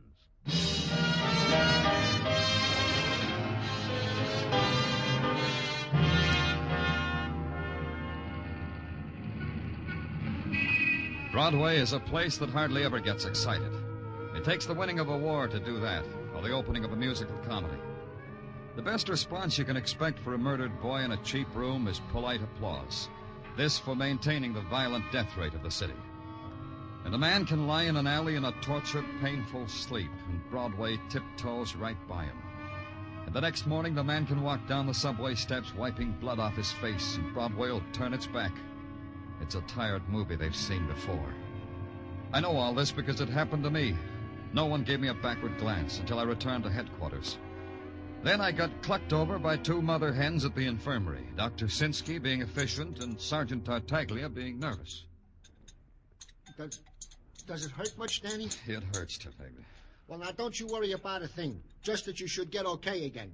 Just that your head should look symmetrical. You know, Danny, this is an interesting formation you got on top of your head here. The bump on top of a lump. I could write it up for the journals. Take it easy, Doc. Read me what you got so far, Tartaglia. Yeah, sure, Danny, sure. Now, in the matter of suspects, we have none for the following reasons. The deceased, Roberto Segura, being deceased at 9 o'clock, that lets out Johnny Martinez, who was at his place of business until 10:30. Checked. Senor and Senora Perez in each other's company until 10 p.m. Checked. And about the girl, Christina... Grab hold to the table, Danny. This might hurt a little. Yeah. Oh, what was that stuff? Here's the bottle, Danny. Yeah, but what is it? A doctor's free sample a commercial laboratory sent me this morning. First time I tried it. Hurts, huh? It's a good sign. The girl, Christina, Danny. Not only don't we get an alibi from her, we don't get her either. She's missing, Danny. What? Hey, get back on the table, Danny. Where do you think you're going? I got only one place to go, Doc. Get me a squad car, Tartaglia.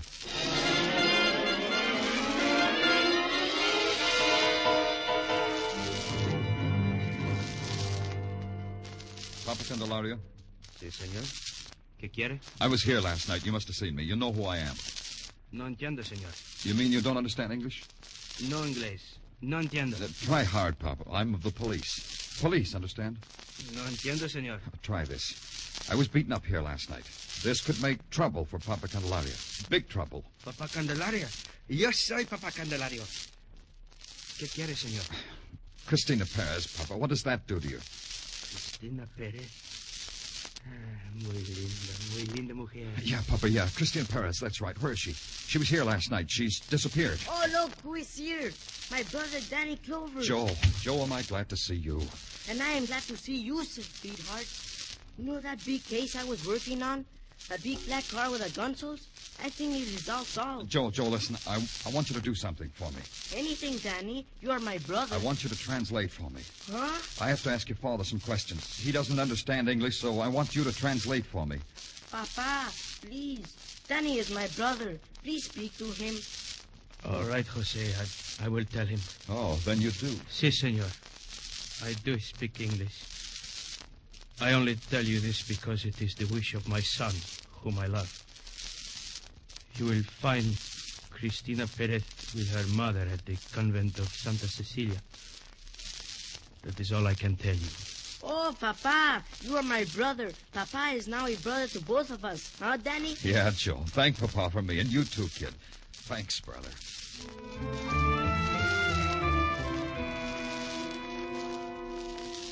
The convent of St. Cecilia stood high on Morningside Drive. A sister led me through a courtyard and into a gray stone building and into a room. A large room, simply furnished. She told me to wait. And she left. It was 15 minutes before the door swung softly open again. Senora Perez and his daughter, Christina. They didn't seem surprised to see me. They walked to a cast-iron bench and sat down and folded their hands and waited. Senora Perez? Who was it that sent you to us, senor? Papa Candelaria. This is difficult to believe. No, Mother. It isn't difficult. You must realize, like I do, that it's useless to hide from the police. Why are you hiding, Christina? My mother thought it was the best way. Now it doesn't matter. Oh, it still doesn't explain very much. You were in Roberta's apartment when they found him dead. You were dancing when you should have been sick. You ran away when you should have been available. Let's start up top and see why. I was supposed to meet Roberto. A rendezvous, Mr. Clover. On the night he died. It was late. I went to his place to look for him. I found him dead. Go on. I danced because my father wished to look at me dancing. I do not disobey my father. Under any circumstances, never. Christina. Mr. Clover isn't a fool. He'll find out. Christina, enough. You have said already too much. And I ran away because my mother wished me to run away. I do not disobey my mother either. Tell me something, Christina. Tell me about Roberto. I loved him. Your father. What was his reaction to Roberto? My father hated him. Roberto had a roommate, Johnny Martinez. What about him? My father hated him. I'm getting the impression that your father hated anyone who had an emotion about you. Senor Perez, he is evil. I tell you this because you should know it. I tell you he is evil. He will never return to Senor Perez. You understand why, senor? I'm beginning to. What now, Christina? What are you going to do now? That depends on you, Mr. Clover. Am I arrested? Not if you stay right here, you're not. It will be like that, then. Good. Don't worry about anything, Senora Perez. If what you say is true, your husband had his own type motive for killing Roberto. Except for one thing. And that is what, senor? He just couldn't have done it. You're his alibi for 9 o'clock. He was with you when the murder was done.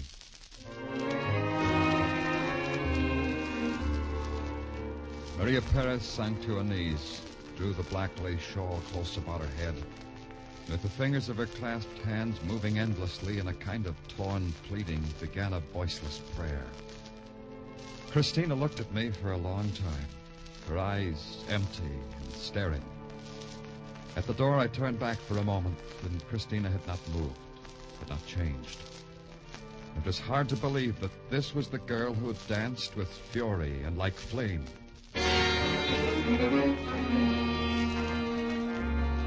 At headquarters, nothing added up. Nothing took shape.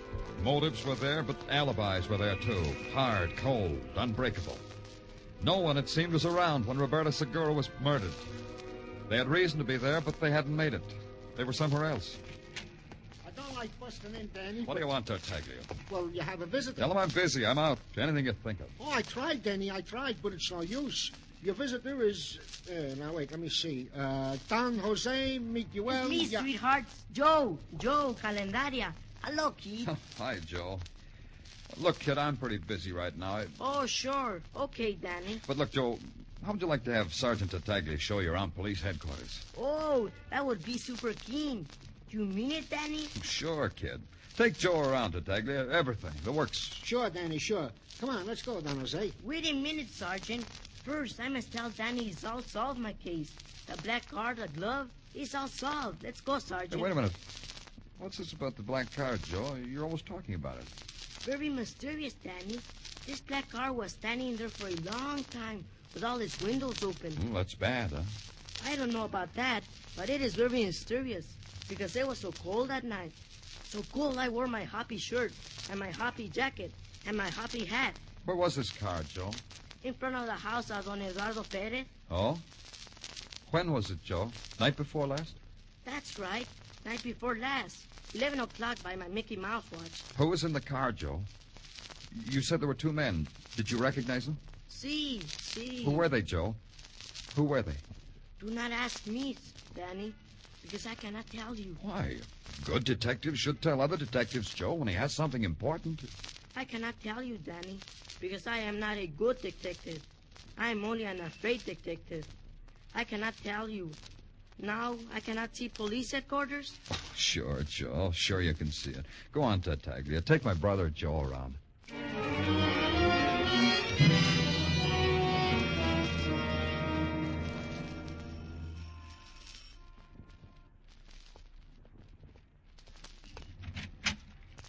Oh, Senor Clover. Yeah, Eduardo. Senor Clover. Invite me in. You have come to tell me you have found my Christina? Yeah, that too. Let's go inside, shall we? It's warm in here. Not cold like outside, Eduardo. Where is she, senor? You have no right to torment me. It can go badly for you. For all of us. You and me. Where is she, senor? I must go to her. She's at the convent of St. Cecilia with her mother. Ah. Don't bother with your coat and hat, Eduardo. You won't need them. What? You won't need them. We'll bring Christina to you. If she wants, we'll let her visit you in her cell. What are you trying to tell me, senor? I'm not trying, Eduardo. It's easy to say. You're under arrest for the murder of Roberto Segura. You are insane. It had me fooled, Eduardo, for a long time. Such an airtight alibi. All because we thought the boy was murdered at 9 o'clock. You have a reason to believe it was at another time? Yeah. Say around 11. That was neat, Eduardo, killing him, then letting his body sit in your car in the cold air so that rigor mortis would set in quickly. You talk with the mouth of a babbling idiot. And you brought him to his room, and because it was warm there, Dr. Sinsky figured the boy had been dead for 3 hours. Because that's how long rigor mortis might take in a warm room. But in the cold, in a car with open windows, it doesn't take so long, huh, Eduardo? No. You are right, senor. It is a good way to kill. A good way to deceive the stupid ones of the law. Yeah. Yeah, we're pretty stupid, Eduardo. We don't understand how it means to possess things like Goya tiles or a daughter like Christina. Your Christina. You killed her to keep her to yourself, didn't you, Eduardo? No one good enough for Christina but you. It is as you say, senor. No one good enough. So I had Roberto killed.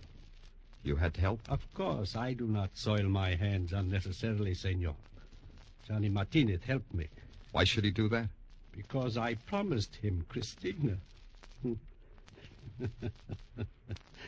But you, senor, for you, I need no help. I will kill you with my own hands. Give me the gun, Eduardo. It frightens you, brave, senor. Yeah, it does that. Give it to me. Drop it.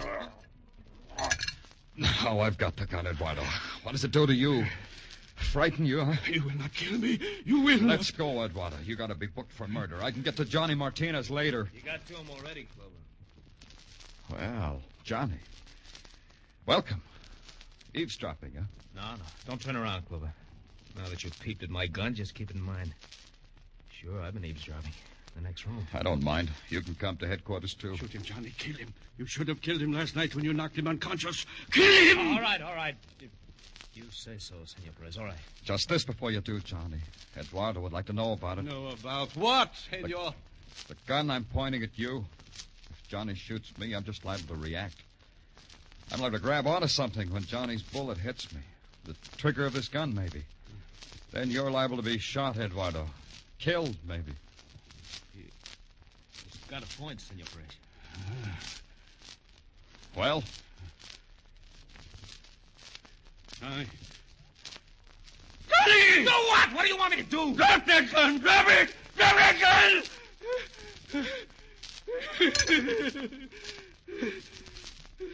Like I was saying, let's go get booked for murder, huh?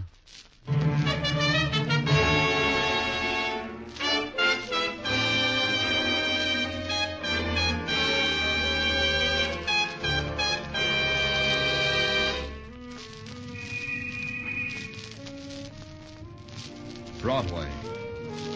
It's an enchanted island or a desert of dust.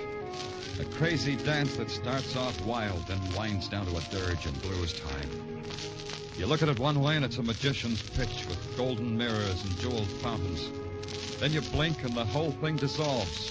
Your hands are bloody from beating against a wall corroded with pain. It's Broadway. The gaudiest, the most violent, the lonesomest mile in the world. Broadway, my beat.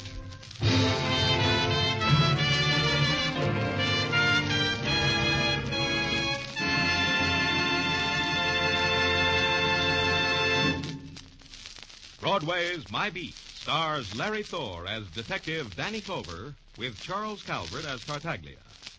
The musical score was composed by Alexander Courage and conducted by Wilbur Hatch, and the program was produced and directed by Elliott Lewis. The cast tonight included Tony Barrett, Jeanette Nolan, Herb Butterfield, Jack Crucian, Michael Ann Barrett, and Armando Corral.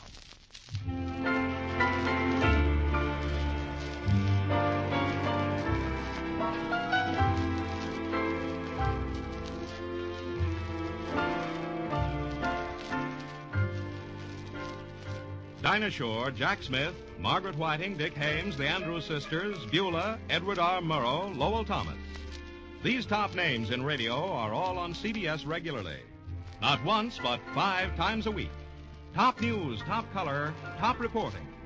Lowell Thomas and Ed Murrow each are heard for 15 minutes every Monday through Friday in the early evening hours.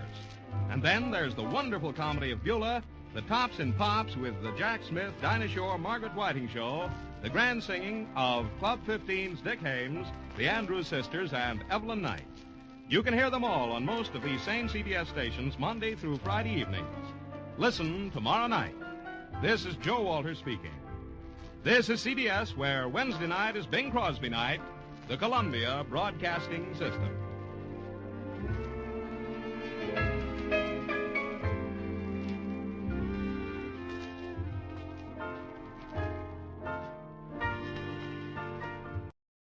My name's Jeff Regan.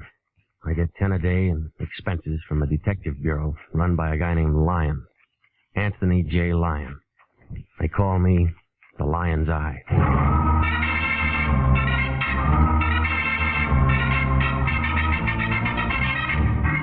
With Jack Webb as Jeff Regan investigator, stand by for hard-boiled action and mystery and thrilling adventure in tonight's story of The Man Who Came Back.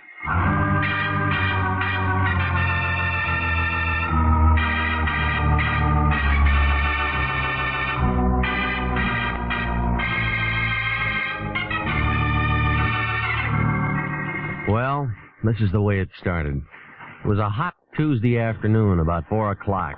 Melody was sitting at her typewriter watching a tired-looking fly crawl across the ceiling.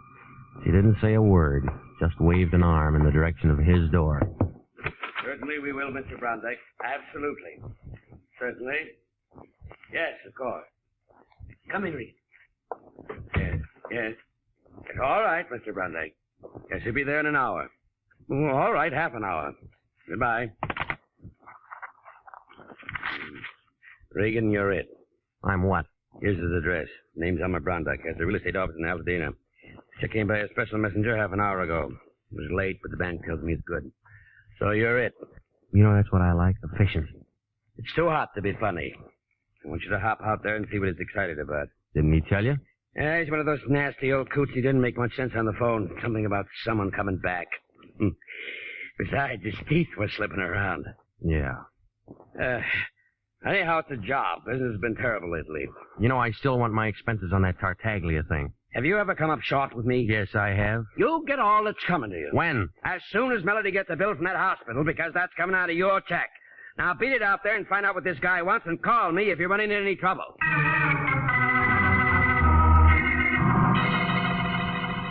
Brondike Manor was a brown-white cottage on the edge of 10 acres of dusty land in back of Foothill Drive. There was a big sign right in front of it telling you how easy it is to own your own land and have your own home on Brondike Estates. Well, I parked across the highway, and it was just about then that a big, heavy-set man wearing a dirty white Panama hat and a suit that didn't fit him around the stomach, crawled out of a 36 Ford sedan, jammed a cigar in his mouth, and came over to my car. He had hair in his ears. Yeah, hot afternoon, ain't it? Yes, sir, sure is hot. Sure is a hot afternoon. Yeah, it is if you spend it sitting in a car pulling on a bottle. Smell it, huh? A mile away. Just trying to beat the heat. Okay, you've been parked in a car beating the heat. Yeah, you win. Ain't much good trying to look like a guy who wants to buy a house. Yeah. Who do you look like? Yeah, it's a little greasy, but it's me. Marty Anderson. Confidential investigation. Guess I ought to have new ones printed up, huh? All right, you're a sleuth. How's business, Marty? Bunk. Too bad. You going in to see old man Brondike? Your nose is getting sunburned, Marty. I was just going to go and see him myself when I spot you pull up. Recognize you from pictures in the paper last week on that Tartaglia thing. I figured maybe you and me ought to talk. Yeah. Hey, you make it tough for a guy, Regan. We're in the same racket. What you going to see him about? You said you were going in to see him. Well, I kind of changed my mind when I seen you. This is where I came in. Ah, you're a tough guy, Regan. You're a real tough guy, and a lot of people know it. But Marty Anderson's betting you're a dumb guy, too. A real dumb guy. Mm-hmm. See you around, Marty. I'm an old conk, huh? A fat old slob who couldn't get a trick as a housekeeper or a tailor in a punk. Is that it? Oh, well, you don't get too close. That's a real bad label you got a hold of. Okay, Regan, okay. You're young and tough, but you just keep my card, wise guy. You'll want to see me. You'll want to see me before it's all tied up.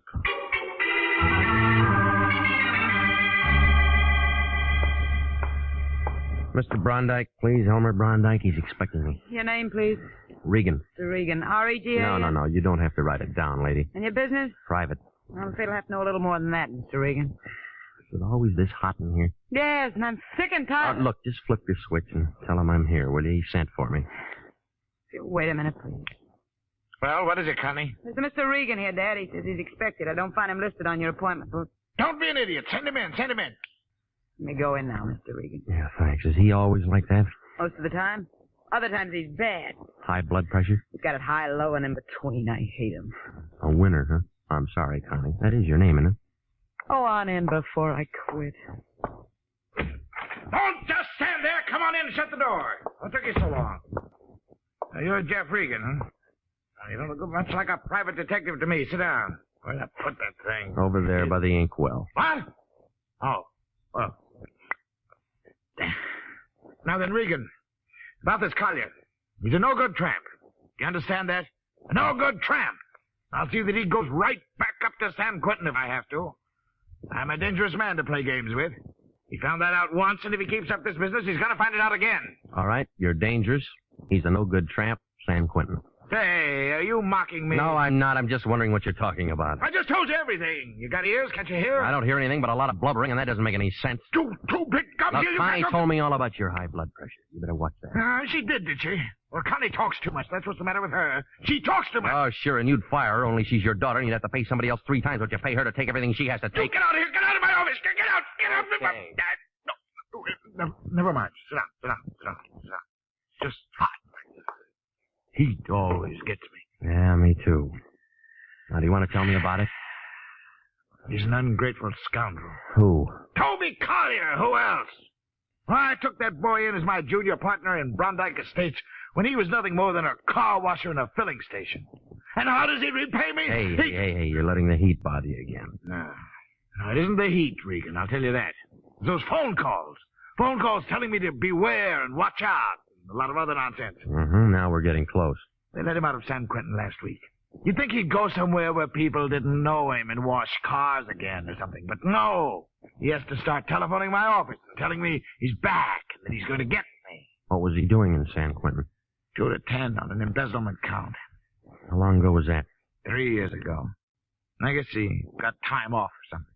Why is he sore at you? I had to testify against him. It was my firm. He was chiseling. So now he's out of the clink and he's phoning you and trying to throw a scare into you, huh? He may be out, but he isn't scaring me or anybody else, I'll tell you that. Yeah. I want you to find him, wherever he is. Bring him here. All right. And then I want to tell him like I'm telling you.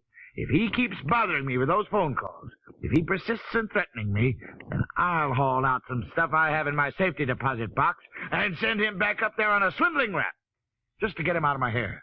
You withheld evidence at that trial? I withheld nothing. just be a new charge, and I could make it stick if I wanted to. All right, tell me the rest of it. What do you mean, tell you the rest of it? No more to tell. He's a punk. He's gonna get in trouble. Where'd Marty Anderson figure? What? Anderson, Marty. Confidential Investigations. Big, dirty-looking ape who shaves every other day. Oh, that rumpot. How do you know about him? He tried to shake me down outside your office. He would. Yeah, he's just a second-rate gum heel I called in 3 years ago when I thought Collier might be fixing my books. I think it's the only job he ever had. He's been pestering me ever since. Did he testify against Collier? Of course he testified against Collier. That was part of his job. Is there anything else you want to know? Yes, there is. Why'd you call International instead of the police? You're pretty nosy, aren't you? I'm a lot of things. Now, come on, why? Because every time you call a cop around this town, there's always some snoopy reporter hanging around the sergeant's desk. I got $500,000 tied up in this here gravel pit. I don't want anybody who's going to buy into it thinking that I might get knocked over by some loony. That's why I want it all quiet. Does that satisfy you? Oh, it'll do for now. You'll probably come up with something better later on. Are you dirty? All right, where's Collier? If I knew, I wouldn't have called you in. You have a family here? A home, a wife, something? He was all alone. He had a mother somewhere, I guess. Pictures? Here. That's all. Okay, I'll keep these. When am I going to hear from you? When I find something? You bring him to me. I'll ask him to come. He doesn't have to. You just spring that swindling rap on him. He'll come. Yeah, and if it's no good, he can turn right around and slap a slander suit right in your face, and I wouldn't blame him. Don't you forget you're working for me, young man. I won't. Regan, you've got a nasty way of talking.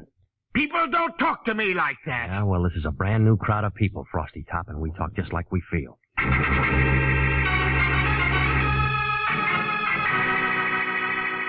Down at the city hall, they didn't have anything on Toby Collier, except that he'd been released from San Quentin August 10th. From there, I went to the parole board office, but it was closed by that time. So I did the next best thing, and I sent a wire to the officer in charge of parole prisoners, San Quentin, asking for Collier's address. Then I dropped into the Times office, and I looked up the story of the trial. It was a page 3 item for 2 days, a second section filler for a week. After that, nothing. There were no pictures. But it did give the name of Collier's lawyer, a man named Alan Nordale. The phone book gave him an address over on Kingsley. Now, that you, Millie? Hold on just a minute. I was just trying to get my dinner over before you... Who are you? Mr. Nordale? Mm-hmm. Well, my name's Regan. I'm a private investigator. I'm trying to locate a former client of yours, a man named Toby Collier. Well, come in. I was expecting Millie, but come in. Thank you. I always fix my own dinner, poached egg and half. I have ulcers. Name's Regan? Yeah. You want an egg? No, thanks. You mind if I finish? No, go ahead. Thank you. What's what with Toby Collier? Well, I'm just trying to locate him, that's all. I found out that you were his lawyer. He was released from San Quentin 10 days ago. Yeah. You sure you won't have an egg? You get used to him after a while. Who do you work for, Regan? International Detective Bureau. The line still there? Yeah. Well, so you're the line's eye, huh? Yeah. Lines is a bandit. But whose case? Elmer Brondike. Mm-hmm. And what you want Toby for? Ball him out for making threatening phone calls. That all? As far as I know. Yeah, Toby was a nice kid, but a calendar job. Born with one war going, one depression on deck, and a new war starting. Makes a difference. Yeah, the calendar got him. And he wound up in San Quentin. Well, everything was against him at the trial, too.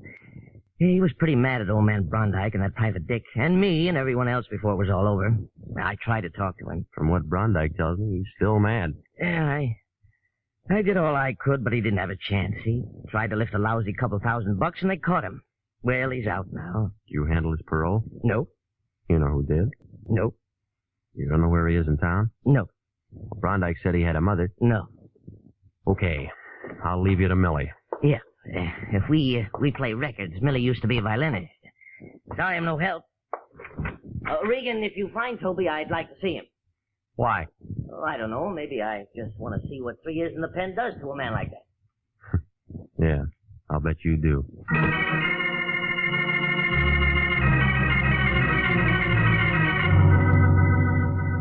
Where are you now? Did you find Collier? I'm calling from home. Home? What about Collier? I didn't find him yet. Well, get busy. easy. What are you waiting for? A telegram, morning, couple of things. Listen, this old schmo is plenty tough, and if he thought you were local Look, on the it's job, 9 o'clock at night. I'm tired. There's nothing I can do till tomorrow morning. he's sore as a shaved pup about all this, and especially about you. Phoned up and said you called him a lot of names. He is a lot of names. I don't care what he is. You don't talk to a client like that. Besides, I haven't cashed his check. Now go on out and find that guy and get this thing settled. Good night, Regan. Besides, I haven't cashed his check.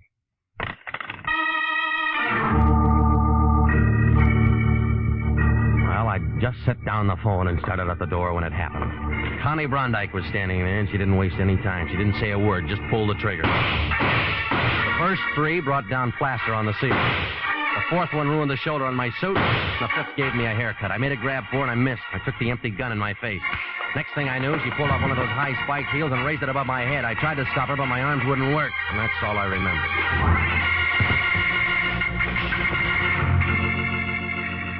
You are listening to the story of the man who came back. Tonight's adventure with Jeff Regan, investigator.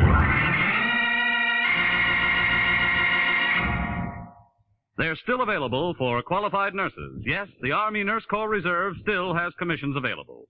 If you are a graduate registered nurse between the ages of 21 and 45, you may be eligible for a commission in the Army Nurse Corps section of the Regular Officers Reserve.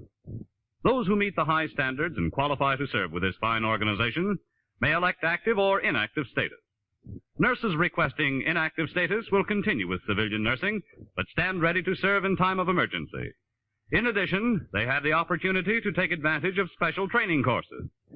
Nurses who request active status enjoy the same privilege of all other officers. Graduate work is provided at the Army's most modern teaching centers, and the nurses obtain educational experience that benefits them in both civilian and military nursing. If you believe you qualify for a commission in the Army Nurse Corps Reserve, apply to the Adjutant General, Washington, D.C. And now, back to the story of the man who came back and Jeff Regan, investigator.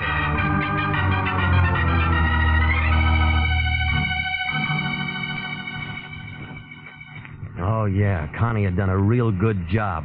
6 to 5, I'd never get there before it stopped ringing. Oh. All right. Hello? Regan, is that you? Yeah, What's the matter? Did I get you up? something like that. This is Marty Anderson. You wash your face yet? Still feeling tough, huh? I thought maybe we could talk now. Yeah, what made you think that? You're looking for Collier, ain't you? I know where he is. Yeah? Want to talk? Where? My place, on my card. Half an hour. I'll wait for you, tough guy. Bring some money. This is going to cost you.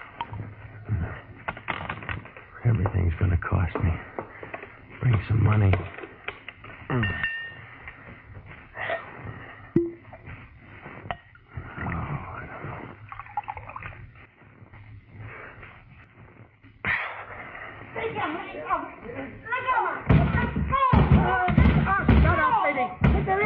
Mr. Regan, it's me, Jake. You all right in there? Fool me! Go! You all right, Mr. Regan? Yeah, I'm fine. I told you it was all right. I want to go. I was real worried. I thought I heard some shots, and I seen this one jumping down the stairs like she had a good homicide somewhere. You sure you're all right? Go on me. Take your hands off All me. right, Jake, let her go. She's a friend of mine. You sure it's all right? Hey, you're bleeding. Look at the plaster. Ooh, them was shot. Of course they were shot. You let... Jake, let her go, will you? Oh, Huh? sure. I was cleaning a gun. Oh, cleaning a gun. Funny time to clean a gun, 10 o'clock at night. Well, I do a lot of funny things. Come up and have a drink sometime, will you, Jake? Okay, Mr. Regan, okay. Good night. Oh, no, you don't, lady. Stay right where you are. No, we're going to talk. You hurt my arm. I'll rough you up good if I have to. Now, come on. I only wanted my pictures. Oh, save it, lady. Well, you didn't have any right to give them to you. They were mine. Should have done that. So you come over to get them, and you take 5 shots at me and slam a gun in my face. Why didn't you finish the job with your heel? I couldn't do it. I was going through your wallet looking for the pictures. I saw your license. You're a private detective. You're looking for Toby, aren't you? That's why you had the pictures. You're looking for Toby. Collier, your boyfriend? Yeah, we were going to get married. Only he went to the pen, huh? Those pictures. That's all I had left of him. He didn't write? No. You know he's out now. Yeah? Has he gotten in touch with you? Why should he? He thinks I was in on it. In on what? The whole dirty, rotten thing. Toby was framed. Dad hired that Marty Anderson to help him do it. How do you know he was framed? I've been working for my dad for 5 years. I see things. Yeah, I'll bet you do. That's the truth. Oh, yeah, everybody's full of the truth. All the liars are dead. Look at me. Go ahead and look at me, Mr. Regan. I'm not what you'd call beautiful. I ain't even pretty. I'm tall and gawky. No man would ever look at me twice. Well, Toby looked at me. He loved me, but... What you gonna do to him when you find him? Well, he's been threatening your father on the phone. I'm just gonna take him there. Yeah, would you bring him to me first? Would you let me talk to him? Why? Because maybe I can hold him in my arms and make him forget all his hate, everything he's gone through. Maybe he'll still love me. We can go away together and get married. You know where he is. Can you find him tonight? Maybe. You gonna help me, mate? I gotta see a man. Guess I went kind of crazy tonight, huh? I don't know. I've been thinking about him so much lately. Yeah. Well, next time, give me a little thought, will you? Good night, lady.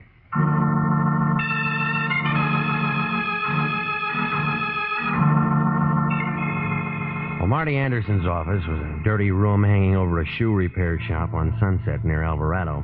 You could tell it belonged to him. The glass on the door hadn't been washed for 10 years. He didn't answer when I knocked, so I tried my keys on the door. The third one worked.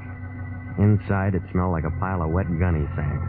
The only light was kind of a sick green from a neon sign going on and off outside the window. There was an old army cot in one corner, and right in front of the window, a big black roll-top desk and a cracked leather chair. He was sitting there looking at the neon light he couldn't see anymore. One dirty hand was on top of a scratch pad near the phone, and the other was inside his coat. When I pulled it out, it was covered with blood and the rest of a pint of cheap whiskey.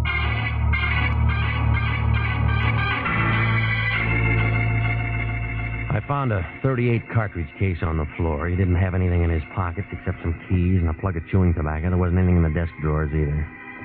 When I started to call homicide, I had to move his hand. The name Collier was written on the scratch pad, and there was an address to go with it.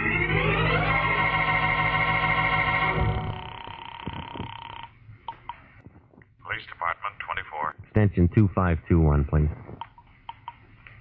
Homicide, Chandler. Lieutenant Wendetti. Off tonight. Who's calling? All right, take this down, Sergeant. Shoe shop, Sunset near Alvarado. Yeah? One flight up. Yeah? Office. Belongs to a private detective named Marty Anderson. Yeah? Got all that? Yeah. He's dead. What? Hey, who is...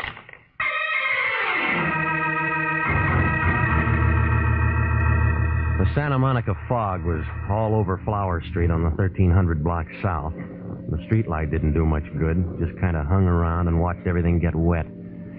I used a half a pack of matches finding my address. Out kind of late tonight, aren't you, Pilgrim? What'll it be? Toby Collier here? He was here. All right, I'll wait. He ain't gonna be here no more. You a friend of his? Never met the guy. Yeah. It's midnight, beat it. All right, wait a minute. Oh, like that, huh? Any way you want it. I'm gonna do you a favor. I'm gonna tell you something. All right, Santa Claus. Before I turned night watcher, they call me the Candy Kid. 6'4", pound of 2 under 300. It'd be assault with a deadly weapon if I slapped you in the mush, but you're tempting me. Now, beat it. All right, wait a minute. Being a night watcher ain't slowed me down, though. All right, now maybe this will. I just came from Marty Anderson's. So what? He's dead. So what? And in about a half an hour, the cops are going to be here looking for Toby Collier. Yeah? Well, they can just dig him up and talk all they want. Dig him up? Are you blind or drunk or something? This outfit buried him this afternoon. This is a mortuary.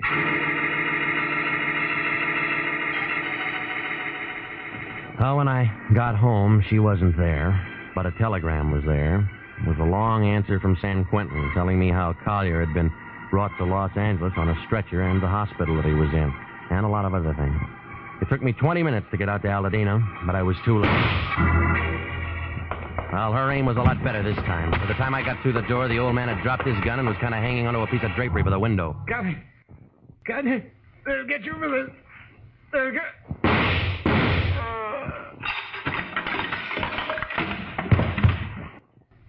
Well, you've turned into a real Annie Oakley, haven't you?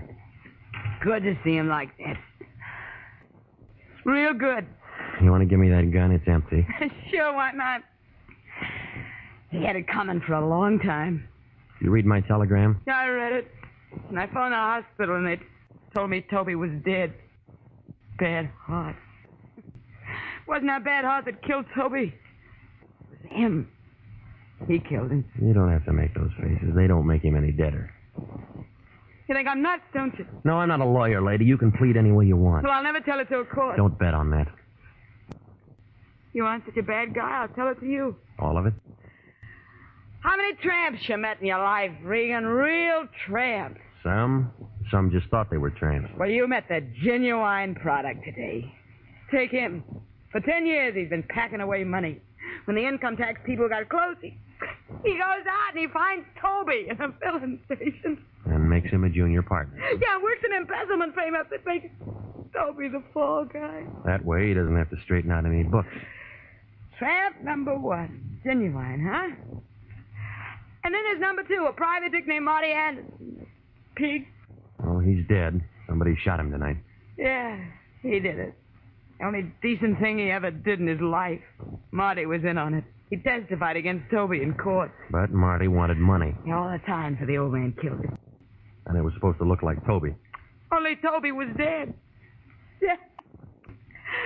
Toby was dead, and he couldn't kill anybody. When you find out about Toby, you come back and you do some shooting yourself, don't you? He killed Toby.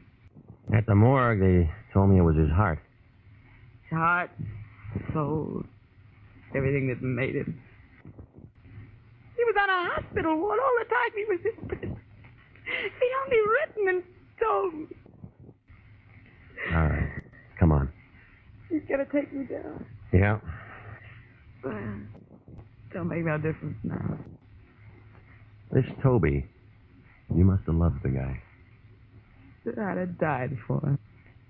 Yeah, lady. I guess you will.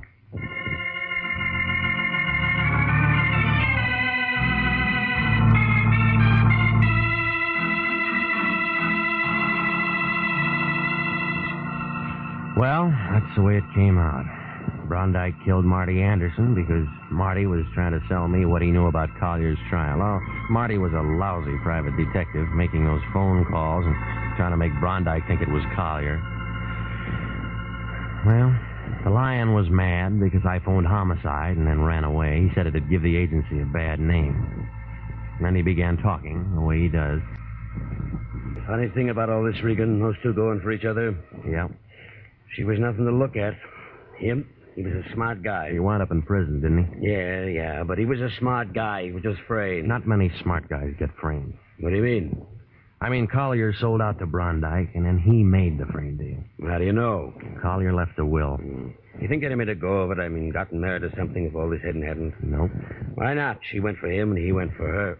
Say, he didn't serve much time on a 2 to 10 rap. He must have had a smart lawyer. No, you mean doctor. What? He had a heart condition. He was dying. And they paroled him? They let him out to die. Well, they do things like that? Sometimes. No wonder he didn't write that dame. Yeah, what do you know about that? Nothing. You work on it. I'm tired. Good night.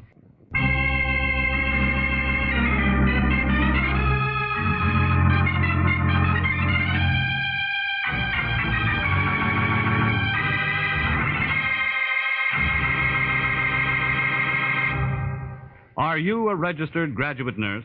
Do you know someone who is? Then please listen carefully to this important message. 29,000 nurses are needed to join the new Army Nurse Corps Officers Reserve. For the first time in history, qualified nurses are given the opportunity of receiving a commission in the regular Army Reserve. These nurses will remain on inactive status, ready to serve their country in the event of an emergency. 4,000 of them, if they wish, may choose active duty. All nurses who receive reserve commissions will benefit from the opportunity for specialized training offered to them by the Army. Inactive reserve status will not interfere with the nurse's civilian life, but the educational opportunities offered her by the Army Medical Department will be of great advantage to her in her work. So don't wait. If you're a registered graduate nurse between the ages of 21 and 45, drop a card now for complete information to the Adjutant General, Washington, D.C.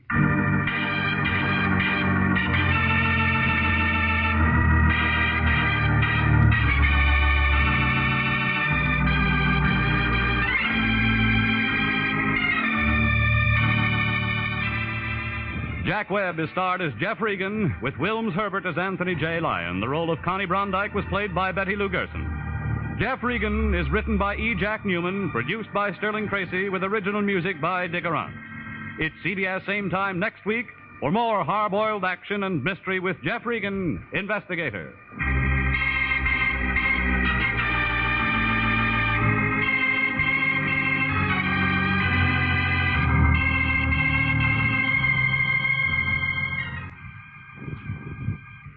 If you like mystery, you'll be able to find out what makes a mystery when you find that clue with mystery man Ken Crossan and other famous mystery experts on most of these CBS stations Monday night at 8:30. Remember, find that clue, CBS Monday night. This is CBS, the Columbia Broadcasting System.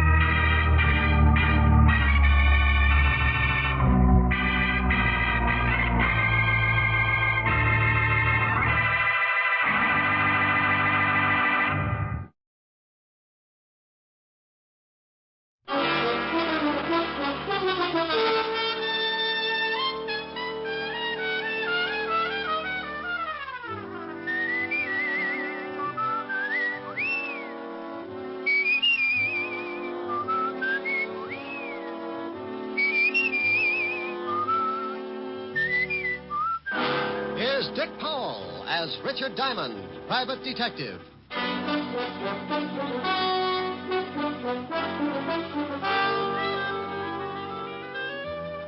Hello there, this is Diamond. I've got a little office near 53rd Street on Broadway, 8th floor. My business? Trouble. What kind of trouble? Well, take your pick. If you come up with something unusual, a new kind of trouble, drop around and see me. Because I'm known along the big street as a shamus, a gumshoe, or to the guy on Park Avenue as a private detective. If you happen to be stuck with your problem, for $100 a day in expenses, I'll chase it around until I can catch up and break its back. I average about 20 fast rounds a week with old man Trouble, and so far the decision's been on my side. But don't misunderstand me. It's my business to beat him, but I respect him. Trouble goes to work with every trick in the book. So I play it the same way, and believe me, when I put him away for the count, I don't clap my little hands in glee. I know he's just taking a rest, and he'll be back again with some new stunts. Want to know how he works? Well, the other day, I was on the way to my office. I stopped at the corner newsstand, 53rd and Broadway, to buy a paper and to say hello to an old friend. Hi, Mr. Diamond. Well, hello, Jeff. How's the newspaper business? Oh, swell. How's the detective racket? Oh, swell. Hey, you don't sound too happy. Jeff, I couldn't be happier if my hair was on fire. Take my advice, son. When you grow up, be sure and get a job that pays off every week in that little white envelope. Don't ever become a private detective. It's like a penny getting lost in a gum machine. Well, I'm going to stick to the newspaper business. Good for you. Say, I was just about to go across the street to Mary Lou's and get some ice cream. How about it? Can I buy you a cone? Now, that is a beautiful idea. Let's go. Aren't you coming to work a little late, Mr. Diamond? Well, you see, Jeff, I was up kind of late.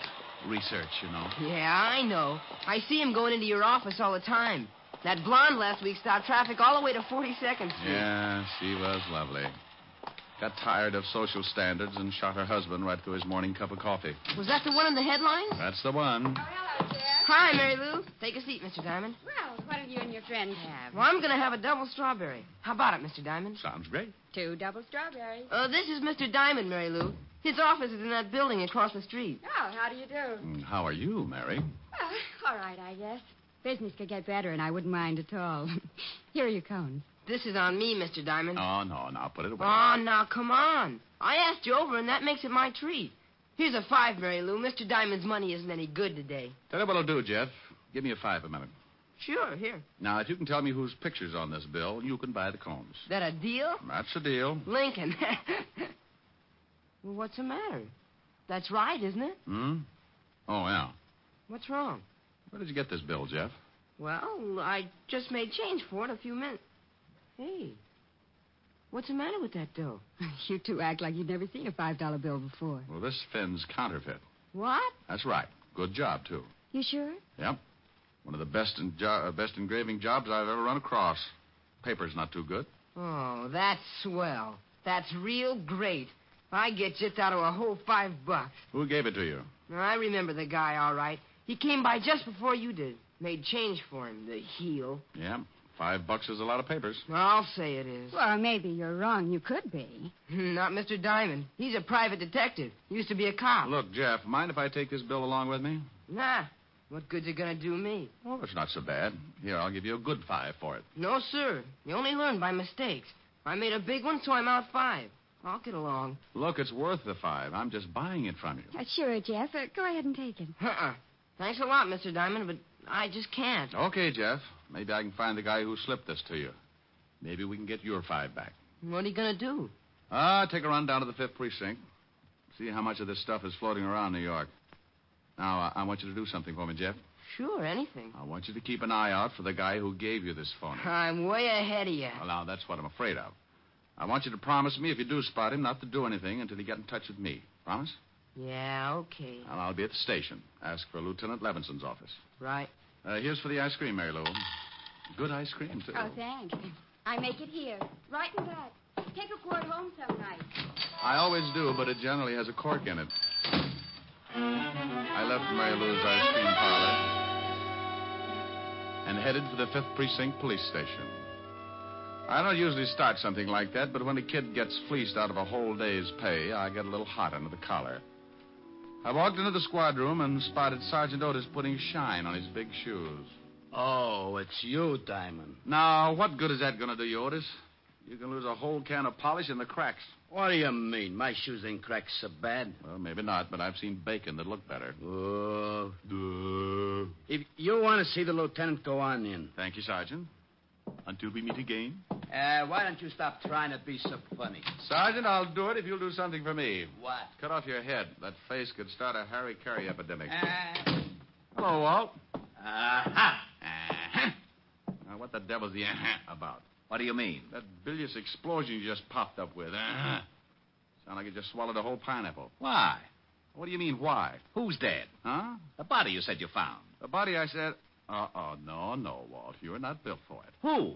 No, Walt. It's my routine. It won't work for you. Oh, I don't know what you're talking about. Why, sure you do. You wanted to know who's dead. Well, I'm not going to tell you. Huh? Don't try to be cute with me. You know what it's all about, and I'm not going to be the fall guy. You just hunt for the body. Wait a minute. I don't know anything about a body. You wanted to know who's dead, didn't you? Sure, but that was just a gag. Okay, have your fun, but I'm not going to tell you. Tell me what? Who's dead? You mean somebody really is? What are you talking about? Well, I'm talking about what you just said. Now, who's dead? That's a stupid question. Why is it? Well, if you don't know who's dead, what the devil are you doing in charge of homicide? Go on over to the robbery detail. Now, you wait a minute. You said... Yes, Walt? Oh, get out of here. I did not. I never said, oh, get out of here. When I came in, I said, hello, Walt, and you said, uh-huh. Then I said, what do you mean, uh-huh? And you wanted to know where the body was. I did not. I said, who's dead? Why?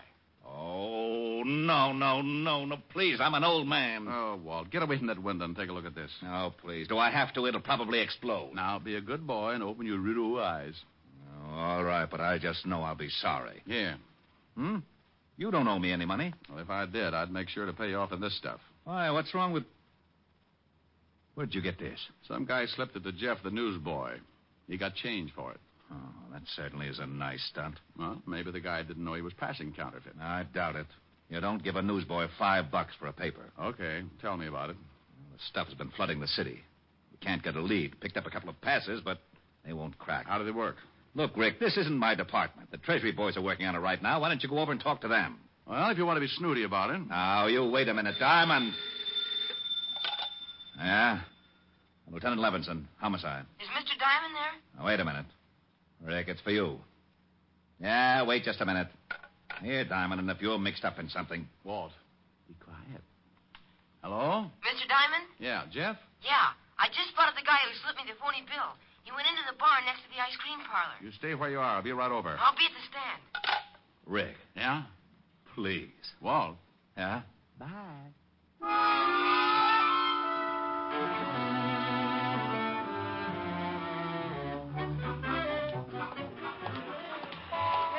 Paper, latest issue paper. Jeff. Oh, Mr. Diamond.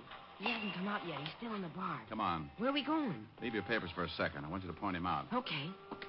He's a big guy. You better be careful. Big guys always make me careful. You want me to go in with you? Just stick your head in the door and point him out, and then go on back to your papers. If I start bleeding, I'll scream. See him? No. Yeah, there he is. Over in that booth. Well. You know him? Yeah. Go on back to your stand. Oh, golly, Mr. Diamond, can't I? No, Jeff. Go on back. Okay.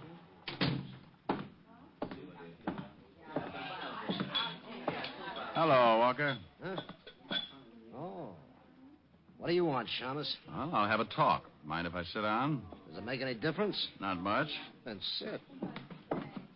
You passed a phony 5-spot this morning. I did? Well, shame on me. How many more you got on you? I don't know what you're talking about. You want me to turn you upside down and shake it out of you? Diamond. Yeah? Bo. Walker. Yeah? Oh, hey, you. Let go. Oh, you busted my arm. You want it back? Yeah. Now let's see your pockets. Okay. Get on your feet. I want to see what you're doing. All right. Okay, dump them. Hey, what's going on here? Just relax, bartender. I'm taking care of some business. Well, ain't gonna be any rough stuff in my joint, so you better relax, sonny. Yeah, make this guy take his big paws off of me. He's trying to shake me down. Oh, yeah? You want me to call the cops, sonny? Maybe that's not a bad idea. How about it, Walker? You want him to call the law? I don't care who he calls. Just get out of my way, Diamond. You're not going anywhere. Now, I told you to lay off, sonny, and I meant it. Now, let him go, you hear me? Look out, he's making a break. Just let him be. Get out of my way, Pop. You're too old to lose another set of teeth. I ain't turning you loose until that guy makes the streets. Sorry, Pop. You better take a chair.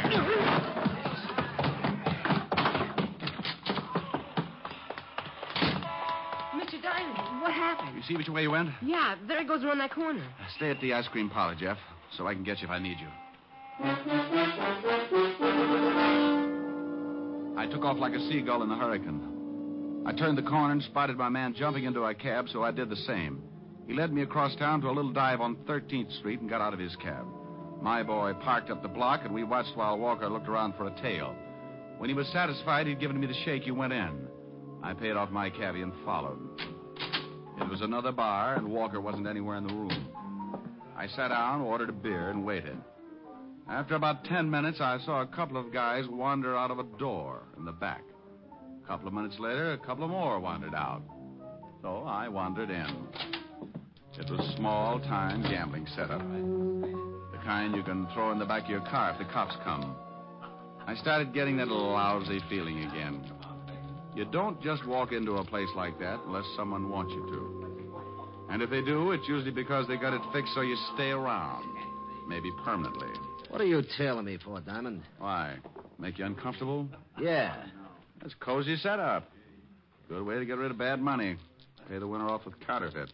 I think we'd better go back to my office. Oh, I don't know. I might have a little fun here. I'll bet if one of those guys at the table knew he was going to be paid off in counterfeit, he'd just about tear this place apart. And you, too. Diamond, don't be stupid. Oh, something new's been added. Yeah, and it makes so much noise when it goes off. Let's go back to my office, huh? For some reason, I just can't think of a good argument not to. This way.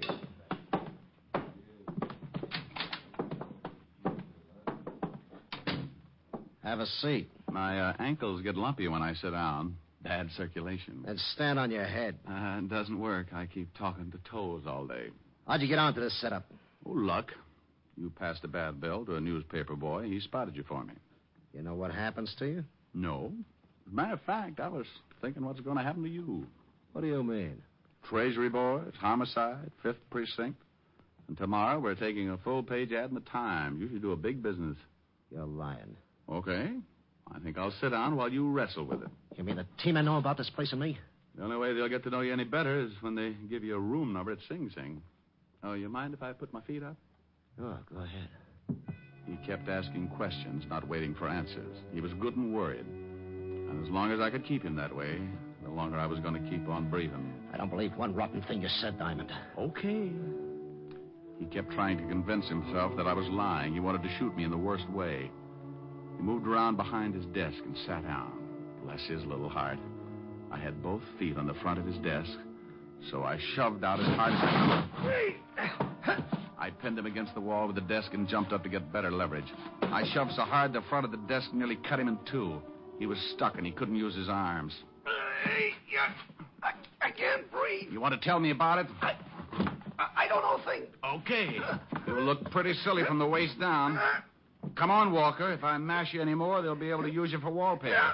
Okay. Now, leave the gun in your pocket. When I pull the desk back, put your hands on top of it. You try a stunt and you end up in halves. Okay. What do you want to know? Who's the big wheel behind the counterfeit ring? You give me a chance if I tell you? No deals. Can't blame me for trying. All right, you tried. Now, you want back in the vice? No. I'll tell you. Walker! He died with his head rolled back and his eyes staring up like he wanted to starve for trying. Whoever shot him had been out in the alley and had nailed him through the window. I looked out, but the killer had disappeared, so I put in a call to homicide, and finally Walt and his boys arrived. Diamond, don't you ever get tired of corpses? Well, of course not. I just do my bit and then try to make you happy. Hey, you want me to call the wagon and get the coroner down here, Lieutenant? No, Otis. I thought we might all sit around and wait for the dead man to say something. Oh, I was only asking, Lieutenant. Well, start using that mallet head of yours, you mallet head, and make a report. Okay. Now, Diamond, I want to know how you got mixed up in this thing. Well, the dead man was the one who slipped the paper boy the phony-5. I tailed him, and he was just about to tell me who was behind the ring when he got a hole in his head. Oh, he was going to tell you, was he? Just like that. What did you do? Set his clothes on fire? No. We were playing truth and consequences, and he fibbed, so I... Now, you stop that. This guy was the only link we had on the counterfeit ring. And you have to fix it so he dies. Rick, there's enough phony money floating around New York right now to start another Black Friday. This is the best setup we've run into since Dad Foster operated in 1937. Dad Foster? Yeah, Dad Foster. You remember hearing about him? Yeah, is he still doing time? No, he served his sentence and he's gone straight ever since. How do you know? Where is he? He runs a little saloon on 53rd Street. 53rd? Thanks, Walt. Oh, now, you wait a minute. Who the devil are you calling? A quiz program. I want to win an electric chair. Oh. Mary Lou's Ice Cream Parlor. Is Jeff the newsboy there? Why, yes. It's for you, Jeff. Thanks. Hello? Jeff, this is Mr. Diamond. I want you to do me a favor. Sure, anything for you. Okay, now, you know the saloon next to the ice cream parlor? Yeah? You know the bartender? Yeah, old guy. Buys a paper from me every night. All right. Now, stay in the parlor and keep an eye on the front of the saloon. If the bartender comes out, find out where he goes. But for Pete's sake, be careful. Sure, Mr. Diamond. I'll do what you say. Is something up? Well, could be. Now, if anything happens before I get there, call Lieutenant Levinson. I'll tell you all about it when I see you.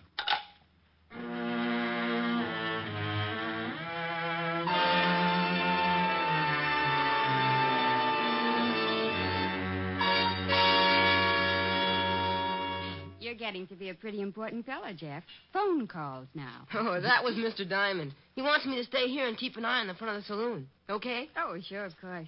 But why does he want you to do that? Oh, it's something big, I think. Something to do with the bartender that works there. The bartender? Yeah. I'll just sit up in front here and keep an eye out. Look, Jeff, watch the store for me, will you? I've got to go in back and pack some ice cream to be sent out. Sure.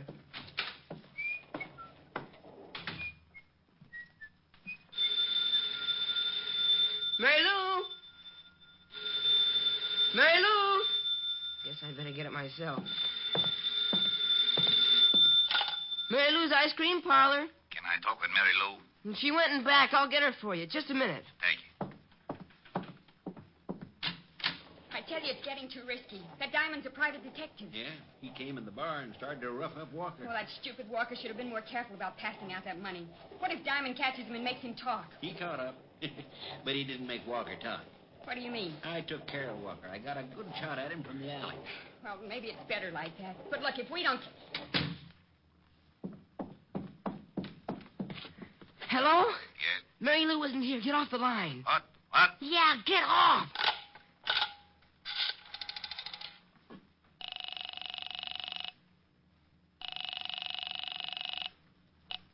Operator. Get me the 5th Precinct Police Station. It's a matter of life and death. I'll connect you. Oh, golly, please hurry. I'm ringing. 5th Precinct. Is Mr. Richard Diamond around there? He said to call Lieutenant Levinson. Oh, Diamond isn't here. That is a lieutenant. You know where I can reach them? Yeah, but that's about it all. Who's this? I'm a friend of Mr. Diamond's. I'm in an ice cream parlor. Ice cream parlor. Look, son. No. I just heard someone say that they'd killed a man named Walker, and I think I know who's behind the counterfeit ring. What's the address? It's... Hello. Hello, kid. What's wrong? Hello. Good lucky we came out this way. I wonder how he hurt us. Walk back and open the door. What are we going to do with him? Well, tie him up and gag him. There's a closet in the back, and we can put him in there until it's safe to take him out. Hey, but he's making too much trouble the way he is. Okay. I can get him back there. You better go on over to the bar in case someone shows up. All right. Later tonight, I'll take the kid down to the river and teach him how hard it is to swim when he's dead.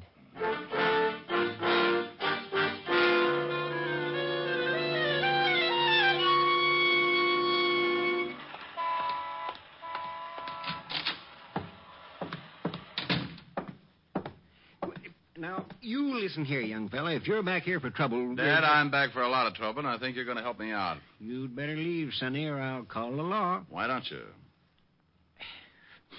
What do you want? I want to know how long you've been back in the counterfeit racket. Now, look, Sonny, I've been going straight for a long time. You know something, Dad? I don't think so. Let's get down to the station and talk about it. You got a warrant, Shamus? I got a nasty disposition. You want me to show you? No. You want a gun, Dad? Why? What difference does it make? I want to look at it. A guy named Walker got dead from a gun. Now, let's see it. Sonny. What is it? I can't show it to you. Yeah, why not? Because I got it under the bar, pointed right at your belly. If I drag it out, it might scare the customers. Oh, it's like that, huh? It sure is. You see that door there in the back? I know. That's a good boy. You just keep walking along your side of the bar and don't try anything. I just had my floor scrubbed. It'd be a shame to spill you all over it. Okay. Open the door. Go on out. Up the alley. You shoot Walker? I might have. Oh, where you got your printing presses? You're just full of questions, aren't you, Sonny? Okay. Stop here. Behind the ice cream parlor, huh? Well. Mary? Make mine hot fudge with the nuts. Mary? Just a minute. Say, what's the idea? I thought you... Oh. Good afternoon. I'm selling a new brand of Indian nuts, great for banana splits. What's the shamus doing here? He's too smart. I gotta cut off his education. Are you crazy? This guy's got friends. That kid was calling the 5th Precinct, remember? Kid? Yeah, your little news hound. What did you do with him? He's all right until tonight. We got him locked up. Dad, I think I'll make you eat that 38. I don't think so. No difference if I kill you right here. Oh, hold it, Dad. We can't have a gun going off back here. Even if we could hide the shamus, they'd find the presses. Oh, so that's it. Those ice cream machines, the cover-up. Ain't he smart? What do? Ship the stuff out in ice cream cartons? What's with you? You want a tour of inspection? Come on, now, take it easy. He won't be smart for long. Well, how are you going to do it? We're going to take a walk, aren't we, Shamus? Oh, I have the most horrible instep. I'll never make it without skates or something. You'll make it. Come on, the car's around front. Hi. Hey, what's happening in the street? Oh, Dad. Yeah, it's only some drunk come out of the bar the wrong way. Funny, I didn't see him in Oh, this is very confusing. If this is 53rd Street, somebody's stolen some buildings. Oh, hi. Hello. Oh, take it easy, Shamus. I'm putting the gun in my pocket, but it's still right in line with your belt.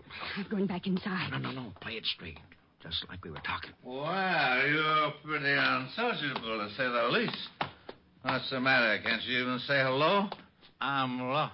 Sure. You're in an alley. The entrance is right out there. Oh, yeah? Oh, would you mind showing me? I seem to be a little confused. Now, look, it's right up there. Just keep going. Hey, where'd you go? Oh, no. Oh, there you are, Lieutenant. Lieutenant. The cop. Look out, Walt.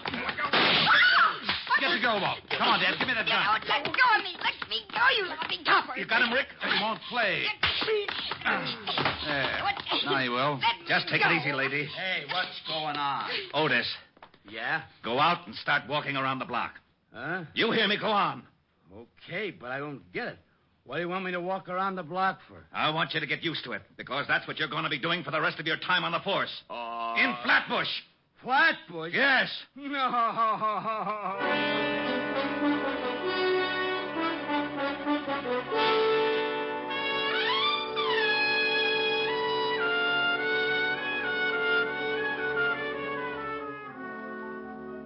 Gee, Mr. Diamond, thanks for the dinner invitation, but where are we going? Well, I'm going to introduce you to Miguel. She's a redhead, Jeff, so no cracks about my office research. Oh, sure. But don't you think you should have called her first? How do you know she's got enough dinner? Jeff, this girl's got more steaks in her deep freezer than a bullfight arena sees in a year. Here we are. Yes? Oh, good evening, Mr. Diamond. Good evening, Francis. This is Jeff, Francis. He's going to have dinner with us. Hi. Oh, hi. Come right in. Miss Asher's in the study, Mr. Diamond. Thank you, Francis. Mr. Diamond. Yes? You know the various items that you've left with me for safekeeping? Look, Francis, I promise I'll get them out of hock as soon as I get a paying client. Oh, no, it's not that, sir. I didn't really want to hold them as security in the first place. But as long as you insisted in such a fine collection, I'd like to show them to, well, to my girls, sir. Why, sure, Francis. I didn't know you had a girl. Oh, yes, sir. She's the upstairs maid in the apartment below us. Oh. I'm afraid I told her a wee fib to get acquainted, as it were. She thinks I'm an undercover agent, and I'm afraid I'm going to have to prove it. Wow. Well, my gun and the badge should do the trick. And if it doesn't work, just get under a cover. Oh, by George, that was a real... Yes, sir. Good evening, sir. Come on, Jeff. We're not appreciated. Rick. Oh, hello. Hello. Helen, this is Jeff, the boy who's helping me send Dad Foster and Company back to prison. Jeff, this is Helen Asher. Yes, sir. Well, thank you, Jeff. They had him locked up in the closet for a couple of hours, and he looked kind of hungry when he got him out. How about it, honey? You think you can grind up another cow? Oh, well, there's plenty for Jeff and me, but you've got to make up for 3 things. 3 things? Yes. First of all, you haven't called me in 2 days. Second, you're half hour late for dinner. And third, well, I'll tell you later. I'll leave the room if you want me to. No, Jeff. You stay right here. You're going to literally see a man sing for his supper. Helen. All right. Come on, Jeff. We'll go dig into those nice, fat, juicy steaks. Oh, boy. Steaks? Wait a minute. My taste buds just started whipping each other. My vibrato may sound like a machine gun, but I'll do it. Oh, I thought you were kidding. Is he really going to sing, Miss Asher? No, I'm not going to sing Miss Asher. I'm going to do a little song I used to sing with hip boots on a gondola. You're breaking my heart 'cause you're leaving. You've fallen for somebody new. It isn't too easy believing you'd leave after all we've been through. It's breaking my heart to remember the dreams we depended upon. You're leaving a slow dying ember. I'll miss you, my love, when you're gone. I wish you joy, though teardrops burn. But if someday you should want to return, please hurry back, and we'll make a new start. Till then, you're breaking my heart. Mr. Diamond, did you really sing in a gondola with hip boots on? Yeah, that's right, Jeff. Well, I know you don't need the hip boots anymore. Will you loan them to me? What for? I want to wade out of here. Well, get him. For that, you get 2 desserts.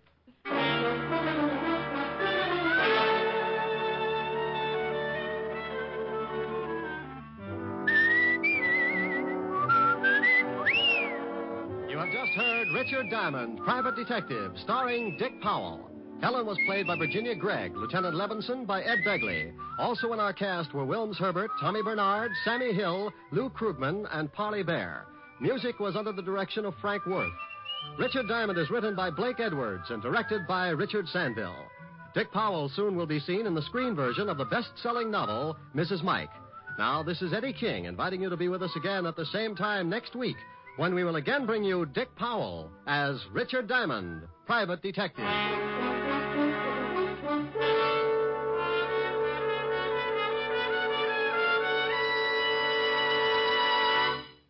Saturday night brings you some of the week's best radio entertainment when you tune for the stars on NBC. Stay tuned to NBC every Saturday evening for a great lineup of programs, including Hollywood Star Theater, Ralph Edwards' Truth or Consequences, Your Hit Parade, A Day in the Life of Dennis Day, The Judy Canova Show, and Grand Ole Opry. All the best on NBC. Stay tuned now for Victor Mature and Hollywood Star Theater on NBC.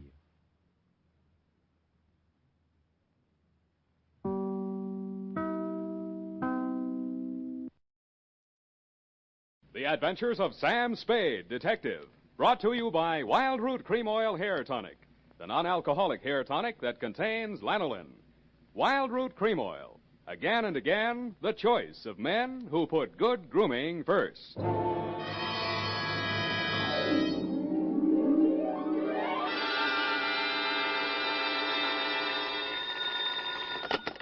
Spade Detective Agency. That is the correct answer. You have just won $104 million, 6 deep freeze units, a stable of polo ponies with matching saddle soap, a terry cloth robe with chocolate bars pre-melted into the pockets, and a full-size, real, honest-to-goodness dreadnought, such as is used by Uncle Sam's Navy. Oh, I'm sorry you'll have to call back. I'm expecting to be taking dictation from my employer very shortly. Oh, I am sorry. Your time is up. And Edna St. Vincent Markowitz, who sent in the question, gets bumped off in front of the studio audience gathered in the Dredgewood Room here in Columbia Square. Next night, don't answer your phone, stupid. Oh, Sam. Let's have no coaching, please. Oh, well, did you find the cop? Was it murder? Was it really worth, well, you know, priceless and like that, and was it fun? Yes, and no. And finally, are you kidding? Well, then why was it called the Vafio Cup? It's a very old Greek expression, which is what I'll be wearing as I sit in your lap dictating my report on the Vafio Cup caper.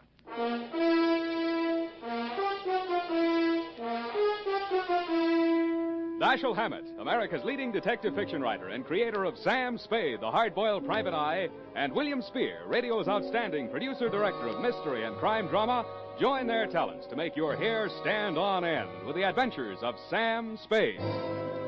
Presented by the makers of Wild Root Cream Oil for the hair. Remember the Romeo of yesteryear? Hair parted in the middle, all plastered down? Man, what a difference today. Today, all a guy has to do to impress a gal is use Wild Root Cream Oil Hair Tonic. Wild Root Cream Oil grooms the hair neatly and naturally, relieves dryness, and removes loose dandruff. If you're still using old-fashioned hair tonics or none at all, then for her sake, spruce up today with Wild Root Cream Oil Hair Tonic.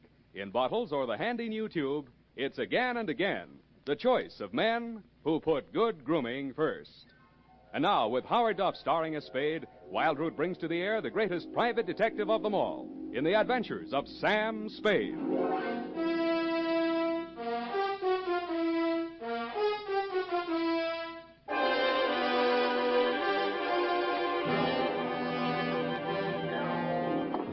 Blow the man down, police, blow the man down. Why do they want to blow the man down? Date, August 22nd, 1948, to Jethro Chiswick, Esquire. Oh, spelling, Sam. E-S-Q-U... No, Sam, I meant the name. It's, Chisro Jethwick. I did not say Chisro Jethwick. I said Jezro Chithwick. I mean, Chithro... look, we'll check it later. Oh, Sam, it might... I have an uncle in Berkeley named Smithwick. Leave your family out of this, Eph. But he's only by marriage, Sam. It's quite a common name. Name 3 people named Chiswick. No, Smithwick, Sam. Now, let's see. There's Uncle George and Aunt Amelia by a previous marriage. Then there's my cousin Rupert on the Christie side. When you have finished ruminating amongst the foliage of your family tree, Miss Perrine. Well, I only mentioned it in all connection right, with that name we'll that you start thought you... all over again. Tear out that page. Yes, Your Highness. No, please. No need to curtsy. To Jethro Chiswick, no comment, please. From Samuel Spade, license number 13756. What's that? Nothing, Sam, nothing. Throat.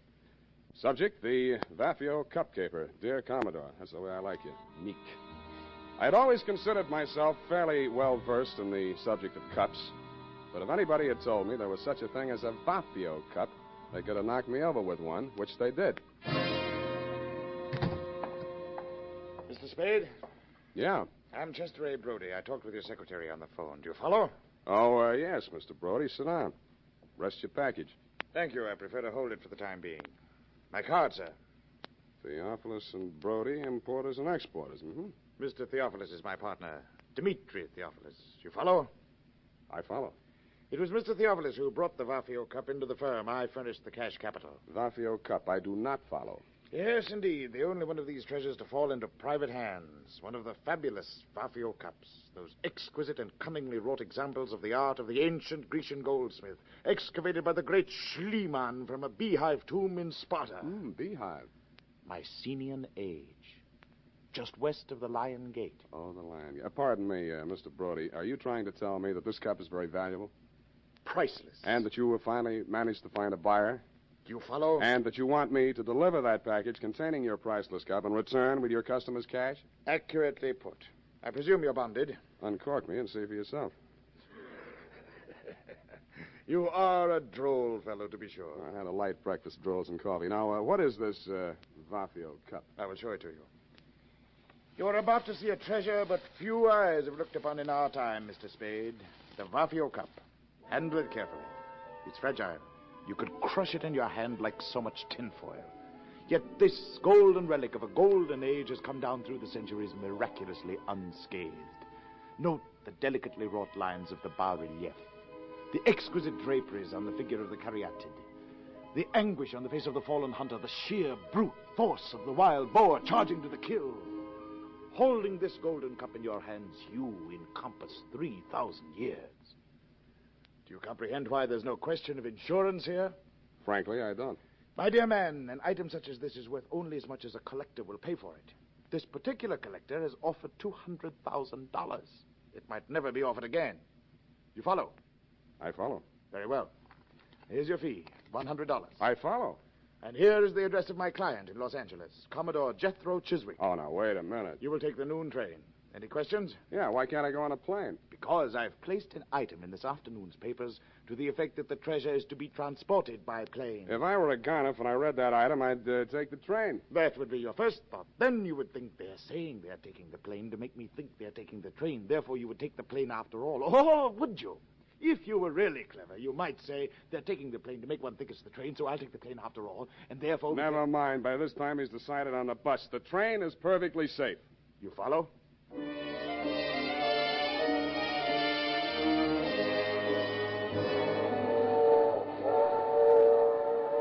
The package was light in the drawing room, and the train was comfortable. Seemed like an easy way to earn $100. I knew it wouldn't last. Never does. I was prepared for the knock on the door, and I got ready for the inevitable small, dark man who plays the Peter Lorre part, but this one fooled me. He was a tall, thin actor with sandy hair. Okay, Shamus, hand over the package. It won't be no trouble. Sure, there it is on the seat. Take it. Huh? It's okay. You got me covered. I won't make any move. Hey, what are you trying to pull? It's a stick-up, isn't it? Hey, maybe I got the wrong compartment. No, that's it. The cup's in there. Unwrap it and see for yourself. Oh, no, you don't. I ain't picking up no booby traps. Oh, you're yellow, huh? I know that one, too. Don't cut no ice for me. Suit yourself. Game of gin? Hey, you're nuts. I'm getting out of here. Hey, wait a minute, pal. I'll buy you a drink. I don't drink. Lunch? In I go. Yes, indeed, Mr. Spade. I agree. Clarence is a very comical fellow. So are you. I took the liberty of stepping into your forecastle whilst you had your bit of raillery in the after companionway with my mate, dear Clarence. You mind? Not at all. Well, sir, I'm afraid you're going to mind a great deal. Oh! And that's how I met you, Commodore. I was so busy sizing up the .45 in your right hand that I didn't even notice when you left, whipped out of your coat pocket with one of the largest saps I have ever felt. The next time I saw light, you were gone, the Vafio Cup was gone, and the train was pulling into San Jose. I got off, rode back to San Francisco with a truckload of chickens, and headed straight for my client's apartment.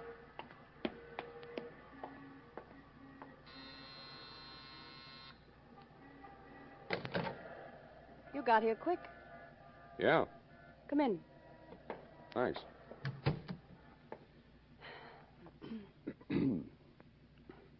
Well?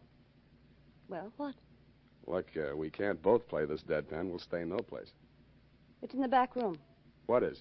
The body. You're from the police, aren't you? I'm a private dick. How dare you? Hey, what was that for? For spying on me.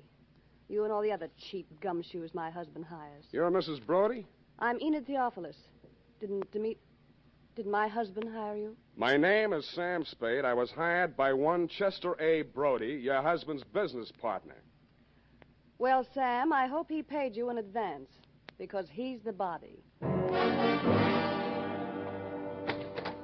Chester A. Brody was just barely identifiable.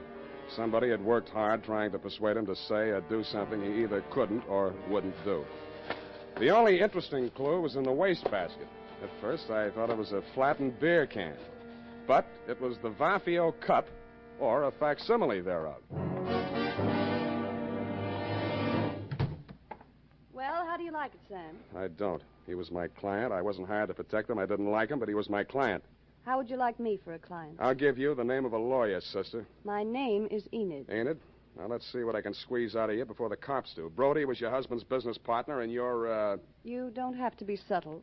He was mad about me. I'm all broken up about his death. So was he. That wasn't funny.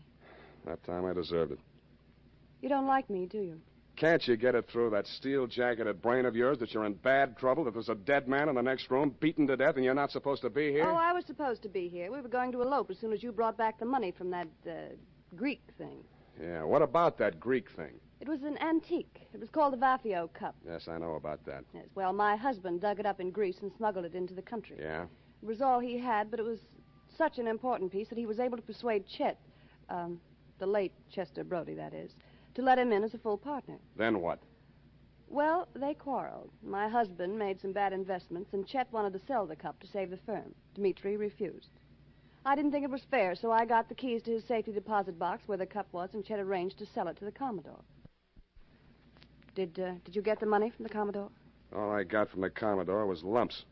He stole the cup? Roger. You've got to get it back. I've got it. Where? Here, take a look. Oh, it's ruined. Where did you find it? In a trash basket where it belongs. Dmitri did it. He must have suspected something and substituted a fake. That's it. He knows where the real one is. Somebody thought that your boyfriend knew. The one that killed him? That's the way it looks. And maybe that's the way it was meant to look. You know, somebody might get the idea that you palmed the genuine when you got it out of that safety deposit box. If I did, it was legal, and don't you forget it. A wife can't steal from her husband. Legally, they're one person. You can't steal from yourself. That's the law. I was wrong. You don't need a lawyer. Will you help me? I may hurt you, and it'll cost you anyway. I know what's good for me. Money. Find that cup.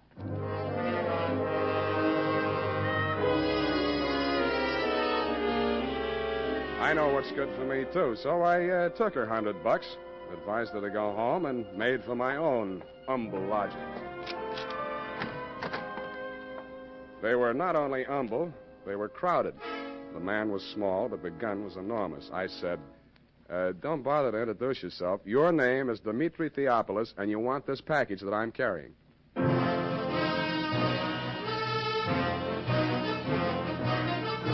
The makers of Wild Root Cream Oil are presenting the weekly Sunday adventure of Dashiell Hammett's famous private detective, Sam Spade.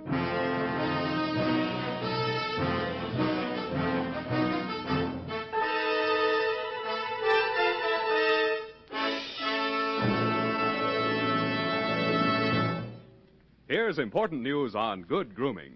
If you want the well-groomed look that helps you get ahead socially and on the job, listen. Recently, thousands of people from coast to coast who bought Wild Root Cream Oil for the first time were asked, how does Wild Root Cream Oil compare with the hair tonic you previously used? The results were amazing. Better than 4 out of 5 who replied said they preferred Wild Root Cream Oil. Remember, non-alcoholic Wild Root Cream Oil contains lanolin. It grooms the hair naturally, relieves dryness, and removes loose, ugly dandruff. So if you want your hair to be more attractive than ever before, get the generous new 25-cent size of Wild Root Cream Oil, America's leading hair tonic, on sale at all drug and toilet goods counters. It's also available in larger economy bottles and the handy new tube. Get Wild Root Cream Oil. Again and again, the choice of men who put good grooming first. By the way, smart girls use Wild Root Cream Oil, too, and mothers say it's grand for training children's hair.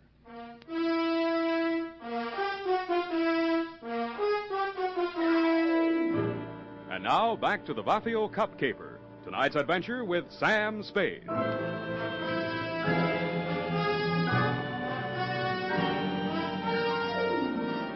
He didn't answer me, so I said it again.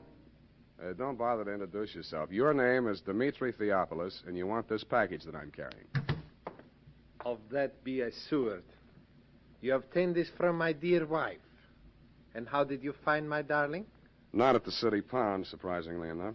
Oh, you know my dear wife.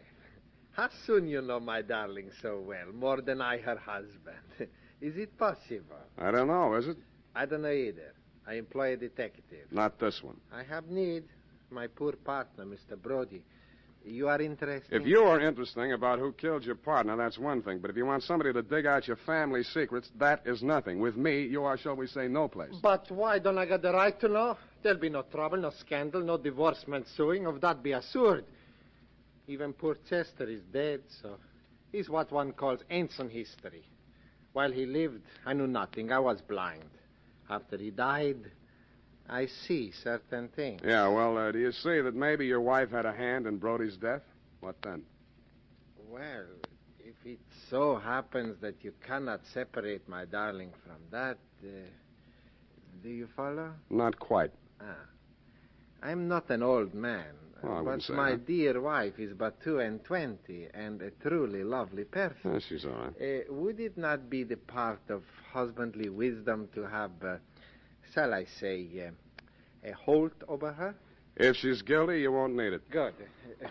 Please, I cannot hold the gun and handle my wallet at the same time. Please. No, thanks. You keep the gun. I'll take the wallet. Oh, you trust me. You will work for me. Yeah, I'll work for anybody. Here, I left your cab fare. Oh, assuredly you are so very kind. Oh, I'm not so Now kind. the package, yes? No. Then I don't hesitate to suit you. Oh, wait a minute. Yes? This is the fake. You sure you want this? Assuredly, yes. A man has already been killed for it. Your life's a high price to pay for a fake, though fancy, tin cup. You still think that's the price? Brother, I know it. Then you know I will kill you for it. Okay, if it means that much to you, and I guess it does, it's all yours. Okay, thank you. Okay. Please remain where you are. If you follow me, I will surely suit you.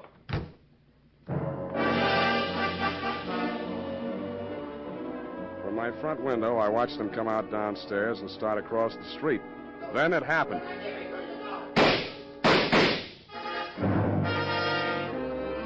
I saw the gun flash as it fired, and Theophilus slumped to the pavement. The package slid away from him into the gutter.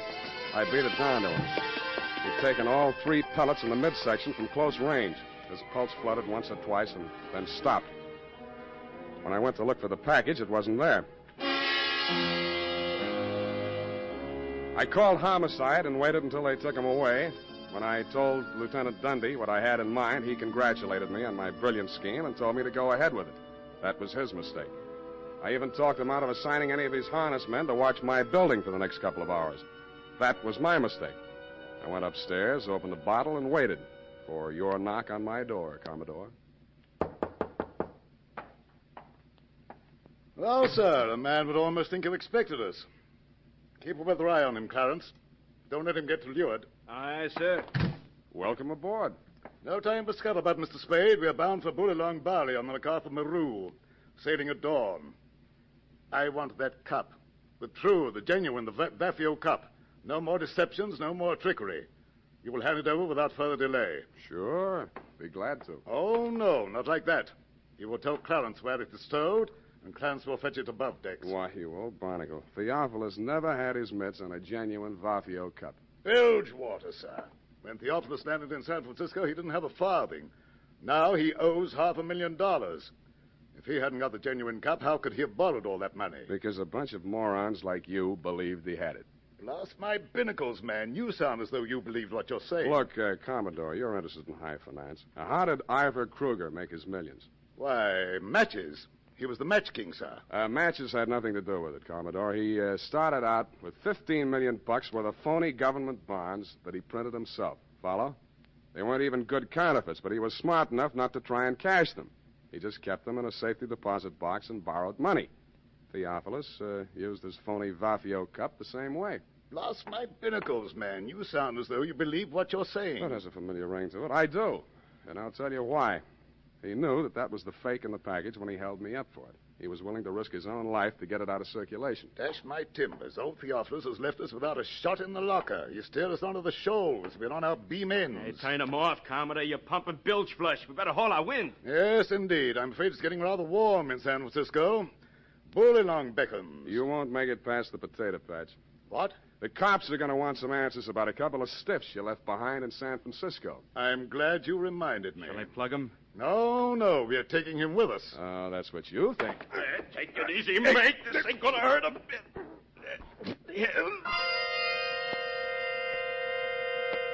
A reek of chloroform filled the room, and a fist pounded into my belly. It knocked my wind out, and at the same time, my nose collided with something wet and cold. I swung out, but didn't connect. Before I could swing again, the room blurred, and a ceiling light floated down to meet me. Then the lights went out altogether.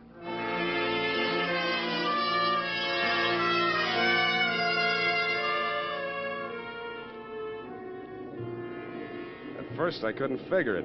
It sounded like what a doctor hears through a stethoscope, or maybe an earthquake, or maybe ship engines, which it turned out to be.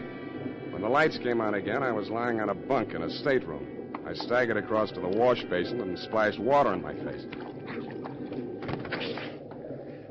Hello, you. Oh, Enid, as I hardly live and breathe. It could get worse. Yeah, where are we? Oh, not very far out. Not past the Farallons. Good. I'm a stowaway, and they'll put me off with the pilot. Oh, no, you're not. Your passage is paid. Mine? It is, huh? It is. Do you know who you are? Who am I? Chester Brody.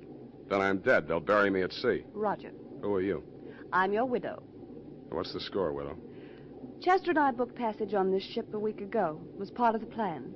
Chester and the Commodore worked it all out. Yeah, the cup was to have been stolen from me on the train. Yes, but when the Commodore discovered it was a fake, everything fell to pieces. Yeah, he thought Chester was double-crossing him. They forced Chet to talk. He told them Dmitri still had the genuine Vafio cup and had hired you for the double cross. Maybe he really believed it. Anyway, they killed Dmitri. Yeah, well, there's nothing on them yet. But you're a material witness, sweetheart, to at least one of the killings. That's extraditable. When that dawns on them, they'll scuttle you, too. It's already dawned on them. I'm desperate. Yes, I notice. For you, you're practically hysterical. We have to face facts. Yeah, well, give me a couple to face right now. Where are the Commodore and Clarence? Up on the bridge. Good. All you have to do is walk straight up to the captain. He'll put him under arrest. Well, that might be a good idea, darling, only... Only what? Only the Commodore is the captain. That torrid.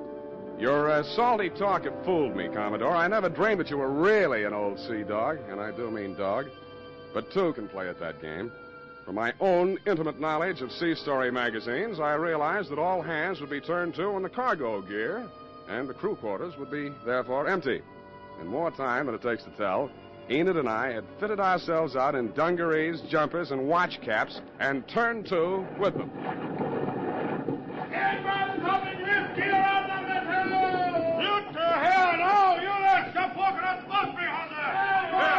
You two, look alive. Stow that preventer. Oh, me? You may recall, Commodore, you may recall me as the man who ran for a fire extinguisher when the bosun yelled, stow the preventer. But experience is the best teacher, and by the time we hove to put the pilot over the side, things were in such a state of confusion that you had retreated to your cabin with a quadruple ration of grog. Seizing that moment, I threw Enid over the side, yelled, man overboard! And jumped in after it.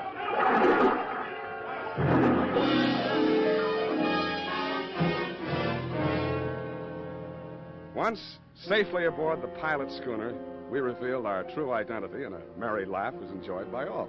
It dropped us at the foot of Market, and we waved warm farewells to our erstwhile rescuers Then to the snug haven of my office in a friendly cup, if you'll pardon the expression, in the grateful warmth of a gas radiator. Unhealthy. Who, me? Gas fumes. Why don't you move into a building with steam heat? I like this building.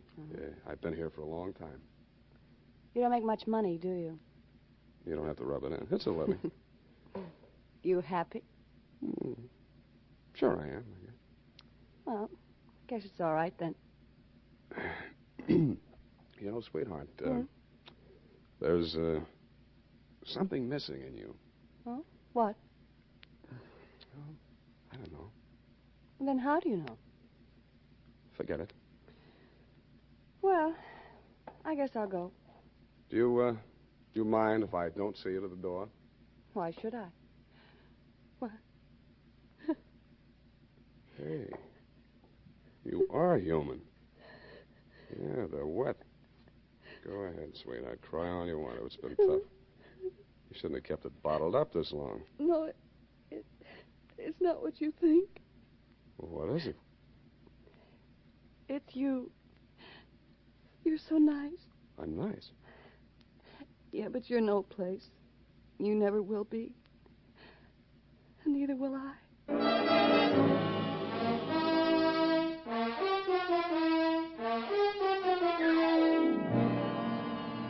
And that, Commodore, is the cargo. It was nice seeing you again down at the hall. They tell me you and Clarence are both trying to turn state's evidence. But according to the late bulletins, Clarence was leading by a neck in the stretch. Get it? The DA was afraid the jury might not understand your salty talk. Period. End of sea chanty. Oh, Sam. Yes, what? Oh, Sam. Oh, I just can't. Why can't you? Are you feeling okay, F? Oh, Sam. You betrayed your trust. Effie, speak to me. What is it? I betrayed my trust. What? Those criminals were on that boat. Yes? And you jumped overboard. You feel that I was recalcitrant? Is that it? That my actions were not true blue, clear cut? Is that it? Oh, I'll just go type this up, and I'm sure you can explain. I hope you can. I hope. Sour racket.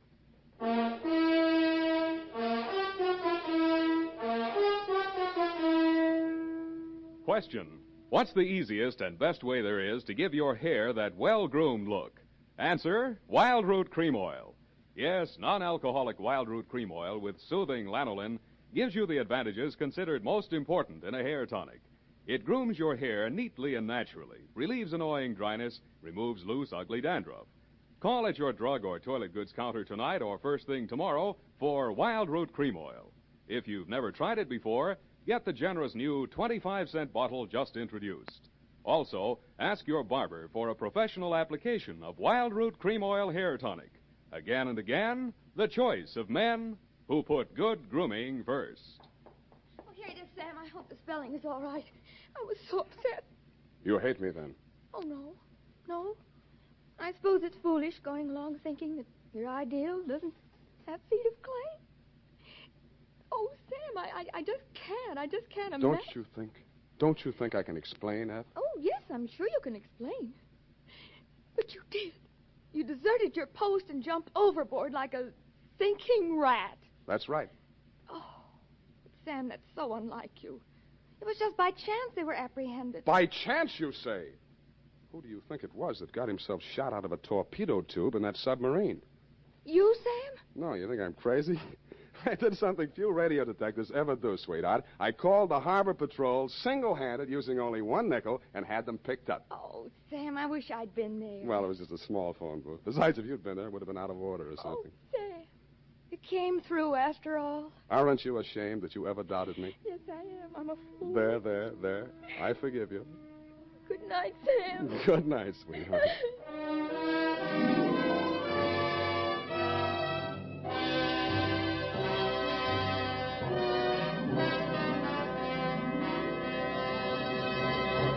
The Adventures of Sam Spade, Dashiell Hammett's famous private detective, are produced and directed by William Spear. Sam Spade is played by Howard Duff. Lorene Tuttle is Effie. The Adventures of Sam Spade are written for radio by Bob Tallman and Gil Dowd. Musical direction is by Lud Gluskin with score composed by Rene Garrigang. Join us again next Sunday when author Dashiell Hammett and producer William Spear join forces for another adventure with Sam Spade. Brought to you by Wild Root Cream Oil. Again and again, the choice of men who put good grooming first. This is Dick Joy reminding you to get Wild Root Cream Oil, Charlie. It keeps your hair in trim. You say it's non-alcoholic, Charlie. It's made with soothing lanolin. You better get Wild Root Cream Oil, Charlie. Start using it today. You'll find that you will have a tough time, Charlie, keeping all the gals away. Hiya, Baldy. Get Wild Root right away.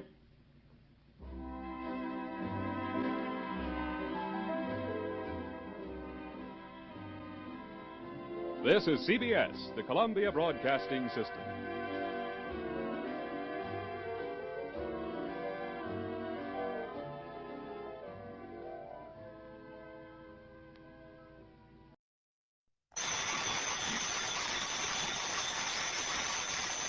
$20. Well, it's about time. Huh? John, where have you been? Oh, I just took a couple of days off to... Hey, now, wait a minute. Who are you? This is Harry Branson at Philadelphia Mutual Liability and Casualty Insurance Company. Harry, where have you been? What? Well, do you know it's been 6 or 7 months since you've called me in on something? No, it's only been a little over 5 months. 5.5 months, I should say. As a matter of fact, it's actually 5 months. Okay, Harry. So where have you been? Well, as a matter of fact, I've been right here in my office at Philadelphia Mutual, here on Walnut Street, here. John, you're trying to change the subject. Yeah? From what? Why, from the insurance matter that has me concerned at the moment. What insurance matter? The one I'm calling about, of course. Harry. After all, it was you who insisted that we sell him the policy. Oh, it was, huh? Though for the life of me, I still can't believe that that's his legitimate name. Smokey Sullivan. Well, it's as true and legitimate as any... Smokey? Well, what about him? John. Yeah? Well? I told you it was only because of your stubborn insistence that we agreed to insure that underworld character. Okay. So what's happened to him? Has something happened to him, John? Well, has it? I don't know. Well, if you don't know... Harry... Well, will you see what you can do about it? But you haven't told me about what? Good heavens, man, do I have to give you a printed diagram, spell out everything? Okay, Harry. I'll grab a train, maybe a plane. I'll be down there to see you. Well, now, I don't know that that's at all necessary. It is if I'm to get any sense out of you. Why, John. Yeah.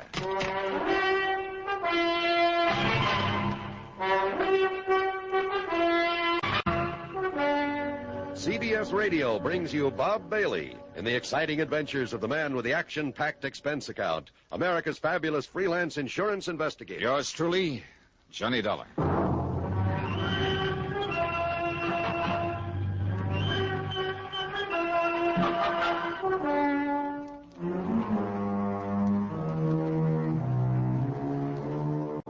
Expense account submitted by Special Investigator Johnny Dollar. To the Philadelphia Mutual Liability and Casualty Insurance Company, Home Office, Philadelphia. Investigation of the real sea matter. In spite of the way he sounds, in spite of his being a literal-minded, excitable worrywart, Harry Branson is a good insurance man.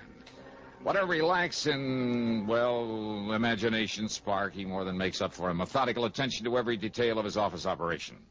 Paradoxically, then, except for Harry himself, Philly Mutual's home office ticks along like a smooth-running watch. If I was promised an assignment at 9 o'clock of a Monday morning, believe me, it was never a second late. Nor was there ever any question about the size of my fee or expense account, so long as it was justified. Which is one reason I always jumped at the chance to take on a case from Philly Mutual. And now, if my old friend Smokey Sullivan was in trouble, okay then. Expense account, item 1, 1425, taxi out to Bradley Field, plane to Philadelphia, taxi into Harry Branson's office on Walnut Street. Okay, Harry, what's it all about? John, I tried to tell you over the phone it was not necessary for you to come on down here. What you told me over the phone didn't make any sense. And I suppose you'll expect the company to pay your expense account? Huh? Now, we shall just see about that. Oh, now, wait a minute. Yes? Well? Well? Now, look, Harry, if something serious has happened to Smokey Sullivan, Did I say anything like that over the telephone? Well, I'm sure you didn't waste your company's precious money on a long-distance call just to say good morning to me. Of course not. And you did mention Smokey. I certainly did. Well, come on, Harry. What's it all about? Arsonist, thief, racketeer, mixed up in more unlawful, illegal, sordid crimes, Harry. and by his own admission, too. Well, so what if he was? He isn't anymore. I hope now, would you're you tell right, me? John. I certainly hope you're right. Well, I am right. But he did have a record. Oh, and look. why a fine, conservative, respectable old company like Philadelphia Mutual, Harry. why you should demand that we issue a combination life and accident policy on such a person. What's the matter? You gone off your rocker or something? I beg your pardon. Don't you realize that your company and half a dozen others all over the country ought to be proud to serve a guy like Smokey? Guy. Insure him for nothing, too, and for as much as he wants. John, a company hardly prospers by doing a thing like that. Harry, don't you read the reports on my investigations? Of course. Don't you know that 2 out of the last 4 cases I've handled for this grand and glorious company of yours would never have been solved if it hadn't had Smokey Sullivan's help? Of course, if I know. If it hadn't been for his knowledge of the underworld and cities all over the country, his contacts there, do you think I would have gotten to first base, flushed out those crooks, saved your company a lot of precious money? Well, of course, each time Smokey was risking his neck to give me a hand. Now, you remember that. Well, of course. Sure. You've been all for it, his giving me and you a hand in these things. But when it comes to giving him a little lousy insurance protection... Well, of course, Of course you what? Well, I'm sure he deserves our every consideration. You bet he does. But a man like him, with a past record like his, I mean, all the figures, the actuarial tables... Show that he's a pretty poor risk, huh? Exactly. All right. So maybe I am, too, in this job of mine. The services you perform for us and the... Oh. Yeah, Then good, I did the right thing. Yeah? What's good about refusing to draw up a policy for Smokey Sullivan? But I did issue one. Oh, you did? I admit it was only because of your insistence. But now that you've explained why, well, John, I might suppose it was the right thing. Well, sure it was. And Harry, I'm sorry I blew my top. Perfectly understandable, but, John, I said I must it was all right. I meant except for one thing. Oh? What's that mean? Well, I'm afraid your trusted friend, Smokey... Well, have you seen this morning's paper? Oh. Here, John. Thanks. I see you're still reading the Philadelphia... What's this? Yes, that item I put a circle around. But Oh, no, Harry. No. This can't be right. And now, Act 2 of yours truly, Johnny Dollar, and the real Smokey matter.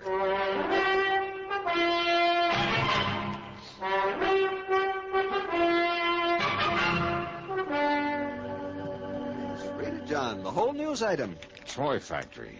Burned to the ground. And I'm afraid your dear trusted friend, Smokey Sullivan... Millersburg Toy Company. Total loss. Certain proof of arson. Yes, John? Captain Oscar Fletcher of the arson squad states that the unusual technique employed indicates beyond the shadow of a doubt it is the work of a man who, although he is not known to have operated in this area since serving a prison term some years ago... True. ...is unquestionably the work of... Oh, no, Harry, this is wrong. I'm afraid not, John. That fire was set by Smokey Sullivan. You mean the arson squad is going to pin this on him because whoever did it happened to use a method that... No, I won't believe it. You didn't read the rest of the item. Why bother if they think I'm going to let him pin it on Smokey just You'd because better read it, John. Why? I mean about the body they found in the ashes. Body? The police are certain that it's Smokey. Oh, no. Oh, yes. All right, look. Maybe Smokey was a torch man. Maybe Smokey was a lot of things before he went straight. And that distinctive ring they found on one hand of the body? So what? The same ring known to have been returned to Sullivan following his term in Dannemora prison. So what? Doesn't mean a thing. Smokey would know more.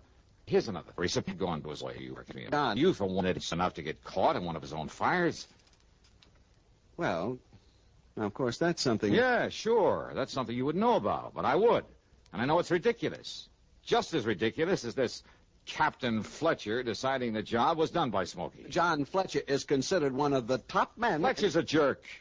Oh, Harry, what are we arguing about? All we have to do is get hold of Smokey, let him prove he didn't do it. Get hold of him. That's right. That is the trouble, John. What do you mean?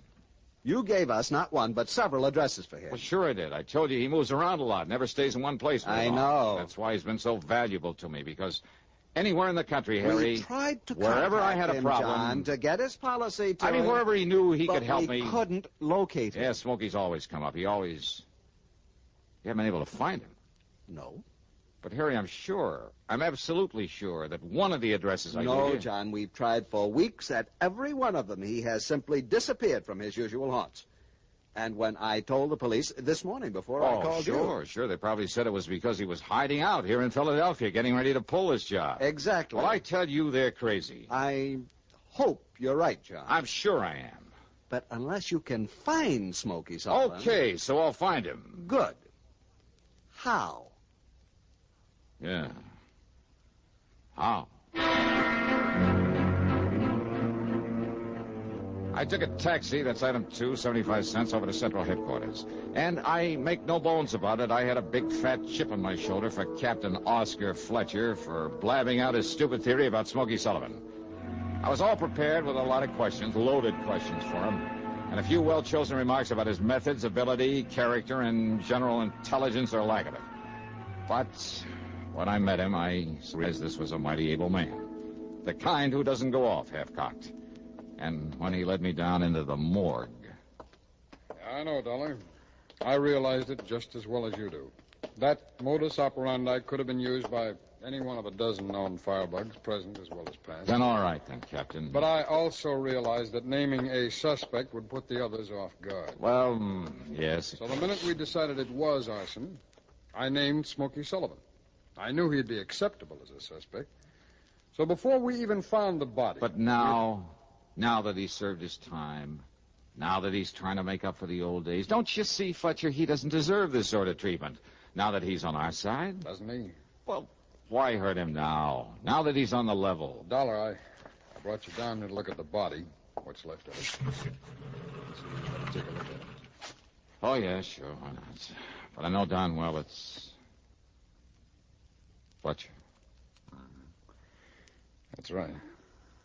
The same General Bill. The same... Right, I couldn't believe it myself. No, listen, it can't I'd be... spread the word about him for the reason I told you before I saw this. Now, when I did, I couldn't believe it myself. I mean, after what little the fire had left. No, it can't be, Fletcher. There must be hundreds of men like this, thousands of them right here in Philadelphia. Wearing that ring? Yeah, that is Smokey's ring, isn't it? I know. I never saw another one like it. So? Dollar? Well, there's only one way to prove this isn't Smokey Sullivan. By finding him, wherever he is. Now, we tried that. Your insurance company tried it. They tried it for weeks. Then I'll try some more. Huh? What's the use, Dollar? Arson. Smokey's record. What's left of this body that was found in the ruins. And whether it's positively identifiable is beside the cause of that ring. Now, whether you like it or not, Dollar, it all adds up. I'm sorry, Fletcher. Yeah, so am I, Dollar. No. I mean, I'm sorry, but I don't believe it.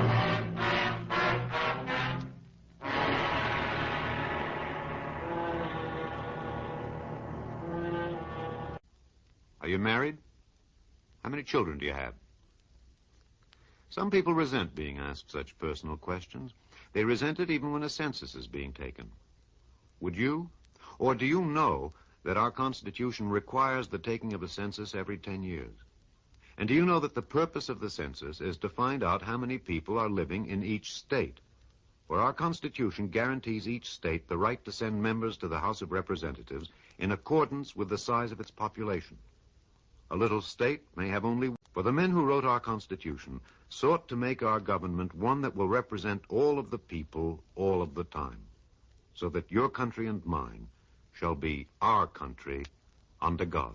And now, Act 3 of yours truly, Johnny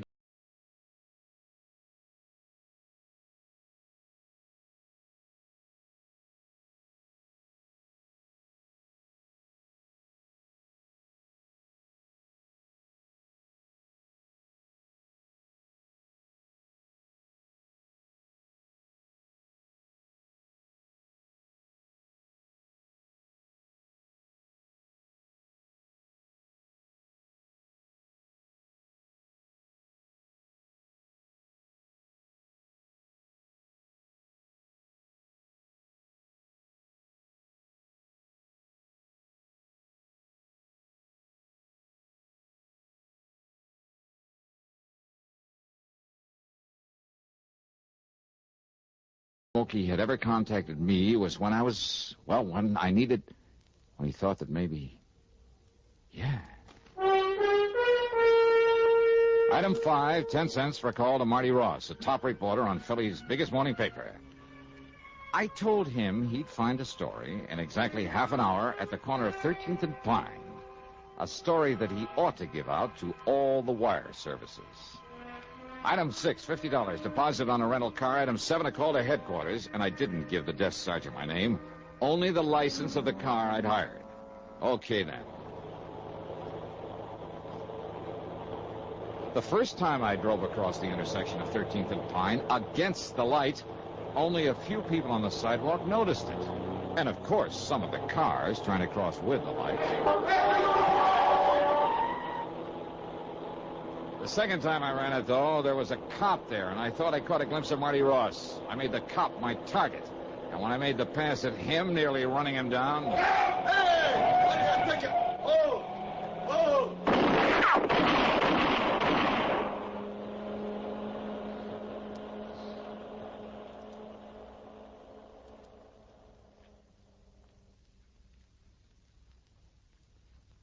I was a little... It wasn't until the middle of the next morning that he got around to calling on me. Here you are, Captain. Cheers, camera. Thanks, I'll call you. All right, Dollar. What's the big idea? Sit down, Captain. Cigarette? How'd you get those in here? Old friend of mine. You mean Marty Ross? Yeah. The guy that... Dropped in to see me this morning. Left a pack of these. Friend? Yeah, your story, your crazy stunt is all over the country by now. Boy, what's the matter with you? Did you go off your rocker? Yeah, it kind of looks that way, doesn't it? Sure you wouldn't like a cigarette? Cut out the clowning, will you? Now, you're in trouble, boy. Oh, I don't know. Well, I do. Well, now, I thought maybe you, an old friend of mine, could maybe pull some strings. You're out of your mind. Well, why'd you do it, darling? You drunk? No. Is that what you were because of your worry over Smokey Sullivan? Now, come on. Give. Well, I guess I'd better wait until my hearing before I say anything. Hey, guard. Dollar. You want to let Captain Fletcher out of here? You cut this out, will you? Now, come on, Dollar. Tell me what it's all about. Well, come on. Look, Dollar, be sensible about this, will you? Now, how can I give you a hand? That is, assuming that I will. If you don't... Dollar. Here we are, Captain. Dollar foot. Come see me again sometime, will you, Fletch?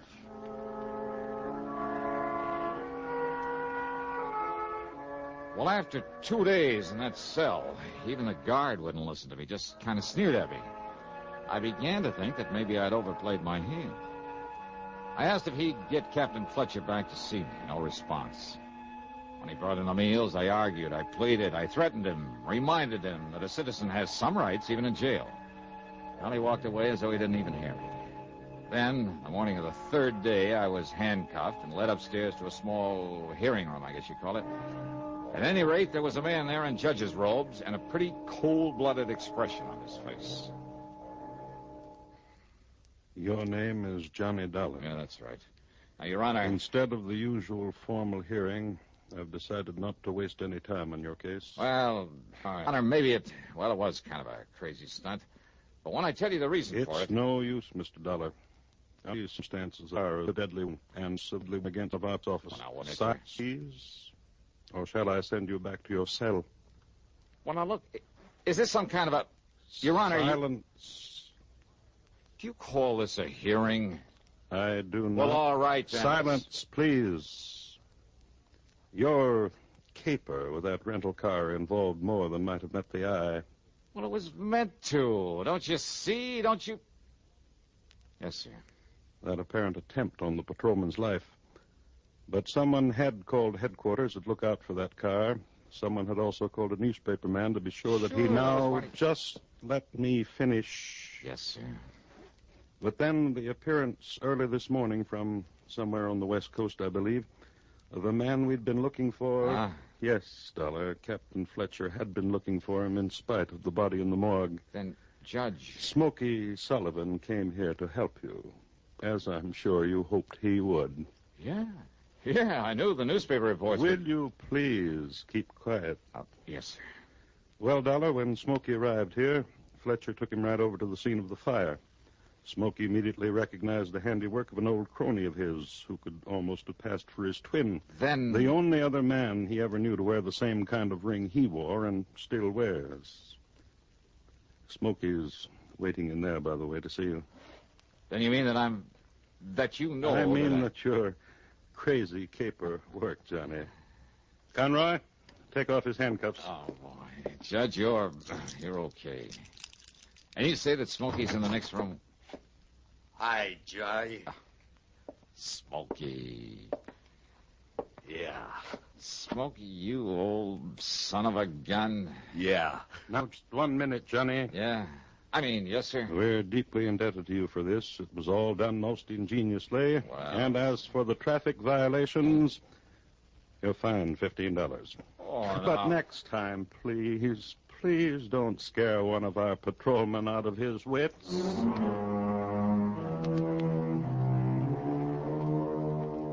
Well, sir, the reunion with Smokey was a dilly. And, of course, it goes on this expense account, as does a slight gratuity for him. And the cost of his trip from the coast and back. Yeah, he's settled out there now. So the total, including my fine and my own trip back to Hartford, $621 even. Yours truly, Johnny Dollar.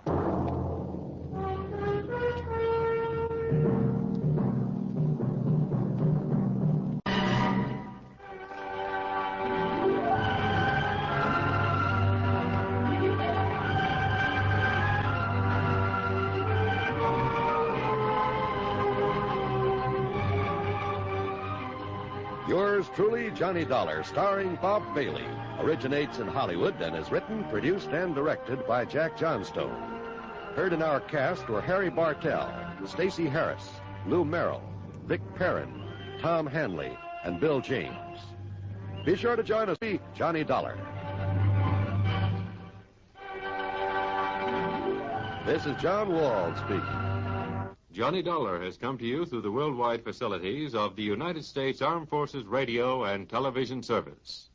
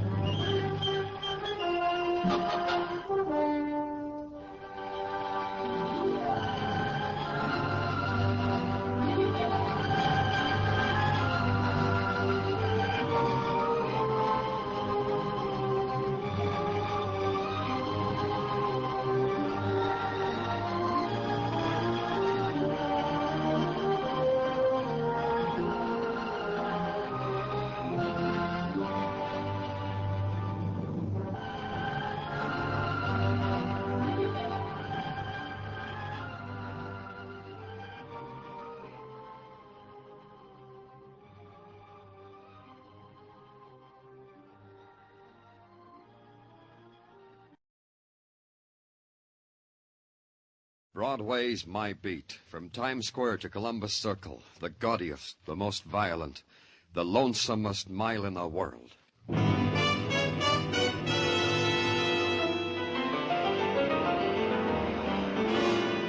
Broadway's My Beat, with Larry Thor as Detective Danny Clover.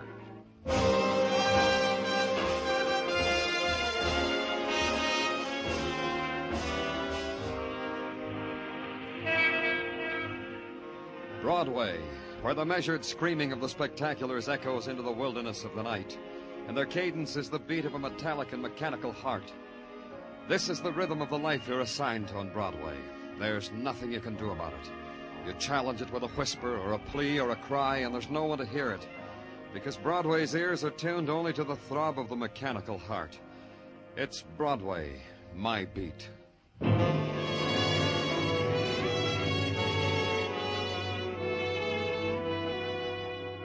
It came at noon, a transcript of a phone conversation requesting the extraordinary pleasure of my presence at the apartment of one Dion Hartley, but urgently, but immediately. So I put my presence in a squad car, brought it to the apartment of Dion Hartley, and placed it therein.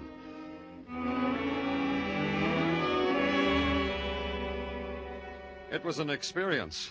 The apartment seemed to contain everything exquisite that had been fashioned or dreamed by men, all in crystal glass cases, all tagged with little golden medallions, and all ruled over by Dion Hartley, but exquisitely. This excruciatingly lovely Grecian statuette, Mr. Clover.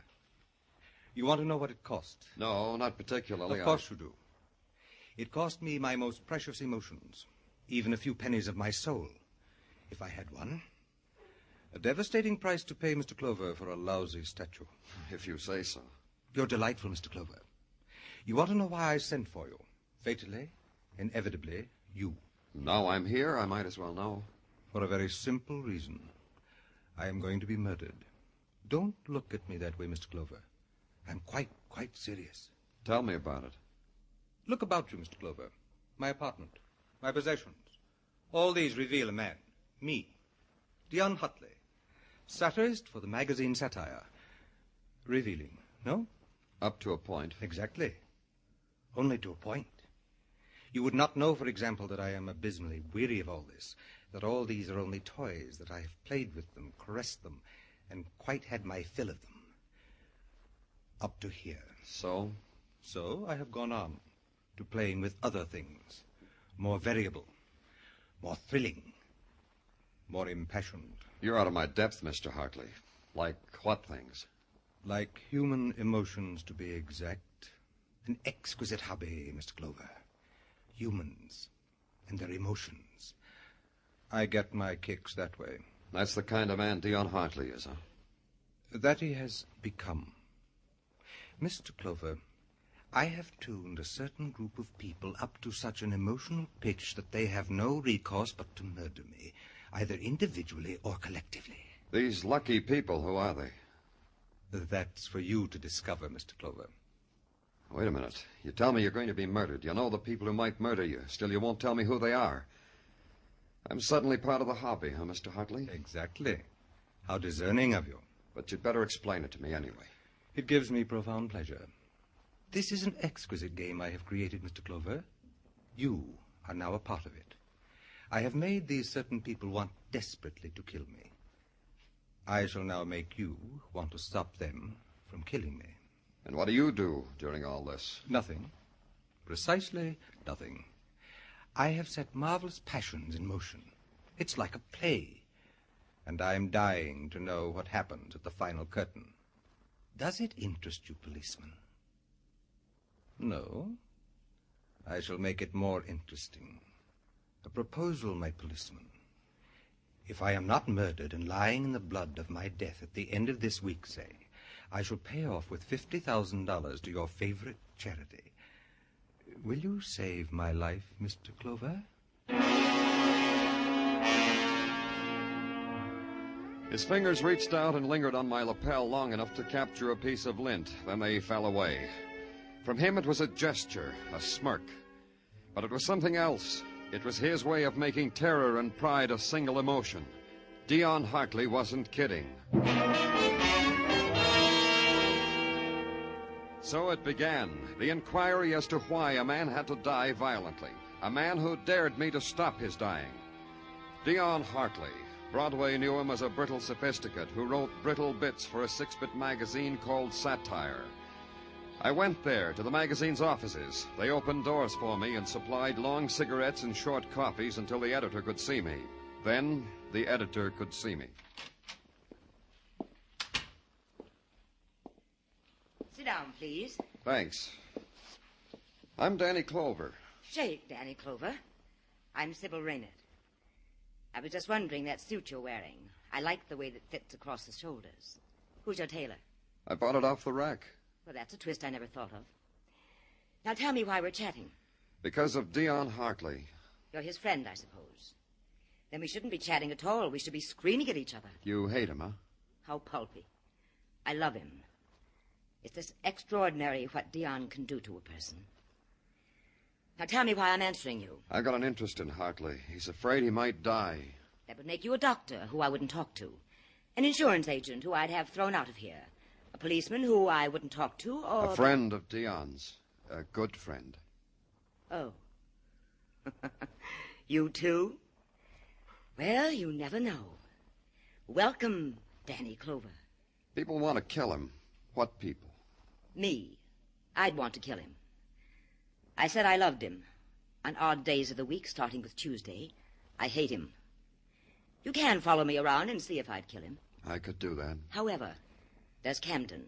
Yes, there is. The one in New Jersey, you mean? How pulpy can you get? I mean Camden Drake. Camden the writer. The Greenwich Village Camden. Camden Drake will kill Dion someday. You want to make a wager? I could make you a fine, interesting wager, Danny Clover.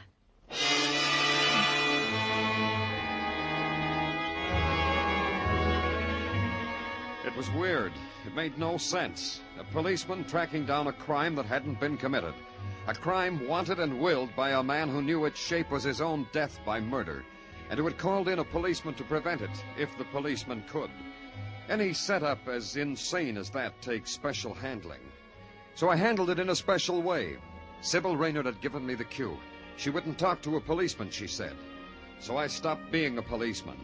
I became just the good friend of the good Dion Hartley, and then Dion's other good friends talked to me. Camden Drake was no exception.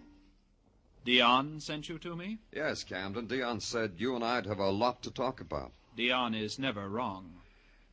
You're a writer, he said. I write. That must be very interesting, to write. Most of the time, it stinks. Huh. Dion said you have great talent. He said you were... Promising? Promising. That's funny. He never told me that. Oh? Is that the lot we have to talk about, Mr. Clover? No, I've heard other things about you. You have? Like what? Like if Dion should be killed, murdered would be more exact, it would be you who murdered him. That makes for interesting talk. You don't want to know who told me that? Not especially. But that kind of talk could get back to Dion. It could even break up your friendship. Doesn't that bother you? No. And I'll tell you why, Mr. Clover. Because the friendship between Dion and me can't be destroyed by the ugly mouth of Sybil Raynard. You knew all the time, Camden. What's this, Camden? A manuscript you were working on? Yes, and put it down. You won't mind if I glance through it. Dion said... Put it down, I said. Put it down! Take it easy, Camden. It's not polite to slap friends. Friends of Dion. If you read a word of that manuscript, I'll kill you. It's that good. It's only for Dion to see. Only for Dion! Do you hear me? Yeah, I hear you, Camden. But maybe Dion will never get to read it, because he'll be dead. Because maybe you'll kill him before you finish it. Is that why he sent you here? Because he thought I'd kill him. Maybe. Oh, he's so wrong. So wrong. He's got it mixed up, that's all. He should know it's Joan. It can only be Joan. Joan? He didn't tell you about her? About Joan York? No. Then I'm telling you. Go talk to her, Dion's friend. Ask her why she wants to kill him. I'll do that, Camden. Where do I find Joan? In Gramercy Park. 1712 Gramercy Park. Well, it's been a nice talk, Mr. Clover. Promise me you'll never come back.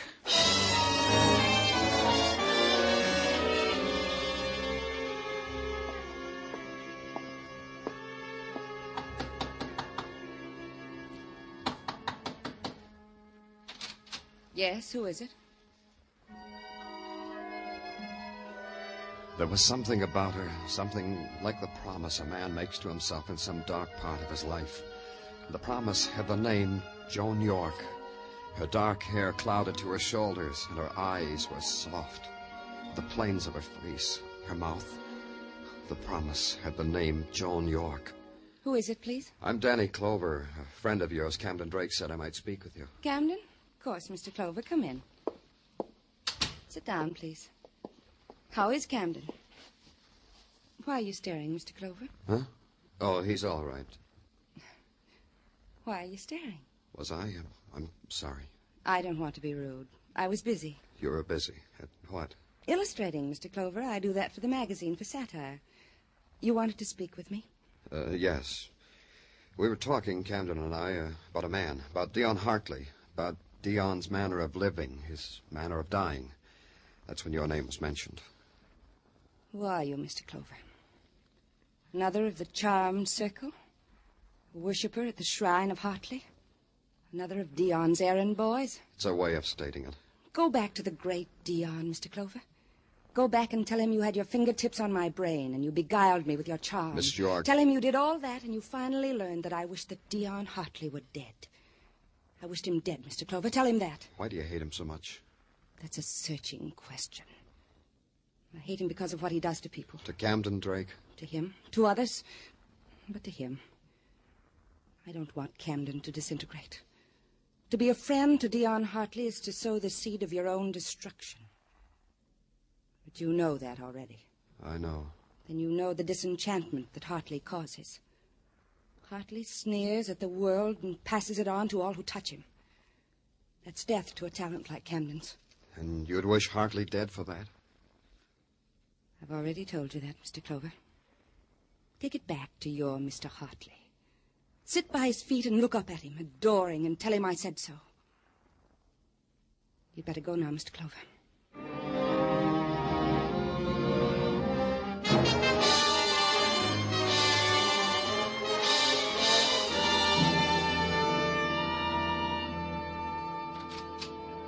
Can I talk to you now, Danny?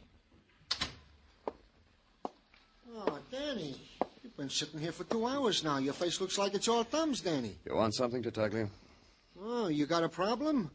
Well, I am ready to receive it, Danny, and give you my utmost opinion on it. Try this. A man says he's going to be murdered and makes a game out of it. And 3 people in their own way have a motive for killing him. An editor, a writer, What, Danny? You never saw such a girl, Tartaglia. Hey, it ain't spring yet, Danny. Danny Clover speaking. This is Dion Hartley, Mr. Clover.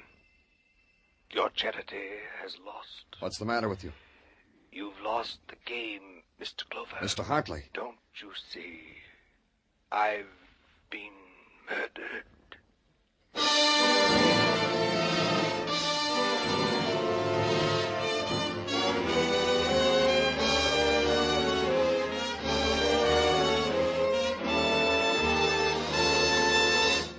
You are listening to Broadway's My Beat, written by Morton Fine and David Friedkin, and starring Larry Thor as Detective Danny Clover. Money, music, fun, and action. Whatever you want, CBS has it for you this Saturday night. Money, $53,000 in cash and prizes in Sing It Again's Phantom Voice Jackpot. Fun, a full measure with the Goldbergs, with Arthur Godfrey's Digest, with the campus kids of Young Love. Music, how can you beat that hour with Vaughn Monroe and Gene Autry? And action, you'll get it with Gangbusters. They're all heard every Saturday on most of these same CBS stations. So be listening.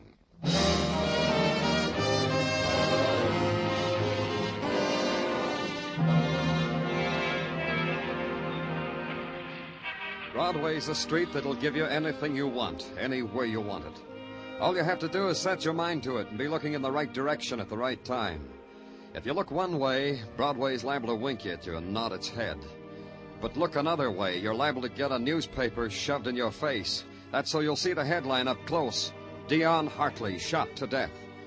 Then you keep on investing in later editions to find out what juicy set of circumstances made Dion Hartley a murder victim. It was my job to gouge out the facts. At headquarters, Sergeant Gino Tartaglia summed it up tersely. Oh, we got a murder mystery on our hands, Danny. You think so, huh? Yeah. And you would have nothing to worry about if you was just Frisbee Novotny. Look, Tartaglia, I've got troubles enough. Huh? Well, what troubles? I haven't done this for a long time, Tartaglia. Passed myself off as something I'm not. Well, that is the duty of a plainclothes detective, Danny. Yeah, but I don't like the circumstances. This one time, I feel like I'm lying by not telling people I'm an officer. It's a feeling I don't care for. But, Danny, like I said, this is your duty. I don't understand, Danny. What people in particular do you feel like you're lying to? To a murderess, maybe. Girl. A girl named Joan York. Huh? Sounds funny, huh? Danny, you shouldn't let certain things blind you to other certain things. Sure. I'll wait till I'm a little older, huh? I guess it's like this. I've just got a strange idea Joan York's got the best reason for killing Hartley. I hate the idea. I'll see you, Tartaglia. I'm going someplace where I can get the whole thing out of my mind.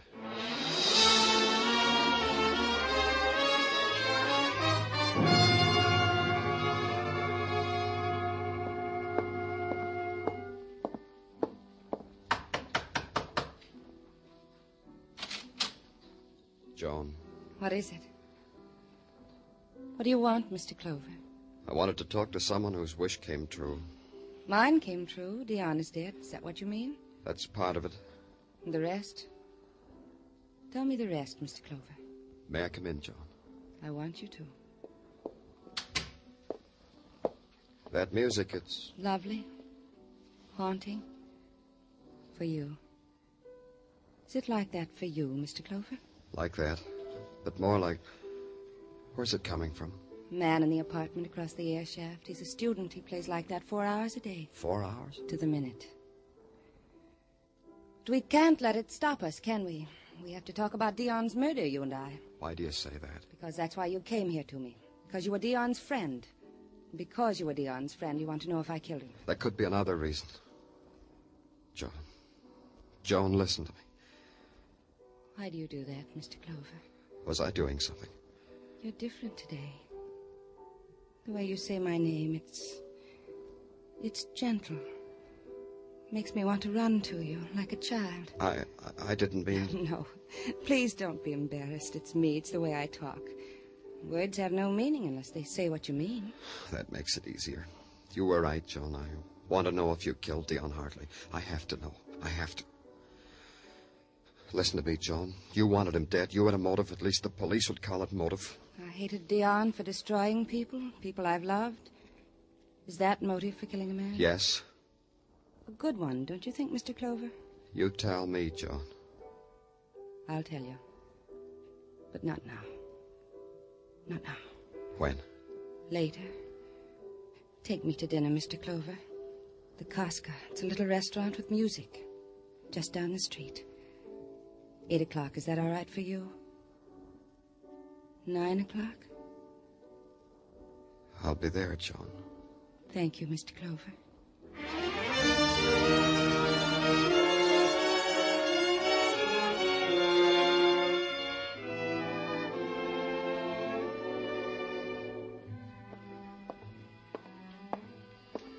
You're late, Mr. Clover. I was beginning to be afraid you wouldn't come. I'm sorry. I had some things to take Well, care it of. doesn't matter. You're here. Hungry? Only to talk to someone. You. Are you hungry? No. Then we can just sit and talk. I've been thinking, Danny, What? What were you thinking? that we're very much alike, you and I. How, Joan? There's a kind of terrible loneliness in you. I know it. I... No, don't stop me. I know it's a loneliness. Because you couldn't understand so well all that's empty and lost and frightened in other people. I know nothing about you, Danny. How did you get so far along so fast? You're frightened, aren't you, Joan? No, not that. It's not the right word.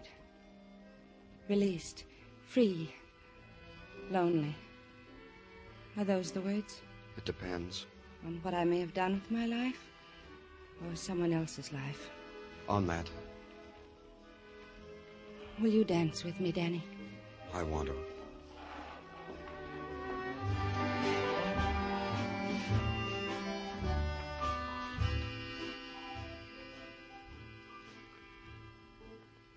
Could you kill Danny? What? A man like Dion Hartley. Could you have killed him? I don't know. I think you could have. A man like that. Did you? Somewhere, somehow, he must have given you motive, too. No, I didn't kill him, Joan. I know you didn't. I just wanted you to consider it for a moment. The thought of killing Dion. It didn't revolt you, did it? Did it, Danny? Dance with me, Danny. Dance with me. Well, well, Well, well, if it isn't Joan Girl, complete with nothing. Hello, Camden. Goodbye, Camden. Camden, please. Please. I like that when you say please to me, Joan. It's like the old golden days before Dion Hartley. Whatever it is, take it somewhere else, Camden. That cut it, didn't it, Joan? That shining thing we had, you and I. Dion loused it, didn't he? Didn't he, Joan? Yes. He made it rotten. He made it filthy. He made me want no part of you or of him. So you killed him, huh? You killed him! You killed the best thing that ever happened to me! You killed him! Take it easy, Camden. Take it easy. The people are... Take your hands off me! Take them off! Easy, kid. Easy. I told you! Maybe now you'll believe me. Yeah, that's twice now, Camden. I owe you something. Here, you two. Break it up. Break it up. What do you two bums want, all right? Hey, What's the matter, officer? You want something, officer? Keep away from me. But I said keep away. Okay, but it shall be as you wish. Are you coming quiet, or do I use this stick on you? All right, that's better. Come on.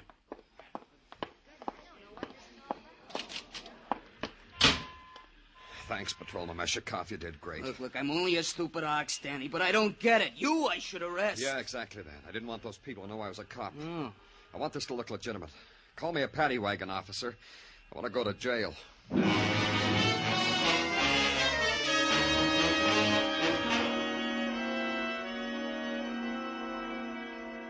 Hey, Danny! Hey, Danny, wait for me! What is it, Tartaglia?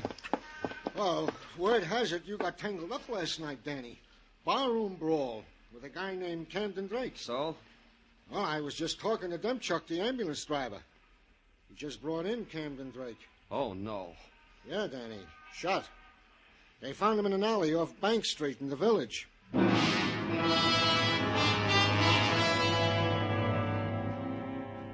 I only kidded myself for a couple of hours longer. I told myself maybe Sybil Raynard, the editor of Satire. I told myself that and had her checked and found out she'd flown to Florida immediately after my interview with her and had been confined to her room with the flu since she got off the plane. Airtight. Then I stopped kidding myself. I set everything up with headquarters and walked to where I had to go. And all the way there, the streets were gutters. And where I walked, people looked away.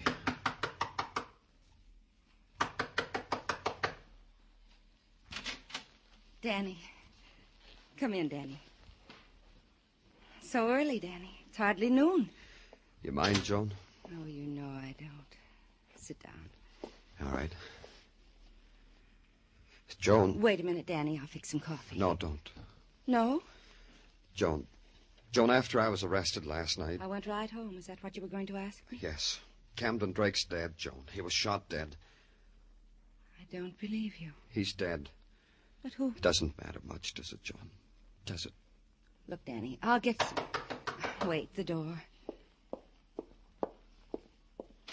Yes? Hiya, baby. Hiya, Johnny. Johnny, baby. Say hello, Johnny, baby. Come here. Danny. Take your hand off her. Hey, who you shot? Who is this guy, Johnny? Outside. I said outside. Danny, he's got a gun. Yeah.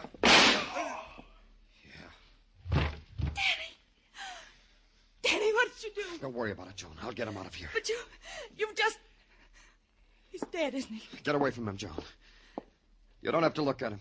Look, listen to me. I'll get him out of here. This doesn't have to concern you at all. You understand that, don't you? Where will you go, Danny? I've got some money. Europe, maybe. I don't know. Take me with you. What? Take me, Danny. I just killed a man, Joan. You don't deserve to share that. Danny. You just stay here. I'll get rid of him. Danny, I killed Dion Hartley. Don't stare at me, Danny. Yes, I killed him. I think you knew that, didn't you, Danny? Now you know. Now it makes everything all right. You can take me with you, Danny, both of us. Joan. Yes, and Camden Drake, too. I killed him, Danny. Now you can take me, Danny. Now we've got two awful secrets we can share. It's better. Why? Why did you do it, Joan? I had to. I thought I was in love. In love with Camden. Dion was squeezing Camden's soul. I killed him. And the boy? It was easy. You heard Camden. He didn't want me. Camden knew what I'd done and said he was going to the police. It didn't matter after that. After you... Didn't you know, Joan? No. Knew what? I'm a policeman, Joan. Danny. Get up, McGiffin. You can get up now. Yeah. Okay, Danny. Danny! Danny, no! No! Danny, you... No! No!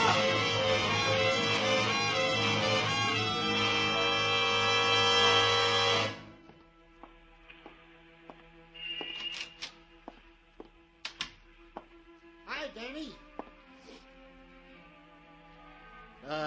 Nice morning, huh, Danny? I'd glad to run out and get you some coffee, if you'd like some coffee. Oh, Danny. Danny? These things. Sorry, Danny.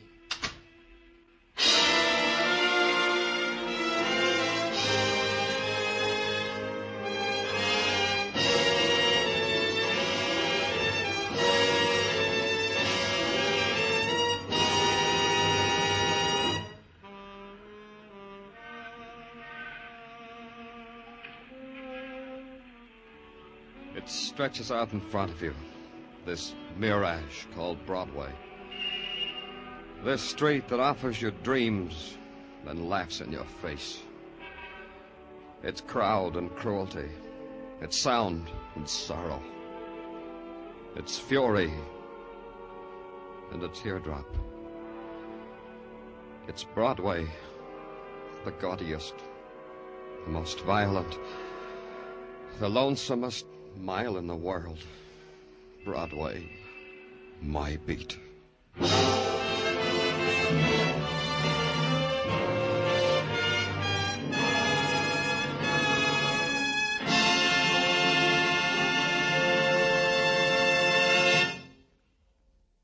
Broadway's My Beat stars Larry Thor as Detective Danny Clover with Charles Calvert as Tartaglia.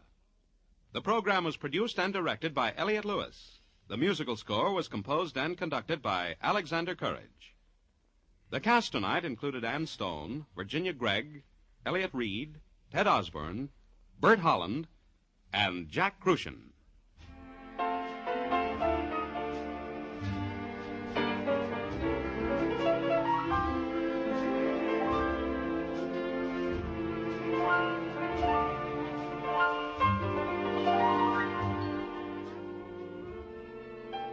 America has always been known as the melting pot of the world. All peoples of all races and color and religions living together within the boundaries of a free democracy. The melting process has been long and difficult, but as each year passes, it becomes much easier because part of the mixture now is tolerance, and tolerance can bind a nation together. Help America to always retain her democratic reputation through your tolerance. Accept or reject people on their individual worth and for no other reason than that. Joe Walters speaking.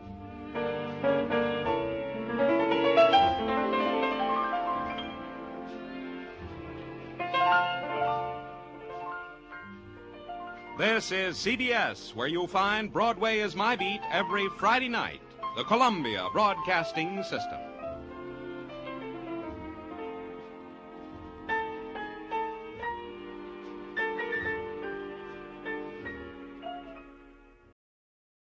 My name's Jeff Regan. I get 10 a day and expenses from a detective bureau run by a guy named Lyon. Anthony J. Lyon. They call me the Lion's Eye.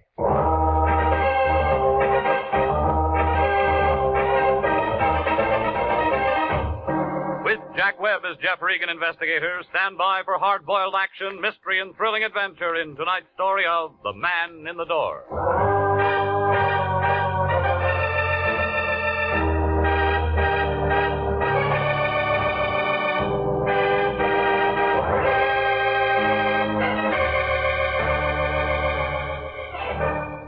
Well, this is the way it started.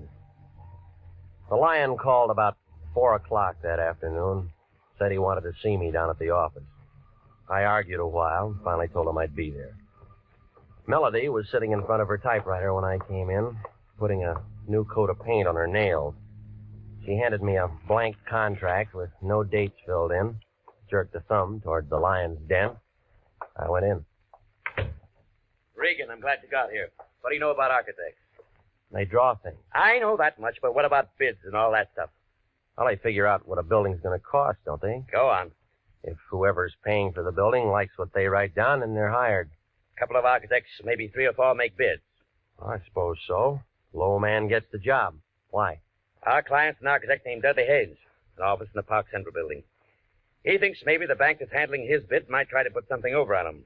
Banks don't do things like that. He thinks maybe a guy who works at the bank might be taking dough to shove his bid under the counter. Why didn't you say that in the first place? Because I'm saying it now. Haynes wants us to look into it. All right, who do I see? Haynes first. I only talked to him on the phone. I told him we'd have to have a contract and retainer before we did anything. That figures. So hop over there and find out what's what and make him sign that contract and get a check. Anything else? Make sure it's certified and call me if you run into any trouble.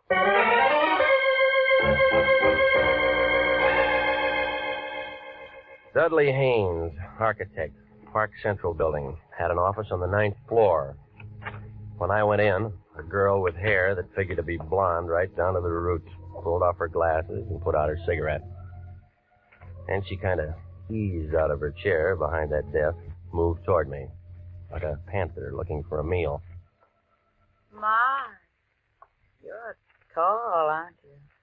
Well, there's nothing I can do about that. Mr. Lyon said he was sending us one of his best men. He always says that. I think he meant it this time. He's an awful liar, lady. Dorothy. Dorothy knows. Fitz? The name or the dress?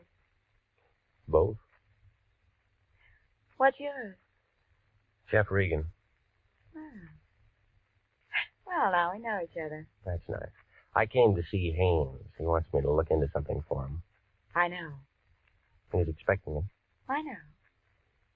Well? I hope you have to look into a lot of things. For Haynes? No. This is his office, isn't it? Mm-hmm. But he spends most of his time in 902 into the hall. Makes his blueprints up there. I'll take you. You are tall.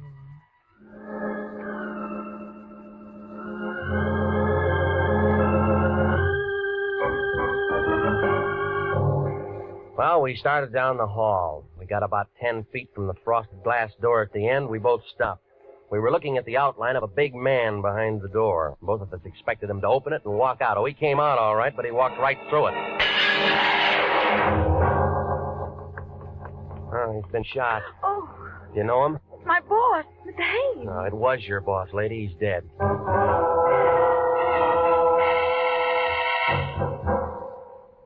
Lieutenant Salvatore Wendetti, Central Homicide Detail, showed up about 8 minutes after I called. He had his whole goon squad with him and a couple of guys in double-breasted suits from the district attorney's office. They roped off the entrance to the building, got hold of the elevator operators and the man who runs the cigar stand, and asked them questions. Then Wendetti looked at what was left of Haynes and started yelling into a phone. Get a basket over, but don't move until my fingerprint boys get through. Yeah. Okay, sis, where the guy live? At the Biltmore Hotel. Where's his wife? We didn't have one. What do we tell? We didn't have any family. So no one's going to cry. Well, that makes it easier. Regan, was he your client? No, nobody's a client until they sign a contract, Sally. Well, you would bring him a contract to sign, and then you would do something for him. What? Well, I didn't talk to him. Sis? Mr. Haynes had made an estimate on a little office building in Beverly Hills. He thought that a man named Adler at the bank might be taking money from someone to hold his bid out. So he wants an investigator to look into it. Why do you think that? Well, I don't know. You work for him. Well, I don't know everything. Neither do I. Hot, isn't it? Who's Adler? Oh, just a name to me. Who else? Who else? Architects. Who else was making a bid? Well, I don't know that. Now, where are we? Kelly! Yes? Guy named Adler at the Grand National Bank. Pick him up and have him down to my office in half an hour. Yes. What do you want to do about reporters, Sally? Tell him to go jump in the lake. Yes. They always spell my name wrong. How long you two known each other? An hour? Nice. What do you mean by that? Just nice. Didn't hear any shots? No, we didn't. Tell me more about the bid. Well, what's there to tell? The setup. Well, the bank handles the money. Who says yes, who says no? The bank, but... But what? The contractor usually tells them who to take. Huh? Who's that in this case? Contractor in Long Beach, his name is George Cantrell. I'll say this for you, Regan. When you get mixed up in anything, you certainly get mixed up with the good-looking people. I'm not mixed up in anything. What do you say, sis? I'll keep my mouth shut. She's a smart girl, Regan. Hello, honey. Won't be home for dinner. Some guy got himself killed and I'm in on it. Not long, how? Regan? I'll tell her. Wife says hello. Says come out to dinner sometime. Whoop. Sis, how much that contract worth? Oh, on the building in Beverly Hills, about $40,000. Profit? No, overall. Break it down. Well, Mr. Haynes would have cleared about $12,000 if he'd gotten it. I know some guys are killed for a dime. Sam, Wendetti. I'm still at the Park Central building. Get out to Long Beach and talk to a contractor named George Cantrell. And find out what architects were making bids on some stuff he was going to put up in Beverly Hills. Yeah, get the name. Okay, that about does it. Let's go. Miss Nolan? What? I have to take you down. Jeff, can you do that? Well, you're a material witness. Well, what are you? He's a bystander with a built-in lawyer. Well, I do, Jeff. Go with him. Why do you want to spend the night in jail? I just worked for Mr. Henderson. No phone calls. This is a murder case. Well, get me a lawyer or something, Jeff. You know a lawyer? No. Wait, yes, I do. His name's Dave Henderson. He lives at 1648 Claremont Place. Will you for me tell him I'm in trouble? Yeah. Check, Sally? She didn't make a phone call, and I like it, too. Well, look, he may not be able to do anything for you tonight. It's almost 6. But you'll see him as soon as possible. Yeah? Tell him I'm scared, Jeff. Scared stiff.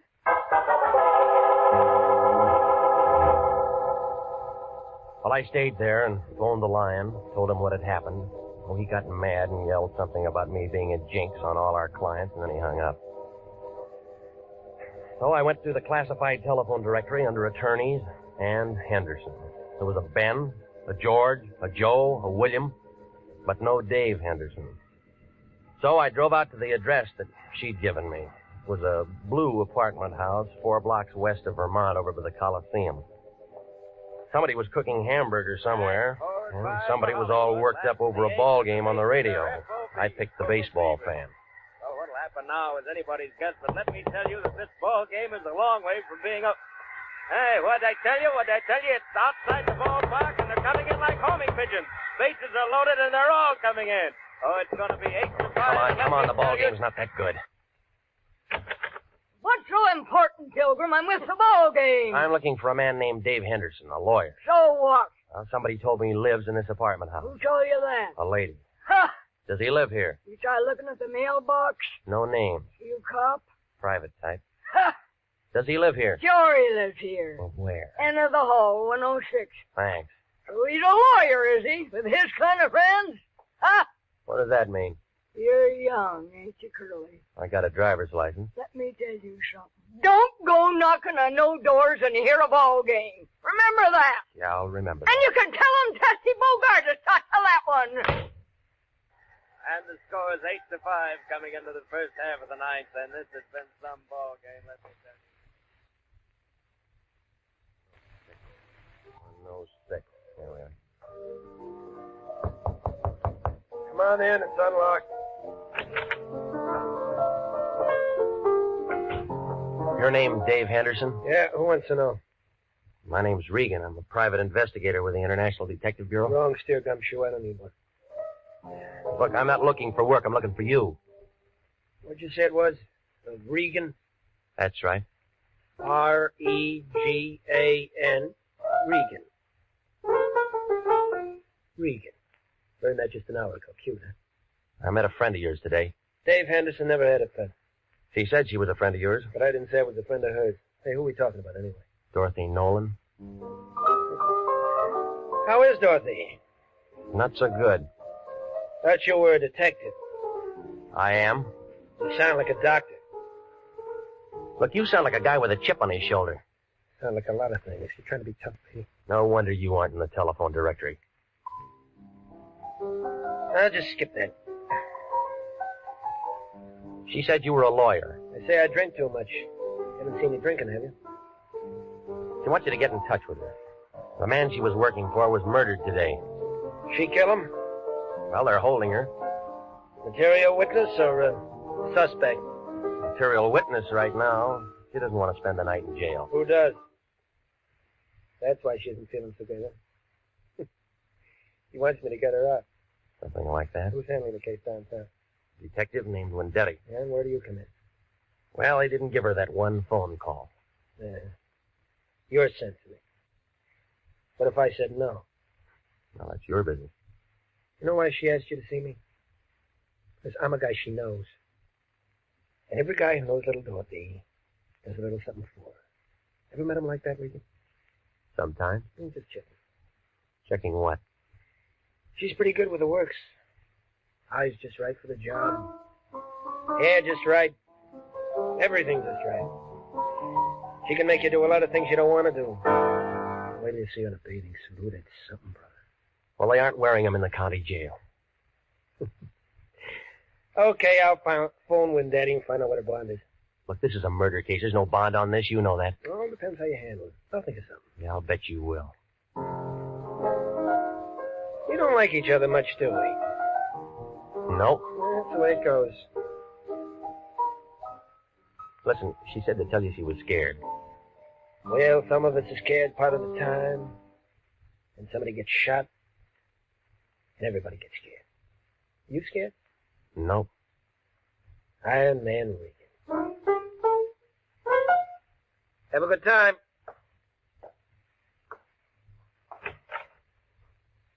Did I say Haynes was shot? No. You didn't say a thing. See you somewhere, Peeper.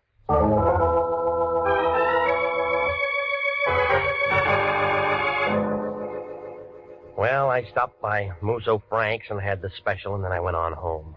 I tried to make a couple of calls, but Wendetti was out, and the desk sergeant thought I was a reporter, and he wouldn't tell me a thing about Dorothy Nolan. While I was sitting there, the phone began jumping around on the hook. Regan? Yeah. This is me. Where you been? I called your place 20 times, but I've called it once. Well, I've been busy seeing a lawyer. What do you need a lawyer for? You aren't married. Somebody else needs one. Who? Dorothy Nolan, that blonde who worked up in Haynes' office. Wendetti's holding her. Good. I want you to go down and see her. What for? We can still make something on this thing if we play it smart. When I talked to Haynes on the phone this afternoon, I told him I wanted a certified check. So what? So that means there's a check for $100 lying around his office somewhere, and it's made out to International.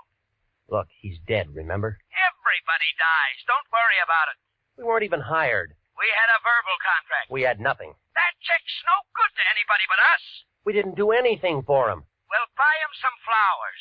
Now hop down to the pokey and see that dame and find out where that check is. We can't do that. I talked to Harry Presidio, and he'll give us a lead to get in. Hello? Hello? Regan, you still there?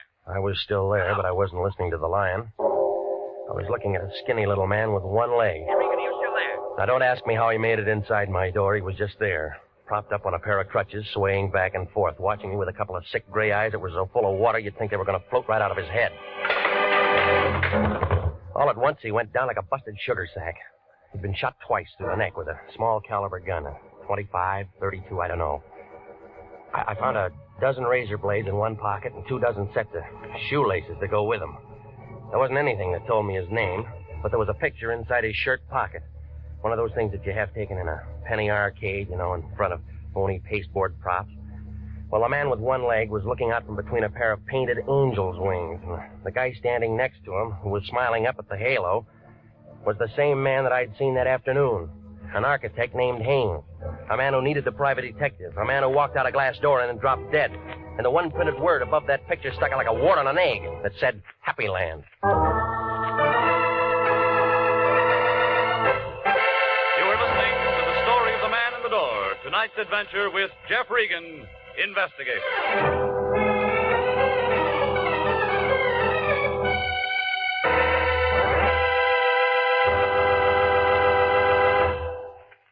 Here is a special and important message to every businessman listening. To every businessman, regardless of the size or the type of his business. Gentlemen, do you realize that the schools of this community help you every day that you're in business? That's right. For one thing, our schools teach the boys and girls of this community to cherish the human rights, the free enterprise on which our country and your business are founded. With each new generation graduated from our schools, the Army defending our way of life, and your business grows stronger. What's more, good teachers and well-equipped schools do a better job of developing our children's talents. The result? School graduates who become more skilled and more efficient employees. So remember, any time and taxes that you contribute to improving local schools are an investment in your own business future. Education is good business. Education can maintain our freedom. And freedom is everybody's job. And now, back to the story of the man in the door and Jeff Regan, investigator.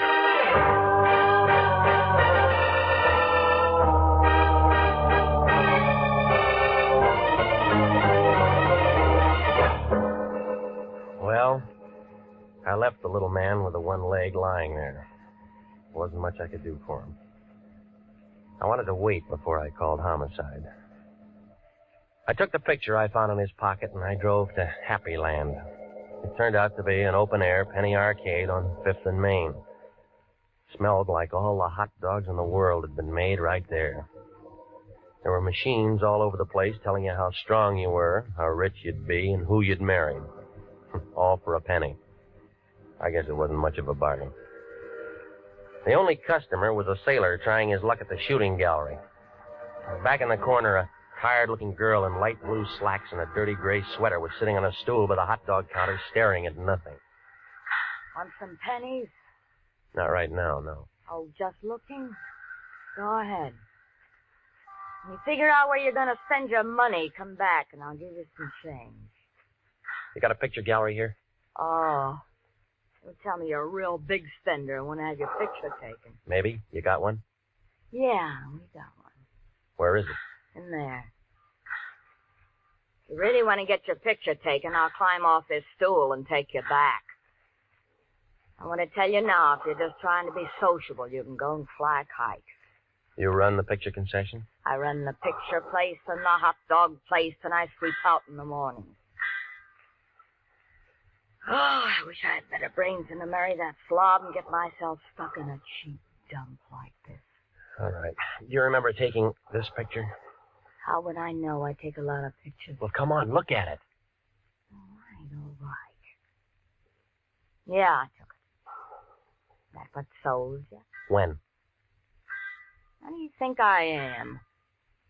Can't remember what night it is every time a pair of drunks comes in and wants their pictures taken together. Well, try to remember, will you? You're a real wise guy, mister. You don't want no picture. You just want some talk. You're a cop. Friend. I met the little guy in the picture once. Dusty? What was that? I thought you said you met him once. Well, we weren't introduced. I just met him. Who is he? Dusty Rhodes. Works the circuit. What circuit? Fifth and Main, STEM. Business section. What kind of business? Dusty handled the razor blade and shoelace traffic. He hates pencils. What did he do when he wasn't working? What does anybody do? He went out and got loaded. Go on. And you don't know him very well for a friend. How am I going to know I'm not getting Dusty in trouble talking to you like this? Nobody can get him in trouble anymore, lady. What do you mean? He was shot tonight. Oh, no. Oh, poor little guy. Do you know where he lived? Seashore Hotel. The Seashore Hotel. Oh, gee, Miss, I'm sick. Oh, I'm real sick.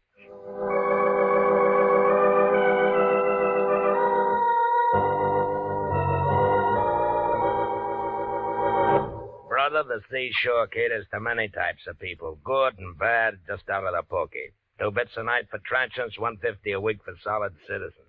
And sign and register, it's a law. I'm not looking for a room. Then you're wasting my time, brother. My beer's getting warm. Look, I'm a private investigator. My name's Regan. I liked you before you said them 2 words, brother, but you have soured me. Private investigator means private eye, and it all means cop.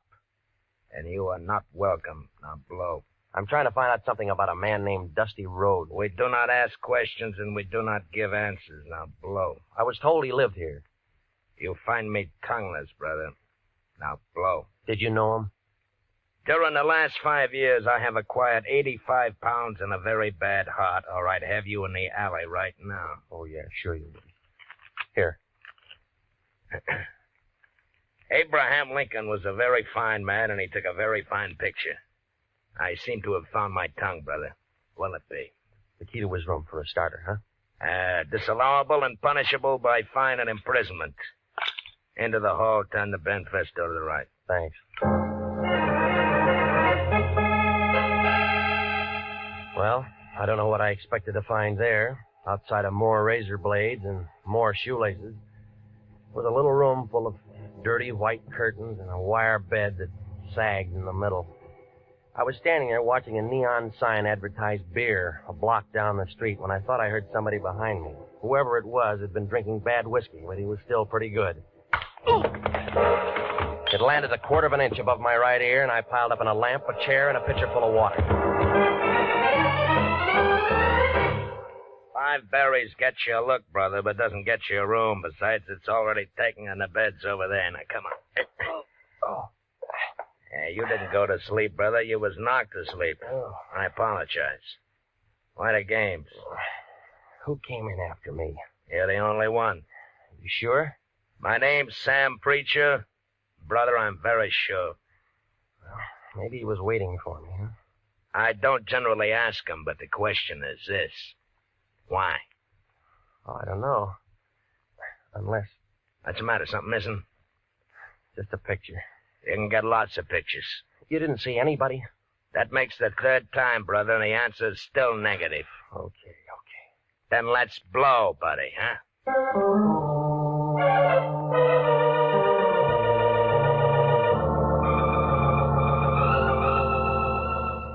Coroner's office. Luke, this is Regan. The lion's eye. What's with you, baby? When Daddy tells me you walked into one today. Yeah, I did.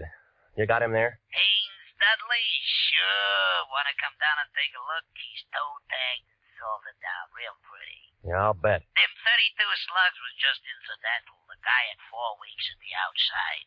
All right, give it to me. Haynes Dudley was dying from malnutrition, alcoholism, and a couple other things with long names. Give me one long name. Diabetes. He didn't take good care of himself, funny, huh? A misspent life. Somebody's gonna take the gas chamber for nothing. When Daddy know this? Sure. And he was wearing a brand new suit, too. We'll sew up the holes, we'll bury him in it. Well, you aren't finished yet, Luke. Baby! A guy with one leg dropped dead in my place a couple hours ago. It's after 11. I'm sorry, Luke. They connected? Yeah? Murder? Yeah. Well, come down and see us anytime, Regan. We're open 24 hours a day.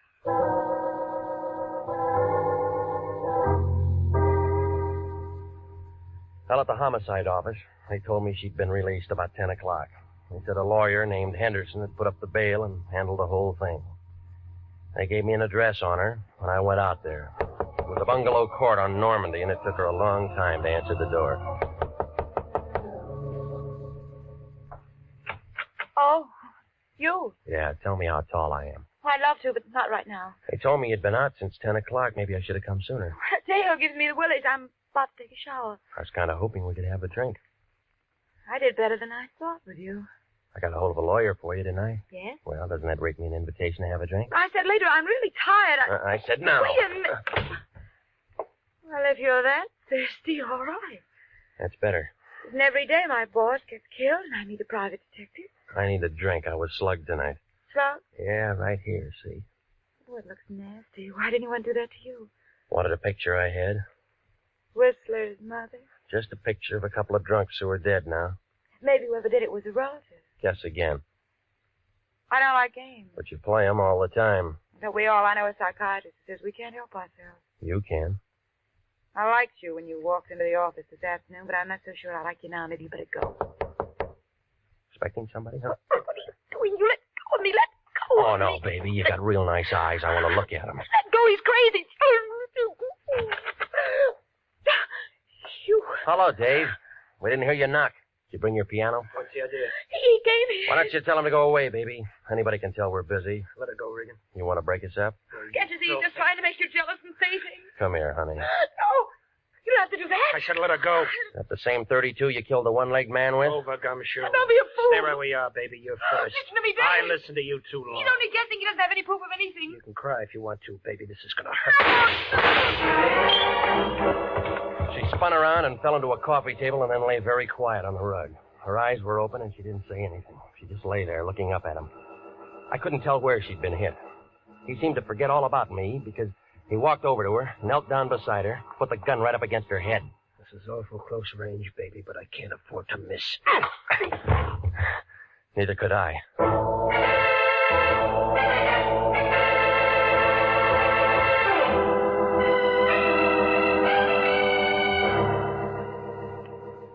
Well, when Daddy and I stuck our heads together, and it all came out when we looked into a couple of things. You see, Dave Henderson was Dudley Haynes, and he was wanted for attempted murder and embezzling and one thing or another back in Ohio. So he figured it'd be a good idea to bump himself off. Dorothy helped him with the idea. They both went down on Main Street, and they picked up an old bum, dressed him up in a new suit, and shot him. I was supposed to walk in with Dorothy, and she'd identify the body, and as far as anybody knew, Dudley Haynes would be dead. Dave didn't figure that she'd be taken down.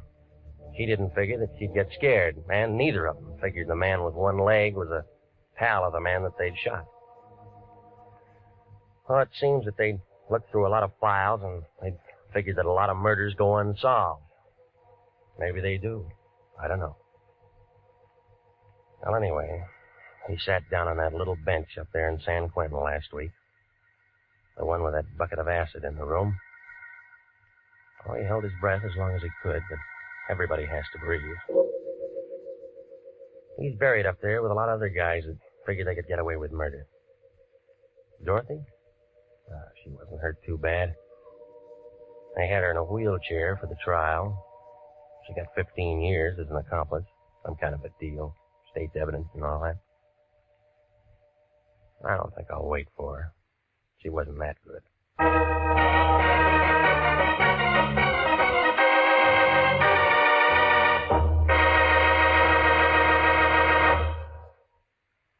Jack Webb is featured as Jeff Regan, with Wilms Herbert as Anthony J. Lyon. It's CBS at 9:30 next week for more hard-boiled action and mystery with Jeff Regan, Investigator.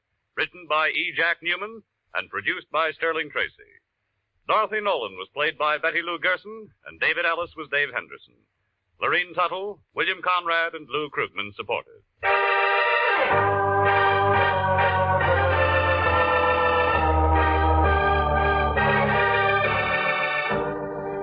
It's perfectly natural and wholesome for some men who want to leave great wealth behind. There's a druggist in a small town in Pennsylvania who'll do that. The wealth he'll leave behind will make many lives easier and happier and finer down through the years. For he was the principal donor of an outdoor meeting place for religious services in a Boy Scout camp in the Poconos. Working with his neighbors in community activities, he saw the need of this improvement, helped to install it. That's the kind of wealth that you can bequeath to generations coming on as you enjoy the freedom of working with your neighbors for the betterment of your community. Freedom that can be anybody's pleasure is everybody's job. Music for this program is arranged by Dick Arant. Next week at 9:30, Jeff Regan, Investigator, brings you another thrill-packed half hour with his story of the House by the Sea. Bob Stevenson speaking. This is CBS, the Columbia Broadcasting System.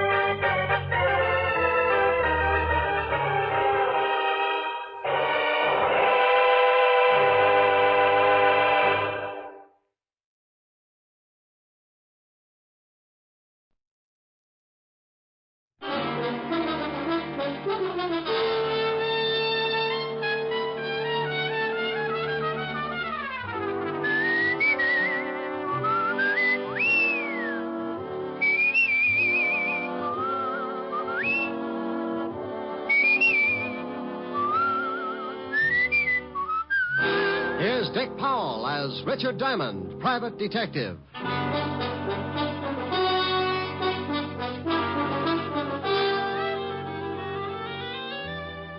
Hello there, this is Diamond. You know, I like to say that. Hello there, this is Diamond. I don't know why. Maybe it's just because I say it all the time. Hello there, this is Diamond. You know, I think it sounds kind of, well, pretty bad. Of course, I'd rather say, hello there, this is I've got a sponsor, Diamond, but that's silly, too, because if I had a sponsor, I wouldn't have time to say, hello there, this is Diamond. I'd be overshining his shoes. Confused? Well, so am I. Want to get really mixed up? Let me tell you what happened last week. This is real silly. So silly, it wound up with murder. I was sitting in my office thinking about June Allison when the phone rang. Diamond Detective Agency. No other corpse can make that statement. Oh, Rick. Don't believe it? Just listen to what one of our satisfied customers has to say about Diamond. I've been buried now on 30 years. Rick. Hello, Helen. You idiot. What are you doing? I know this will throw you.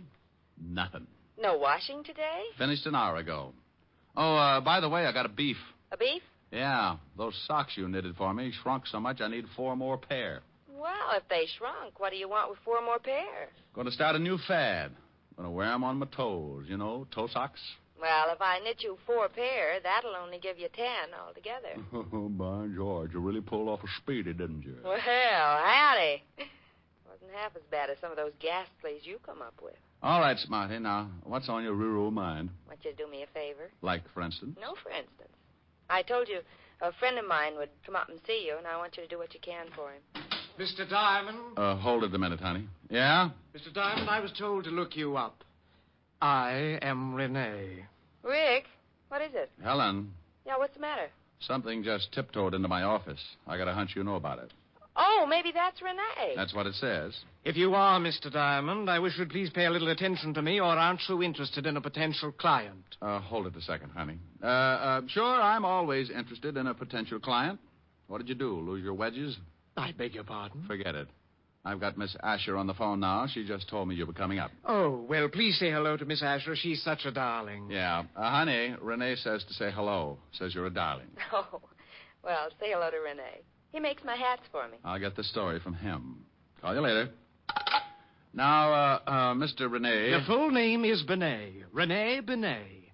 How do you do? How are you, Mr. Benet? Mr. Diamond, I have a problem, and Miss Asher seemed to think that you could help me with it. Well, depends. Cigarette? No, thanks. I never use them. Depends on what. You don't even know my problem yet. Look, I don't care if you swipe John Frederick's toupee. For $100 a day in expenses, I'll grow a mattress on his skull. Mr. Diamond, I can see that you don't know much about hats. You are so wrong. Oh, am I? Well, it may interest you to know that John Fredericks are two people. Mr. John and Mr. Fredericks. Look, Mr. Benet, I don't care if they're patrol number 3 of the Brownies. Can you afford $100 a day in expenses? Mr. Diamond, I am the new sensation in hats. You must look lovely. Okay, Mr. Benet, I take it you can afford me. Now, what's your problem? I want you to prevent the theft of my 3 latest creations. Hats? Creations, Mr. Diamond. Okay, creations. Why do you want them protected? Why, because someone is going to steal them before my fall showing. How do you know that? Because on similar occasions, the same thing has happened. Twice, to be exact. The designs were stolen, and 2 weeks later, that lowlife George Marchand had his showing, and my hats were the high point of his show. What did you do? What could I do? I couldn't prove it. If I attempted to expose him, he would have said that I was lying. Everybody knows how much we hate each other. I'd have been a laughingstock. Do you think he had the hats stolen? I'm sure of it. And I'm also sure that someone in my salon is responsible for the actual theft. You know definitely? No, but I suspect my partner, Gerald Winters. He's always been jealous of my ability. Oh, Mr. Diamond, couldn't you open a window or something? It's frightfully hot. Oh, it's the air conditioning. I keep a bag of red lip jumbos up in the vent. Sometimes they get stuck. Red lip jumbos? Pistachio nuts. You like hats? I get hung up on pistachio nuts. Perhaps you should see a psychiatrist. I did. What happened? I sent him 5 pounds of pistachios just yesterday. Oh, well, here's my card. I'll see you at my salon, Mr. Diamond, in about an hour. Oh, and something else. I don't want my partner or the help to know that you're a private detective. What am I supposed to do, buy a hat? Well, I'll tell them that you're a designer from Hollywood. That way, whatever you say will be all right. See you in an hour.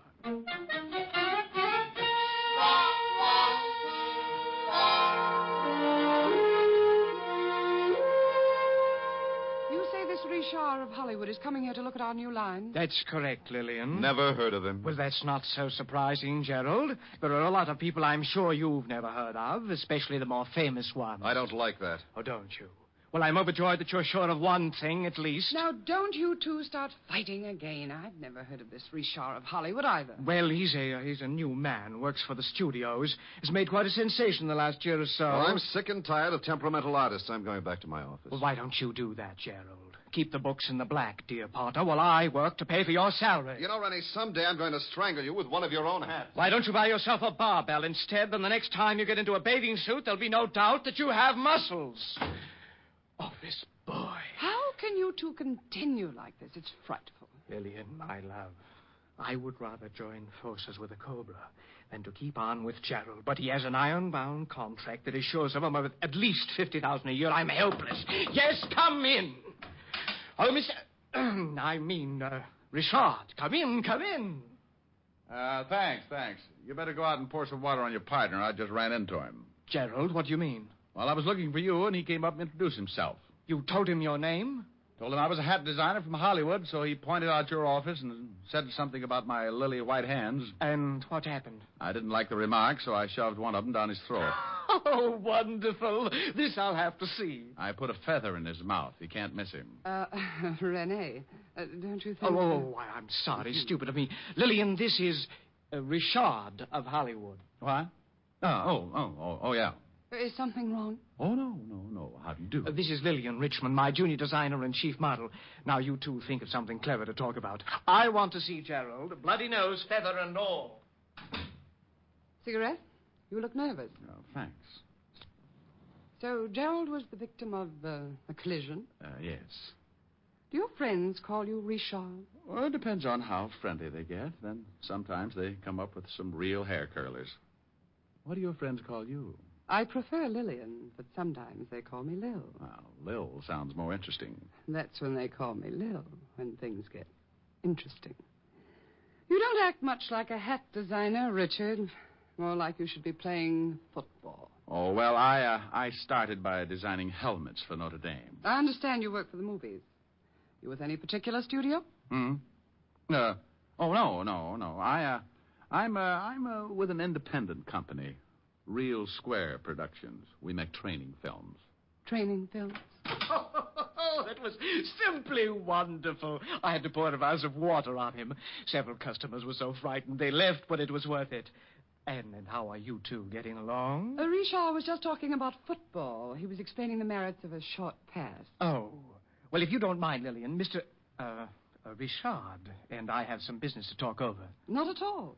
Get him to tell you how he started by making helmets. Maybe you'll get some new ideas, Renee. Helmets? Oh, my goodness.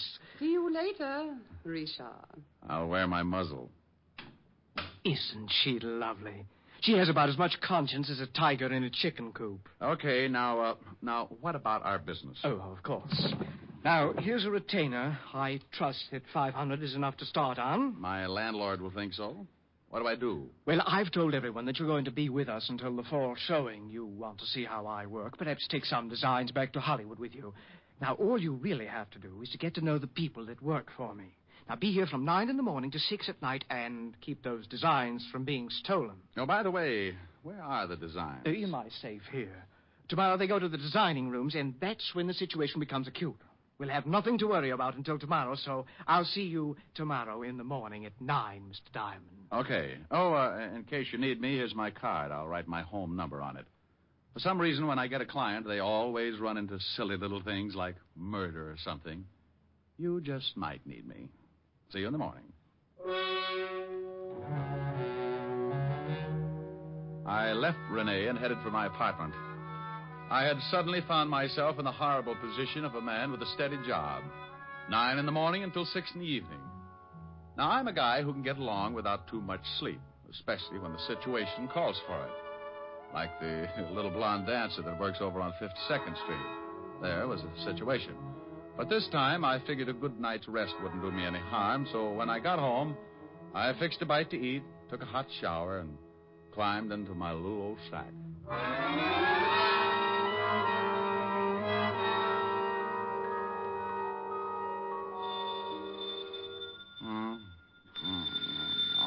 Okay. Diamond? Oh, hello, honey. Now, you stop that. Wake up. What?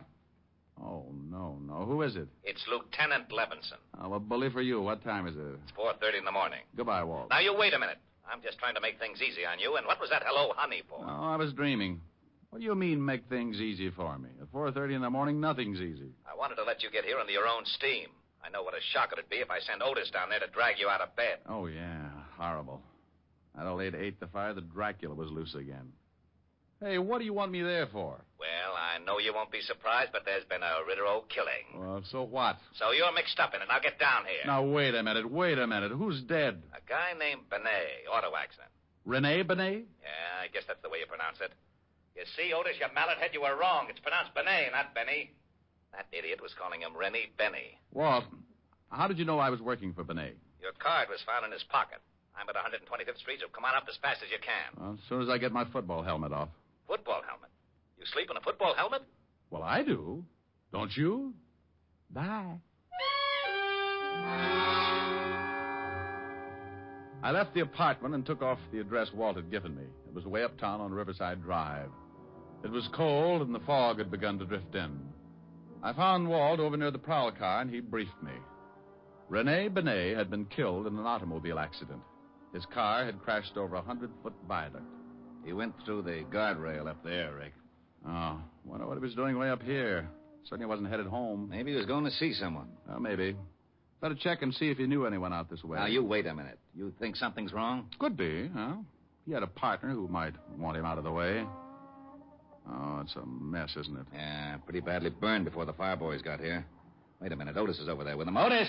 Probably warming his feet. He couldn't warm those big things on an atom bomb. Otis! Yeah, Lieutenant? Yeah, Lieutenant. Yeah, Lieutenant. Did you find anything? Yeah, there's been a fire. Oh. Get over here. Walt, what about that card you found in his pocket?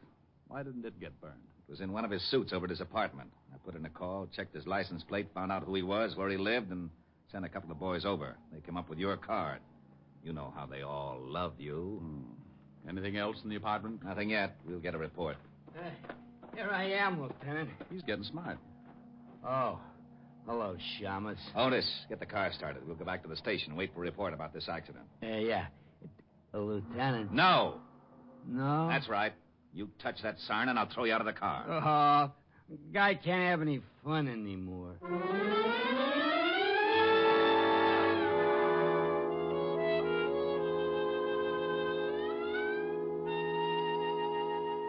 Walt, when are you going to get that report? It's 6:30 in the morning.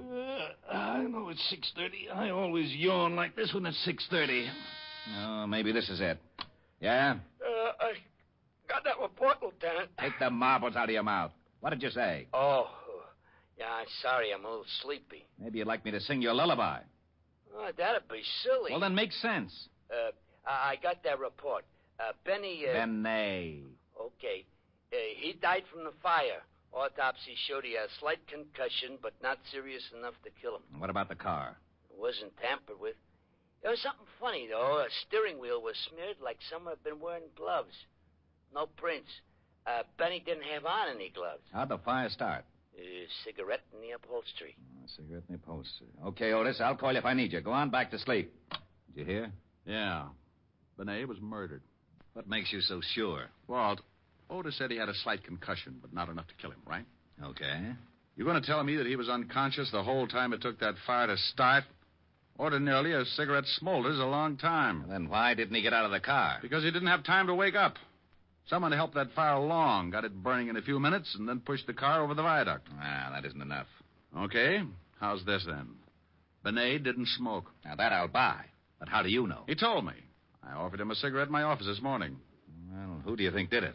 Well, I know he had two enemies. His partner, Gerald Winters, and another hat designer, George Marchand. I'll have them picked up. No. Let him alone for a while. Huh?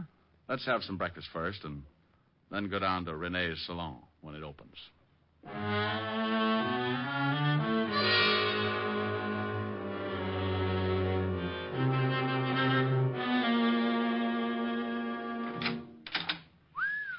Quite a store. Yes?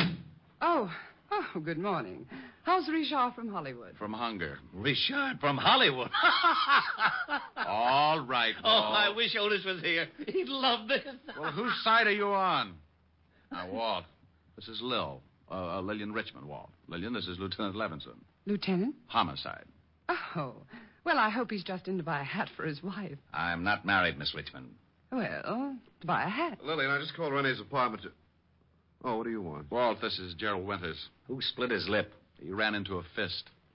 Where were you between 3 and 4 o'clock this morning, Mr. Winters? What do you want to know for? Gerald, this is a lieutenant from Homicide. I think maybe something's happened. What could have happened? I was in bed from 11 o'clock till 8. Besides, what's a policeman doing with the great Richard from Hollywood?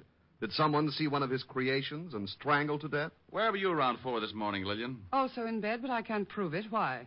Benet's been killed. What? You don't seem too upset, Mr. Winters. No? Well, you're right. As a matter of fact, I'm not. How did it happen? Car went over the viaduct. Burned to death. Well, then why ask us where we were? It was an accident, wasn't it? No, it was not an accident. Mr. Winters, what happens to you now? You take over the firm? Well, yes. It all goes to me. I think you'd better come down to the station. Answer a few questions. Oh, no, you don't. Well, this is absurd.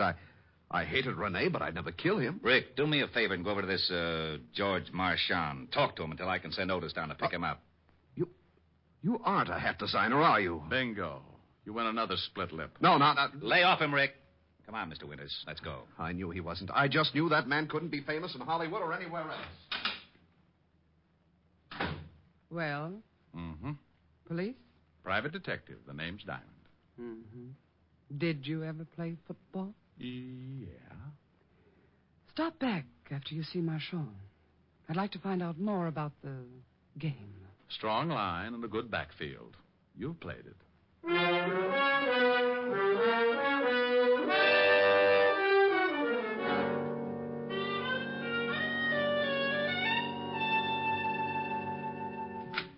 Good morning. What can I do for you? George Marchand? Yes. Well, I'm from the police, Mr. Marchand. The police? Your competitor, Rene Benet, was killed last night. What? He was burned to death in his car. Oh, but this is horrible. But what has Rene's death to do with me? Well, we think he was murdered, and we're trying to find a good motive. Mr. Diamond, it's true that Rene and I were enemies. Everyone knew it, but to think that I would take his life is utterly absurd. Yeah. Where were you about 4 this morning, Mr. Marchand? Well, I was in bed, asleep. Everybody sure had a dull evening. How well do you know Gerald Winters, Rene's partner? Oh, just slightly. How about Lillian Richmond? By reputation only. One more question. When's your fall showing, Mr. Marchand? In 2 days. Well, be sure to be around for it. The police get very unhappy if a murder suspect catches the first plane for the border. Murder suspect? See you later, Mr. Marchand. I left Marchand counting his pulse and wondering just how much I did know. And if he could have seen what was going on in my little old mind, he might have grown a few white hairs.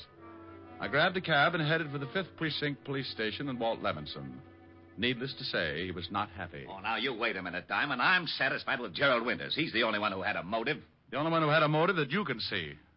Too many things point to someone else. Give me a for instance. Oh, you always want a for instance. Well, hang it, you're trying to convince me that Winters isn't the killer, aren't you? Yes, I am, Walt. Then I want a for instance. I want to know your reason. Well, Winters and Rene hated each other. Even as partners, they really wanted each other out of the way. Are you crazy? You just gave me the best reason for hanging on to Winters. Walt, when Rene was killed, he was 10 miles away from his apartment going in the other direction. So what? Did you find out if he knew anyone who might live out that way? Even if he didn't know anyone out that way, I still say so what? The killer went for a drive with him, got out there, hit him over the head, poured gasoline on the seat, and dropped a cigarette. Pushed him off the viaduct. And Winters smokes. I know. I sent a whole carton down to his cell to make sure. You're right about how the killer did it. But do you think Rene would have taken a drive like that with a man he hated, knowing how much a man hated him? Huh? And another thing. It was pretty warm yesterday and last night, wasn't it? It certainly was. Lousy weather. Okay. The killer wore gloves. Isn't that a little strange on a warm night? So he slipped on some gloves. Didn't want to leave any fingerprints. No. The killer was driving. The report said there were absolutely no fingerprints on the steering wheel. If Rene was in the driver's seat, there would have been a few of his anyway. We couldn't tell whether he was in the driver's seat. He could have been thrown aside when the car crashed. But I don't get this glove angle. You want to catch a killer? Now, what kind of a remark is that? Well, come on. Oh, where are we going? Down to Rene's shop. We can get in through a window I noticed in the alley. There are some designs in his safe, and Walt, the killer has to get them out tonight.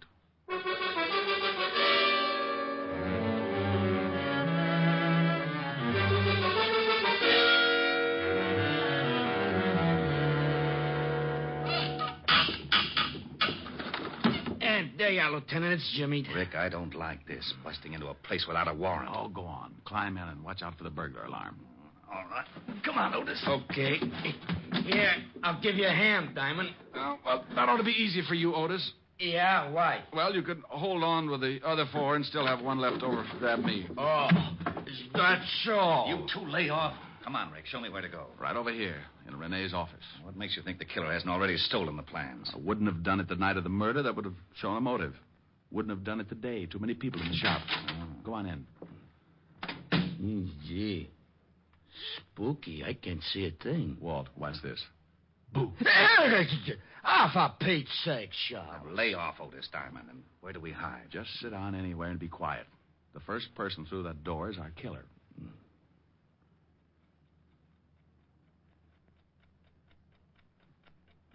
clock is going to drive me crazy. You want me to shut it off? How do you shut off a clock, stupid? Busted. Oh. Rick. Yeah? I still don't understand why that glove handle is so important. Well, as a single item, it's not so important. But along with the rest, it was the first thing that gave me an idea of the killer. Dad, Yeah? I think I got it.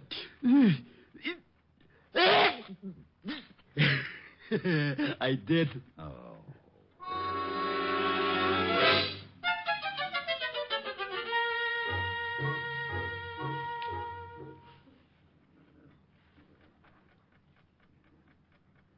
Rick, it's 3 o'clock. I don't think your killer's going to show. Yeah, I'm getting stiff. Hold it, Walt. I think we have a customer. Otis, get up and stand next to that light switch. Flip it on when I tell you. Yeah, right.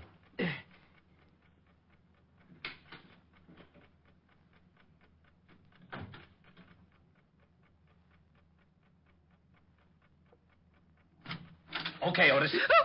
Oh, hello, Lillian. Oh, you startled me. What's this all about? What are you doing here? Waiting for you. For me? I don't understand. I was just coming over to pick up some of my sketches. I forgot them this afternoon. So you waited until 3 in the morning? I had a date. Yeah. Otis, go out and drag in her date. Now, you wait just a minute. I don't know what this is all about, but Go you've ahead, no Otis. right to... All right. Mr. Diamond, would you mind telling me what this is all about? Sure, Lever. Point by point, it goes something like this. Rene Benet was killed by somebody he knew and trusted. He never would have gone for that riot otherwise. Benet didn't smoke, so the killer was an amateur and started the fire with a cigarette. The killer wore gloves, and it was too hot that night for a man to wear them without looking suspicious. Are you saying that you think That you killed Benet? Sure you did. Come on, you get in there. Take your dirty hands off of me. Yeah, here he is, Lieutenant. This is the guy in the car. Lil, what is this all about? You better ask Mr. Diamond, although I don't think he'll make much sense. He just accused me of killing Rene. What? Good morning, Mr. Marchand. I thought you didn't know Lillian. Well, prior to this evening, I did not. I called her because I wanted to talk to her about Rene's death. Ah, you're lying. Today at your shop, you call me Mr. Diamond. How did you know my name? Well, you told it to me. Oh, no. You're fibbing again. I just said I was from the police. Only one person who knew both of us could have called you, and she also knew I was on the way over to your shop. Didn't you, Lil? The name is Miss Richmond. Now prove that I killed Rene. You've got no motive. Well, the designs are enough to start with. You probably suspected I wasn't a hat designer. And you knew you had to work fast if you were going to get those designs to Marchand here before this fall showing. That's not true. Lillian never gave me any designs from Rene. You know, of course, Mr. Marchand, that if we stick your girlfriend with a murder rap, you're an accessory before and after the fact. What? Sure, maybe you'll get to sit in a nice electric love seat and hold hands. Oh, but I had nothing to do with the murder. Well, you knew about it, and you knew who did it. That's enough to put you away for 20 years. Being mixed up in the actual motive might get you life. No. She was the one that did it. She knew Winters would be blamed for it. George! Yes, she stole the designs for me because she wanted to ruin Benet and take over his salon, but I did not know she was going to kill him. Why, you dirty little man. You did know it. You did know it. You helped me plan it if I got the best sketches for you. I'll tear your eyes out. Get her away from me. Come on, lady. Let's go. Okay, haul them both out to the car. Rick, I don't know how... Rick. Oh, no. Rick! Oh, why does he always disappear like that?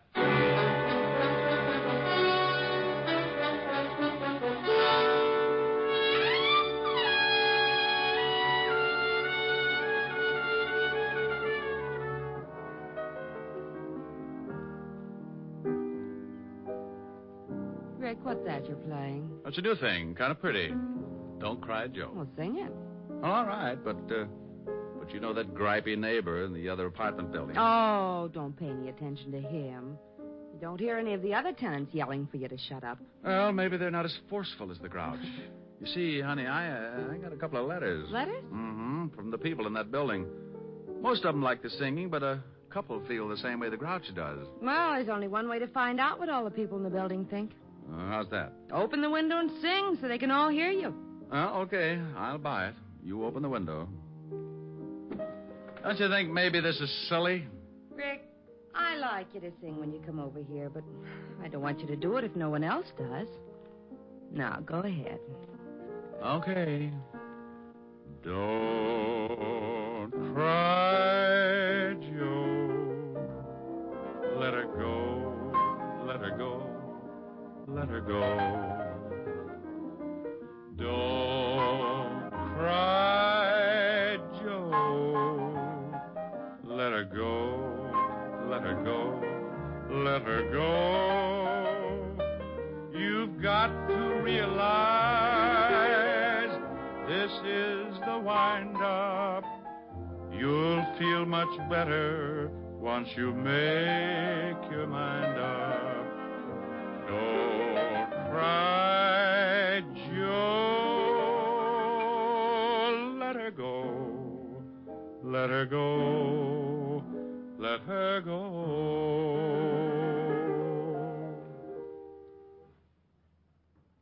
No reaction yet. Maybe they all took poison. Well, give them time. We'll find out soon enough. I guess so. Come on, let's go to the kitchen and case the icebox.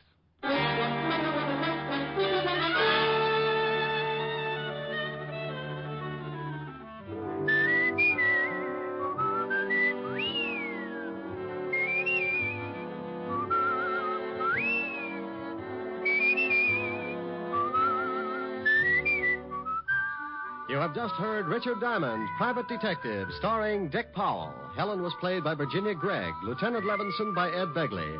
Also in our cast were Wilms Herbert, Hy Averback, Kay Brinker, Clark Gordon, and Jay Novello. Music was under the direction of Frank Worth.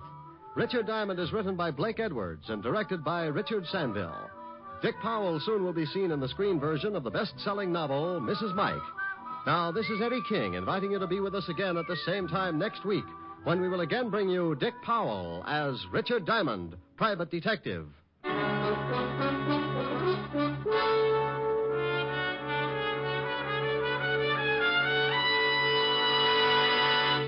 Saturday night brings you some of the week's best radio entertainment when you tune for the stars on NBC. Stay tuned to NBC every Saturday evening for a great lineup of programs, including Hollywood Star Theater, Ralph Edwards' Truth or Consequences, Your Hit Parade, A Day in the Life of Dennis Day, The Judy Canova Show, and Grand Ole Opry. All the best on NBC. Stay tuned for Irene Dunn and Hollywood Star Theater on NBC.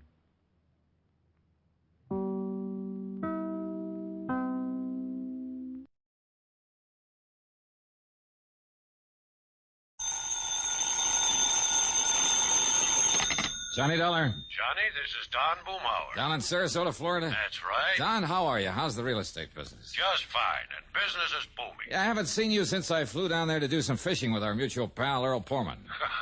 That one with his misguided sense of value. Now, what's that mean? Oh, his trips out to California all the time. And this time it looks as though he might stay out there. Don, I think all you Floridians are jealous of California. Now, Johnny, you think we'd ever admit it, even to ourselves? Be rank heresy. Anyhow, with Earl Poorman out of town, at least for a while, I'm kind of holding down the office of Tri-State Life and Casualty these days. So, what happens? Trouble. Client's name is Thomas Patterson. All right, what's happened? Somebody knock him off or something? No, not yet. But a few years ago, when he was living up in Jacksonville, well, Tom was the sole witness to a murder. Yeah? The killer was tried and sent to state's prison. Uh-oh. Huh? So now this killer's on the loose, and you figure Tom Patterson's life isn't worth a bag of beans. That's it, exactly. Want to come down here and see what you can do about it? Nope. Now, But, Johnny. okay, Don, I'll grab the first plane I can.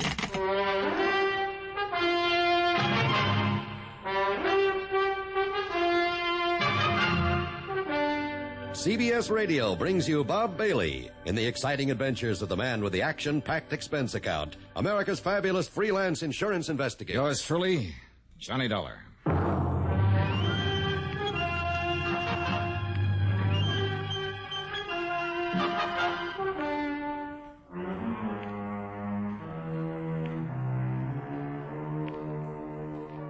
Expense account submitted by Special Investigator Johnny Dollar to the Tri-State Life and Casualty Insurance Company, Sarasota office. Following is an account of expenses incurred during my investigation of the deadly debt matter.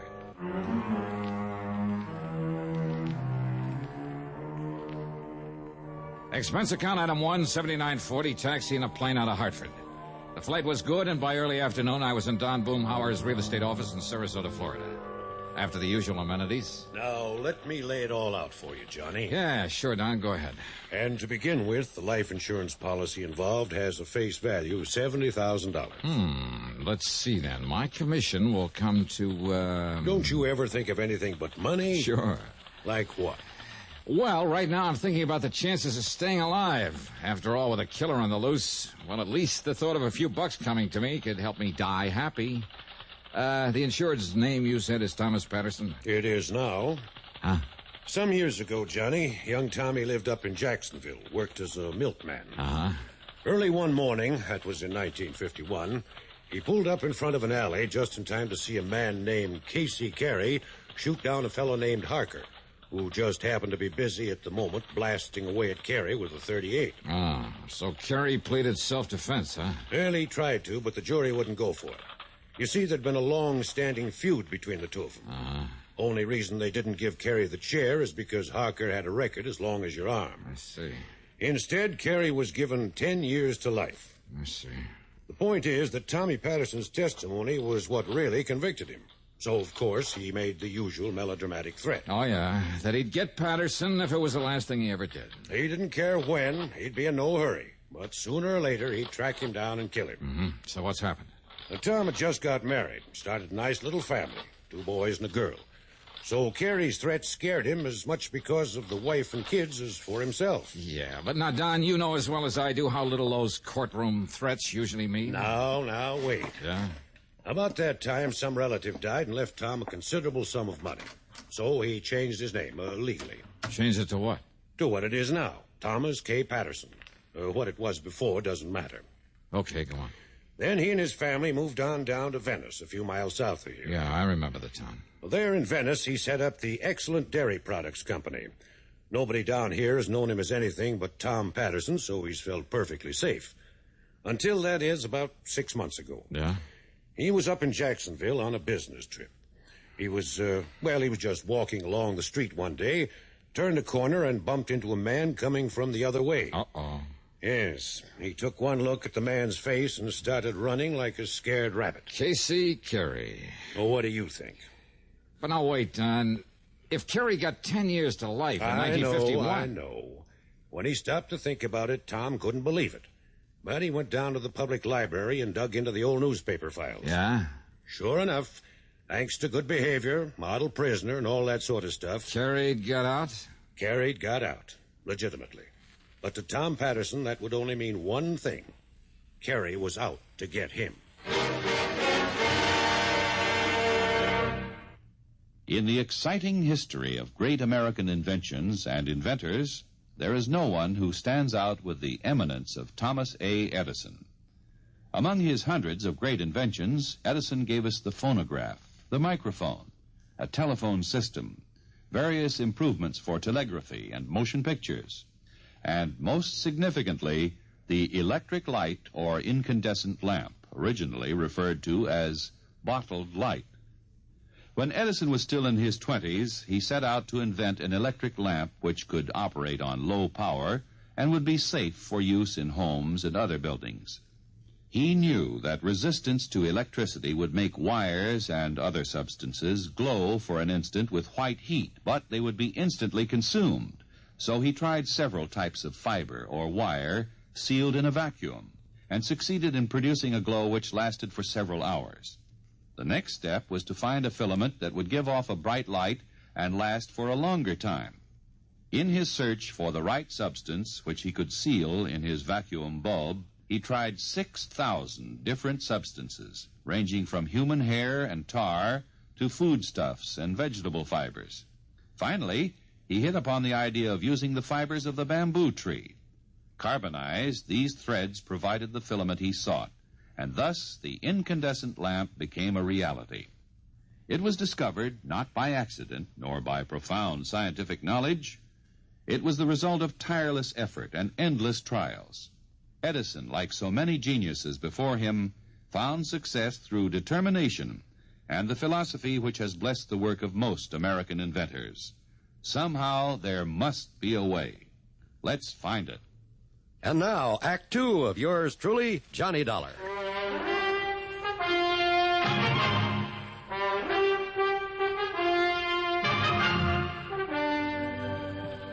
Wait a minute, Don. Yes, Johnny? Tom Patterson wasn't sure that Carey actually saw him, recognized him, huh? At the time, no. After all, Tom had only had a very brief glimpse of the man, and the man had made no attempt to go after him. Uh-huh. But he's sure now that it was Carey. Yes. All right, so what did he do? He drove on back to Venice, quietly bought himself a Colt 32 and got a permit to carry it. Did he tell the police why he wanted the gun? No. Of course, all along, Johnny, Tom had hoped that Carey hadn't recognized him.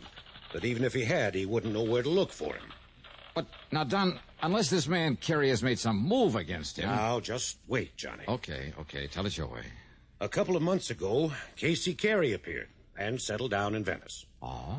Yes, he rented a small house and got himself a job in charge of one of the filling stations on the trail. Well, that doesn't sound as though he moved in just to carry out his threat against Tom Patterson.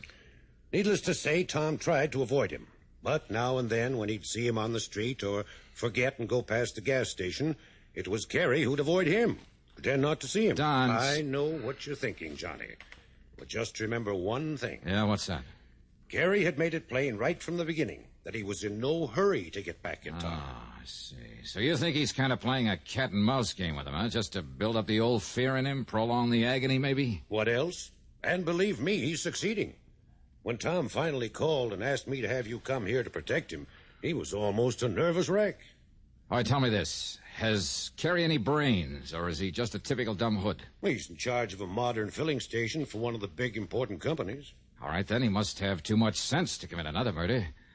But if he can simply wear Patterson down with fright, maybe even drive him off his rocker... Johnny, Carey swore he'd kill Tom Patterson, and I'm convinced that he meant it. More important, Tom is. What do the police say? Well, Tom hasn't told him, in order to keep his wife and kids from finding out about it. That's a pretty small town, you know. If it weren't for his family, Tom would have just pulled up stakes and headed for Timbuktu. Don, if he's as scared as you seem to think... As I seem and to if think... there's no good reason for it... Well?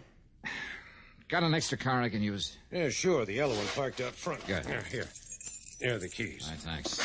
What are you going to do? Drive on down to Venice to see Tom Patterson and the police. Item 2, $4.25 for a tank full of gas. In Venice, I found Tom Patterson in his office at the Excellent Dairy Products Company, about to leave for the day. What Don Boomhauer had said about him was true. He was just about beside himself with fear. And somewhat against his wishes, I hauled him over to police headquarters. Brad Younger, the chief, was most cooperative. But... Okay, Billy, let me know when he comes in. That's it. And yes, Mr. Dollar, I know all about Casey Carey. Oh? Then why haven't you done something about him? No. Why have you let him settle down here in Venice? Now, just a minute, Mr. Tom. If you know who he is, that he's the man who's threatened to kill me... I said just a minute, Mr. Tom.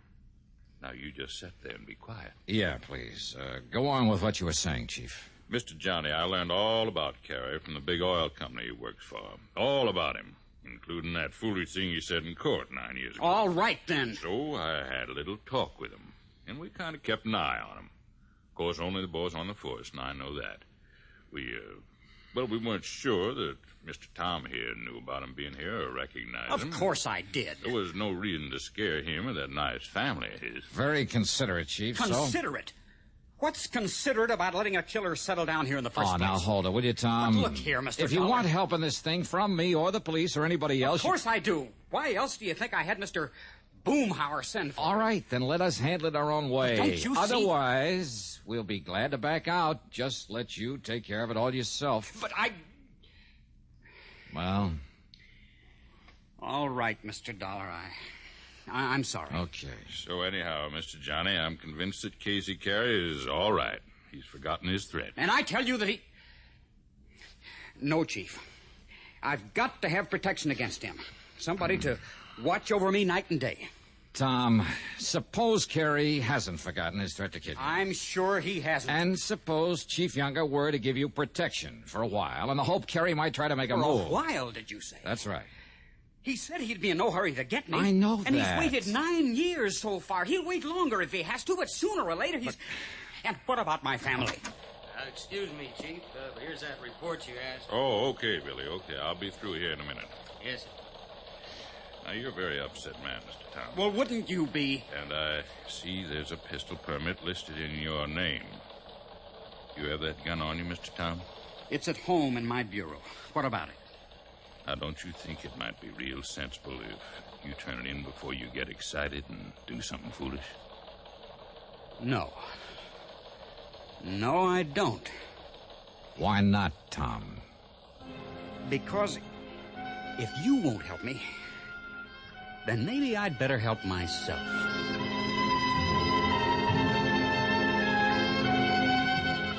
I took the chief aside and promised I'd stay with Tom Patterson, if possible get his gun and turn it in. Then Tom and I left. As we rounded the corner, we passed Carey's gas station. No, Mr. Dollar. He's off duty this time of the evening. Oh? You know where he lives? Yes. Where? Because that's where we're going. What? Well, now, you wanted a showdown with him. Okay, now's your chance. But without my gun?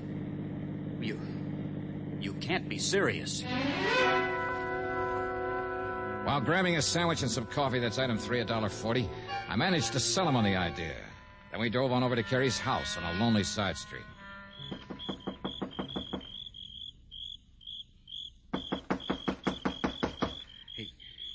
He must have seen me, Mr. Dollar, and he's probably waiting in there in the Ask dark. me. There's evil in there, mister. Huh? Yes? Oh, what did you say, ma'am? And who are you, please? I'm one of the neighbors, mister, that's what. And when I heard that shot in there You heard a while shot? ago, well, then I kind of thought about it for a while, and then I called the police. While we were sitting in that restaurant having... Come on, Tom, this door's open. There's got to be a light switch here on it. Here it is. Mr. Dollar. Huh? This is Casey Carey? Yes, sir. Only... Yeah. Shot through the head. And it looks like about a 32. Tommy, isn't that the caliber of your gun? Why, yes. And where did you say it is? At home, in the bureau. Now, there's no use to lie about that. Well, Chief Younger. Sorry, Mr. Tom. I'm holding you for murder.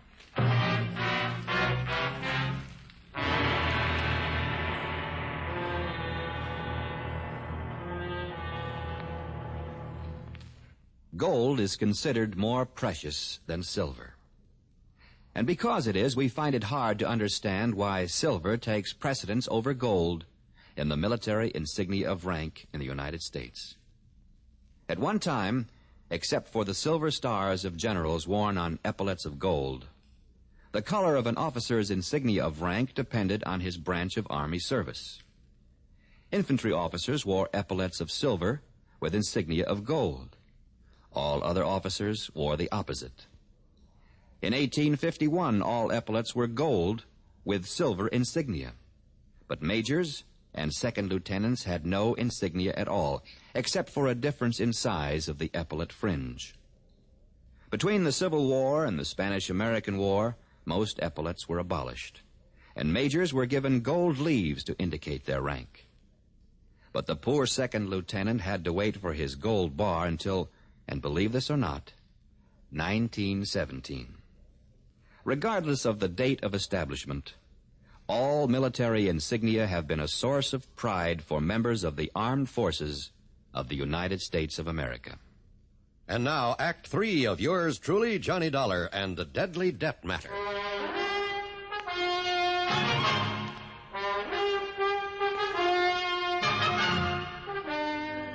That's right, Mr. Tom. I'm holding you for the murder of Mr. Casey Carey. No, Chief, you're wrong. Am I? Looks to me like this is his dead body laying here, and I'd guess this hole in his head was made by a 32 caliber bullet. Chief Younger, look, and Mr. listen. Tom, that's the same as this gun of yours. So, here you are, Mr. Dollar. Here's a murder weapon. That's my gun. Where'd you get it? Mr. Tom, I hate to say this, but I had a feeling your coming to see me was a bluff. Bluff? Yes, sir. To make me think you hadn't yet done any harm to Mr. Carey here. Wrong, Chief. Am I? I had to practically drag Tom over here to see you. Well, then, let's just say he was more willing than he let on. That's not true. And when some woman phoned about hearing a shot out here, and young Billy Barker came in... Barker? One of my new boys on the force. When he laid this gun on my desk and the number on it checked out against your permit, Mr. Tom... Where'd you get this gun? Right where you throwed it off to the side of the road over toward Midnight Pass. What? That's right. young Barker hadn't stopped to fix a tire on his squad car and stepped on it, could have laid there forever, nobody the wiser. But I told you, I left it in my bureau at home. That just doesn't make sense now, Mr. Tom, and you know it. But it's true. So where were you after you and Mr. Johnny left me at headquarters? Well, I can answer that, I'll tell you where, Chief. Mr. Tom. You came over here and killed Mr. Carey and took the gun and throwed it off in the bushes. Wait, Chief Younger, listen. Yes, sir? Tom has been with me from the time we left you. Who? Yes. Well, then all that means is you killed him before you came to see me. No, Chief. And when the doc digs a bullet out of Carey's body, and I take it along with your gun up to the police lab in Sarasota. Mr. Dollar. And if they match up together... Tommy, it looks kind of bad for you, doesn't it? No, please, listen. You better come along with me, Mr. Tom. Maybe Chief Younger was right. And when a report came back from ballistics that the bullet had come from Tom Patterson's gun, when Tom had no way of proving he'd left the gun at home. Well, I still couldn't believe Tom had done it. Another thing, the neighbor woman had heard the shot only a little while before we got there. What's more, Carey's body had still been warm. But instead of putting up a defense for Tom, I decided to play a real wild hunch that just might turn up Carey's killer. Item 3 from a phone booth, 30 cents for a call to Don Boomhauer. No, Johnny. The man Tom saw Carey murder back in 51 was named Harker. Not Barker? Nope. Gerald Harker, with an H. Well, then I guess my hunch about this new man in the department. Hunch about what? Oh, it's nothing, Don. Forget it. And thanks. So maybe I was wrong. So maybe instead of always acting on these crazy hunches, and yet...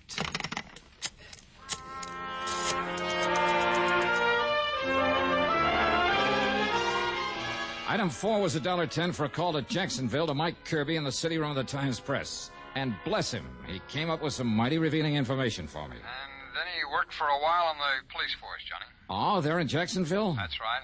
Looked to me as though the boy was trying to live down the family reputation by putting himself on the side of law and order. Maybe. And a month or two ago, he handed in his badge and moved to... Hey, what was that maybe you threw in? About his being on the side of law and order? That's right. But, Johnny, if he was a cop... And here's another maybe. What? Maybe that boy still is. What? A cop. Thanks a lot, Mike.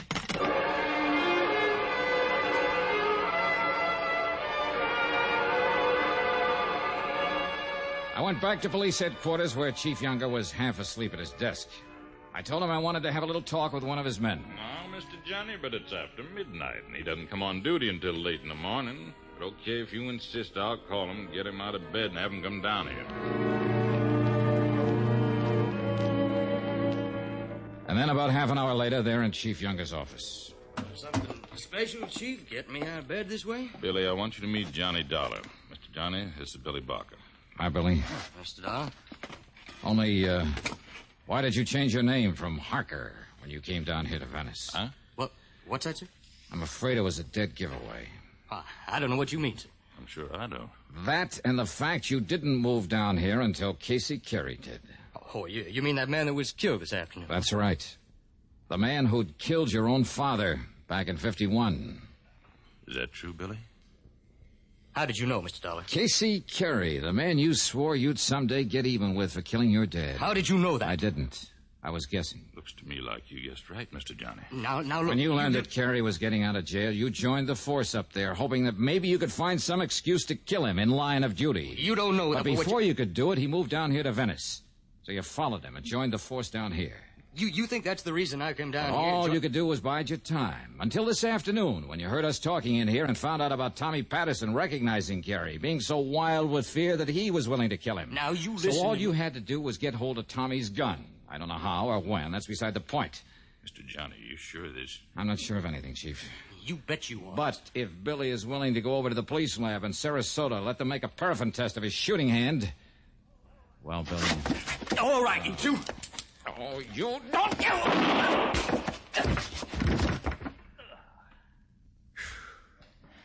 Chief, you want to let Tom Patterson out of that cell so he can go home to his family? Yes, sir. Right away. And thank you, Mr. Johnny.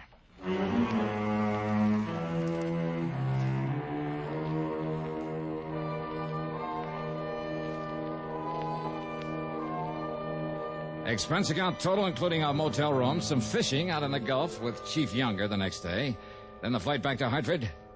Call it $200 even. Remarks? The fishing was great. Yours truly, Johnny Dollar.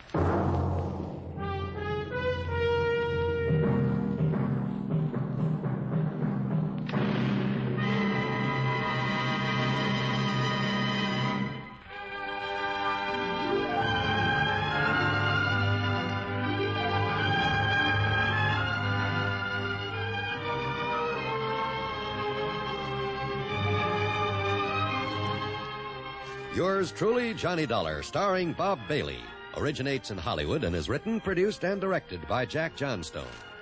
Heard in our cast were Virginia Gregg, Russell Thorson, Barney Phillips, Sam Edwards, Bert Holland, and Stacey Harris. Be sure to join us next week, same time and station, for another exciting story of yours truly, Johnny Dollar. This is John Wald speaking. Johnny Dollar has come to you through the worldwide facilities of the United States Armed Forces Radio and Television Service.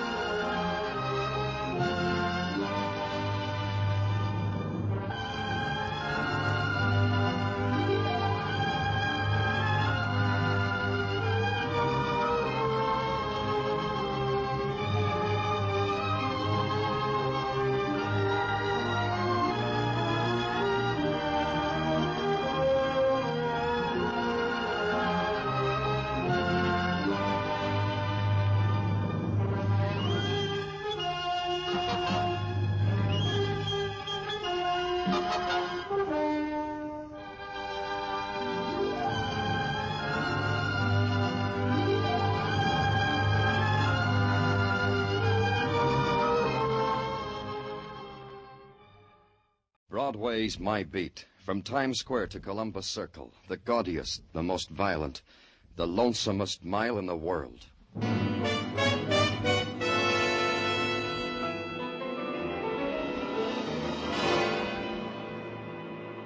Broadway's My Beat, with Larry Thor as Detective Danny Clover.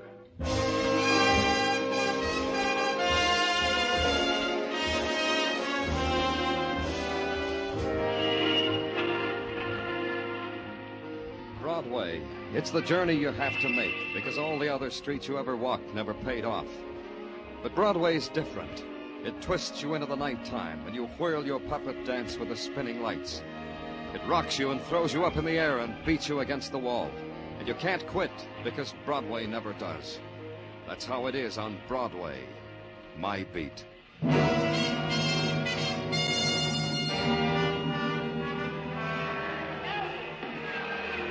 People go to wrestling matches for a variety of reasons. For a change of pace from their own domestic strangleholds. For laughs. And for motives which make footnotes in textbooks. And at the bout between Max Magnificent and the Panther Man, the faces and the reasons were up to par. I was there because pressure from upstairs ordered me to be there. They said a man was there who was trying to keep a big secret. They said to drop everything, to see him right now. Right now, he was sitting on the aisle near the tunnel entrance. I walked up to him and nodded.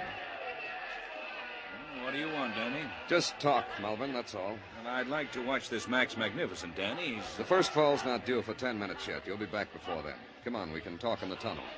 All right.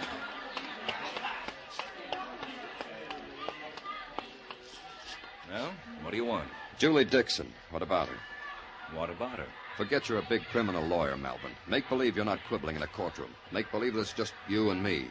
Where's Julie? Forget it, Danny. You know better than that. Forget it. I can't do it that way. The papers are screaming about a Cinderella girl named Julie Dixon. They waste a lot of type about a poor girl getting engaged to a rich lawyer named Alex Malvern. You. Now Julie's gone. In a puff of smoke, they say. Today they've coined a new phrase, foul play. She's around. She'll be back. Maybe. Only the foul play phrase bothers the police department. You going to help us? Danny, forget it, huh? Lay off. I'll find Julie. I've got friends.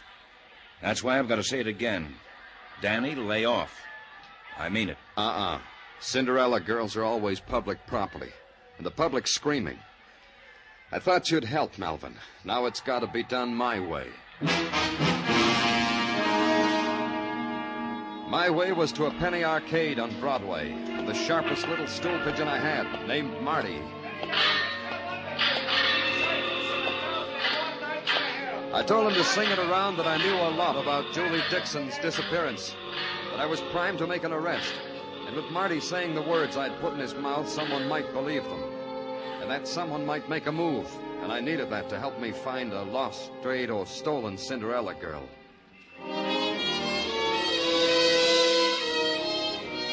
At headquarters, I waited for Marty's call, and I fell asleep waiting. And then a bell exploded. At 2 o'clock in the morning, it couldn't stand it anymore, and it exploded. Danny Clover speaking. Marty? No, it's not Marty. I'm inviting you to a party, Danny. Want to come? Who is this? A girl. Pier 38. East River, Danny. 3 a.m. an hour from now. You're the guest of honor. It's for Julie Dixon, the party, so you'll make it, huh, Danny? All alone? Wouldn't go any other way. Thanks. I didn't wait for 3 o'clock. I left for the East River docks right away. Maybe I was going to be a little early, but I was being a little eager. Pier 38 occupied about 50 front feet of the darkness and lent its own quality of shadows to it. Toward the river, a couple of tugs huddled together. To my right and left, equipment shacks. I should have been looking toward the stern, because that's where it came from.